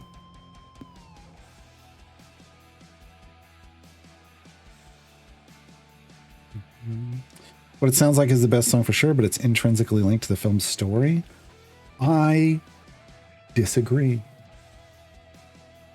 Lurking Rider, I challenge you to sit down and listen to that song without the context of the movie and think about it in the sense of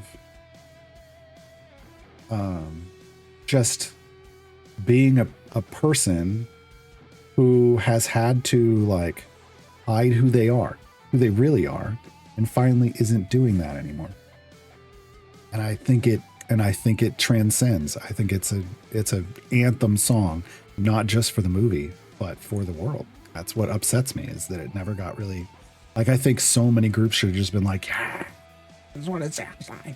And it upsets me that nobody did.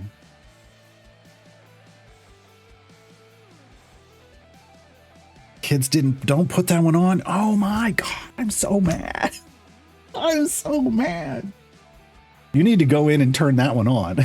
You need to put that one on and go, y'all need to be listening to this one more. This is the banger. This is the one. This is the one that will change your life.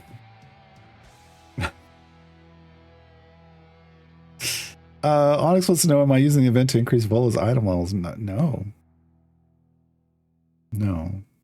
On my main account, just for RP purposes, I don't give Volo anything. After initially unlocking him and what he got from unlocking him, he has that. I don't give him anything else. He's strong. I think if you were running Volo a lot, I think that's a solid thing to do, but I am not. Oh, hey, we Bud's buggied, folks.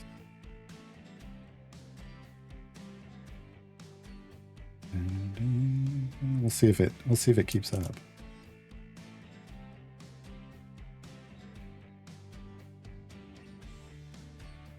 It's enhanced so much more by the weight of the story leading up to it. Yeah, and I don't know. I guess maybe I've just created my own story for it. So when it comes on, I'm not even thinking about the movie anymore. I just think it's, I think it's amazing. Started after the first week, didn't? Okay.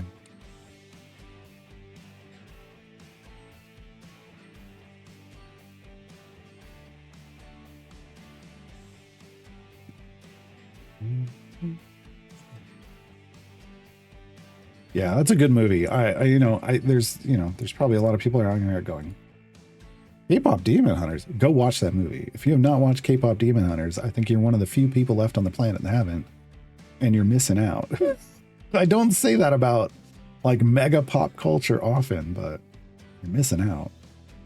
It was a really good movie. But again, I also looked at it from a perspective of someone, like, if I'm not spoiling anything by saying it's about somebody whose true self has been forced to be repressed and hidden from the people around them, and then they stop and everything gets better. From that perspective, that's the way I see the movie. So I think it's amazing. I think it's amazing.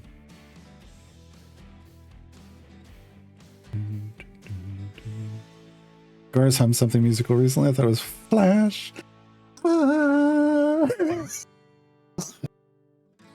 Now, I tend to hum along to the music we're going, but I swear every now and then I start humming along to K-pop Demon Hunters. It just pops into my head. I can't stop.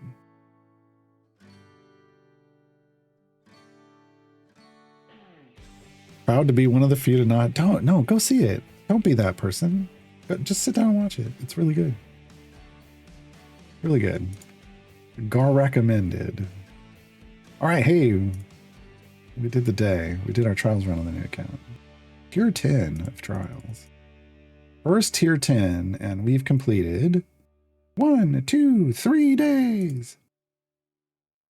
Yeah, we're thrown down. I think we've got a good DPS group here. Let me go look. Let's do the math. How far are we off? We got 4 days left, so 4 times 24 for the number of hours. 19 hours left. Add 19. Times it by 60 to turn it into minutes. Add 26 that's left over. Times that by 60 to turn it into seconds. Times that by our party DPS, 32841. And I've got 13 billion damage coming through. She's only got 11 billion health left, folks. We already beat Tiamat. I mean, we're guaranteed to win, what I'm saying. She's not dead. She's not run off yet. But we are guaranteed. We're guaranteed to beat our first tier 10 now. That's fun. Yeah, we already have the damage. We definitely already have the damage.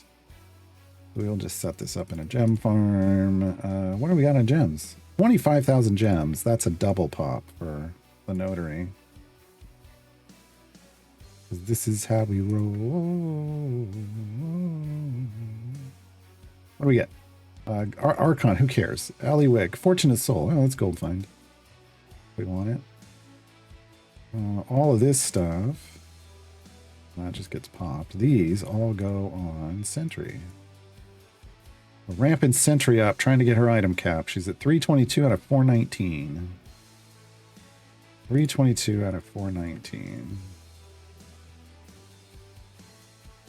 Ah.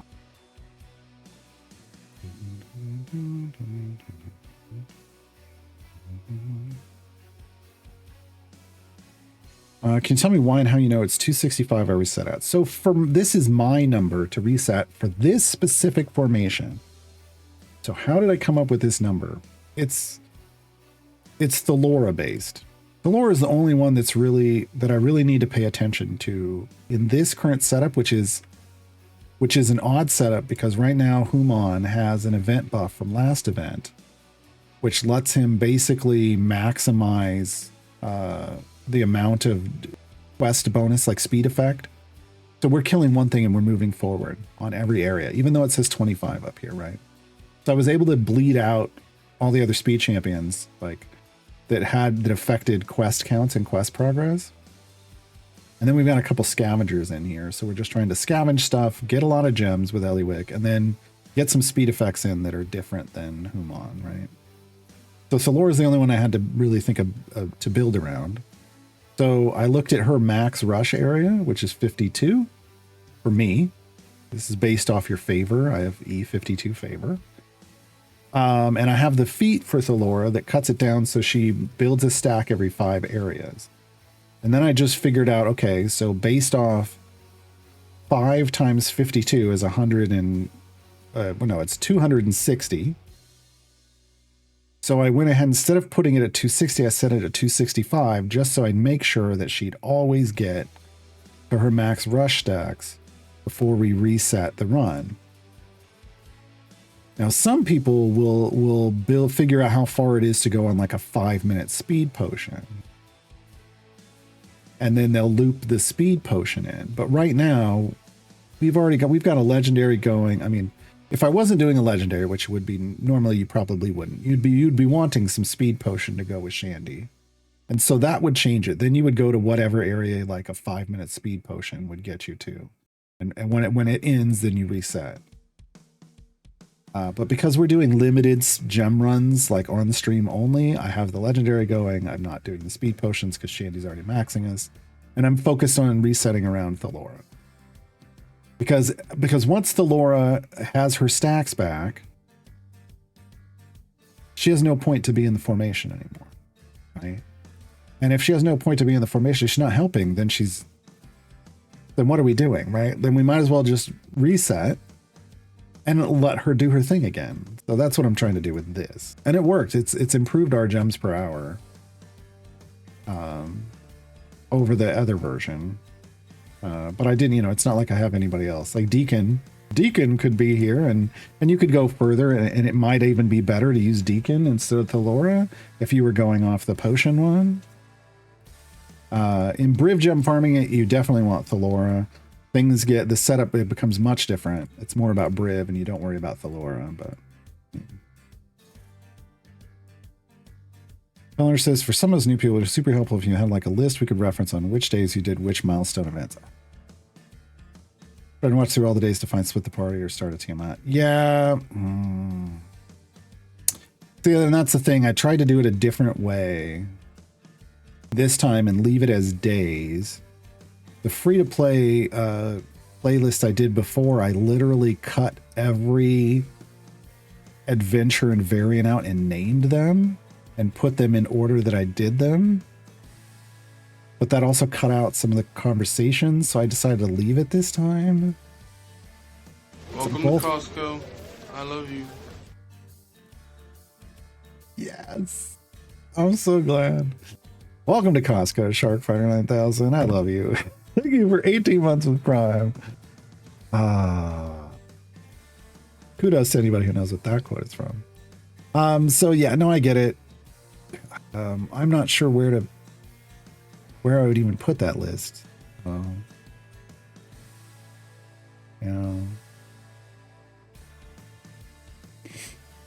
But like, where would I put that? Like, do I put it in the notes below hand that, hey, today's day had this in it? Like, do you want that in the video notes? Or do you want that in like somewhere else? Oh, at the bottom of the new player guide. Here's the thing. I had to cut an entire section out of the new player guide because I ran out of characters that Reddit would let me post. There might be enough for that. I will think on that. I will think on that. Yeah. But here's the thing, if you're just looking for a specific thing like split the party or whatever, like I have video links to those guides. They're older playthroughs, but they play exactly the same. Yeah. Lutoric says, I believe running negates Eliwick's gem bonus because she doesn't pull cards fast enough. I've got the feed in to draw the cards faster. We only run to 52. She pulls the cards. She doesn't pull the cards before the rush. If that's what you mean, yes. That's scripters get to turn that off until she has her cards, but I don't do scripting.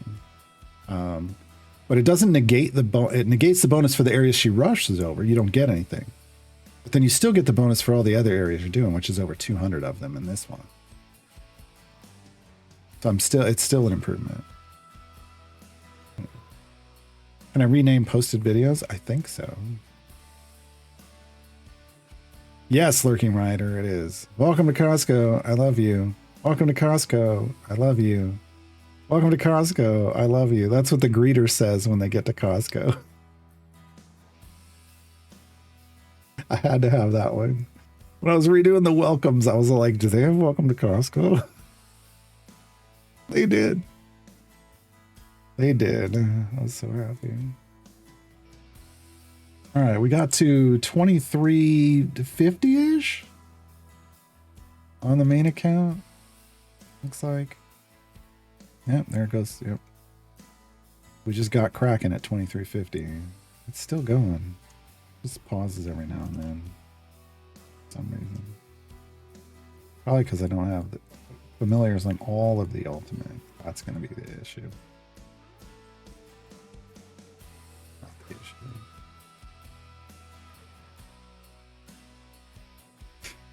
I'm using 3 on this account because I don't have any more. I'm only. Oh wait, I've got 3 down here. Why? This should be 5, but not 6.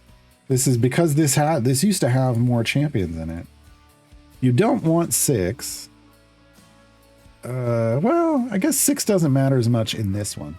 Usually you're just trying to have 5 to pick up the bag and the coins in the bag as quickly as possible. But then 6, I got out of the habit of using 6 because it used to really screw up a Briv gem farm. It still kind of can. You don't want, basically 6 gives you extra gold from the distractions that are running by, and that can unbalance a Briv gem farm. I don't think it would matter in this one. It's not going to speed it up though. The 5 does though. Should have been at 5. But I've again, we've peeled some champions out of this, and I didn't have enough familiars before. So I just had it set at 3, and then I forgot to change it. Then I just forgot to change it. Oh, where the hell? I just opened a new window for Chrome, and then it just disappeared. What the hell? Chrome's got this weird new thing where it adds like a half a window to an already open window, and it's sometimes I like it, and other times it just makes me mad. I still haven't figured out how to separate them yet.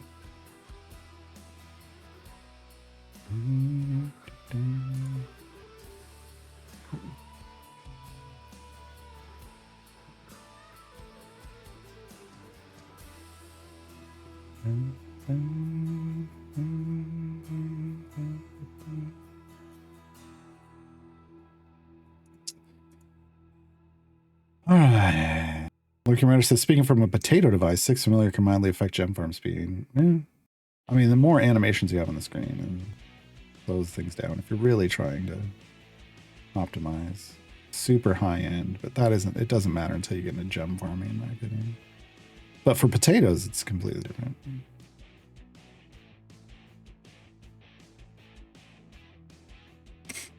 All right. That's going to be it, folks. It is dinner time. I hope I can eat. I'm kind of full of marshmallows. Thanks for hanging out. Tomorrow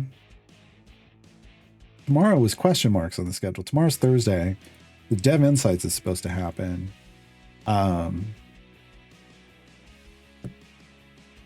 We will probably do more idle champions tomorrow because we didn't even do the variants today. So we'll be doing event variants tomorrow. Yeah. Yeah, all we did was the favor farm today.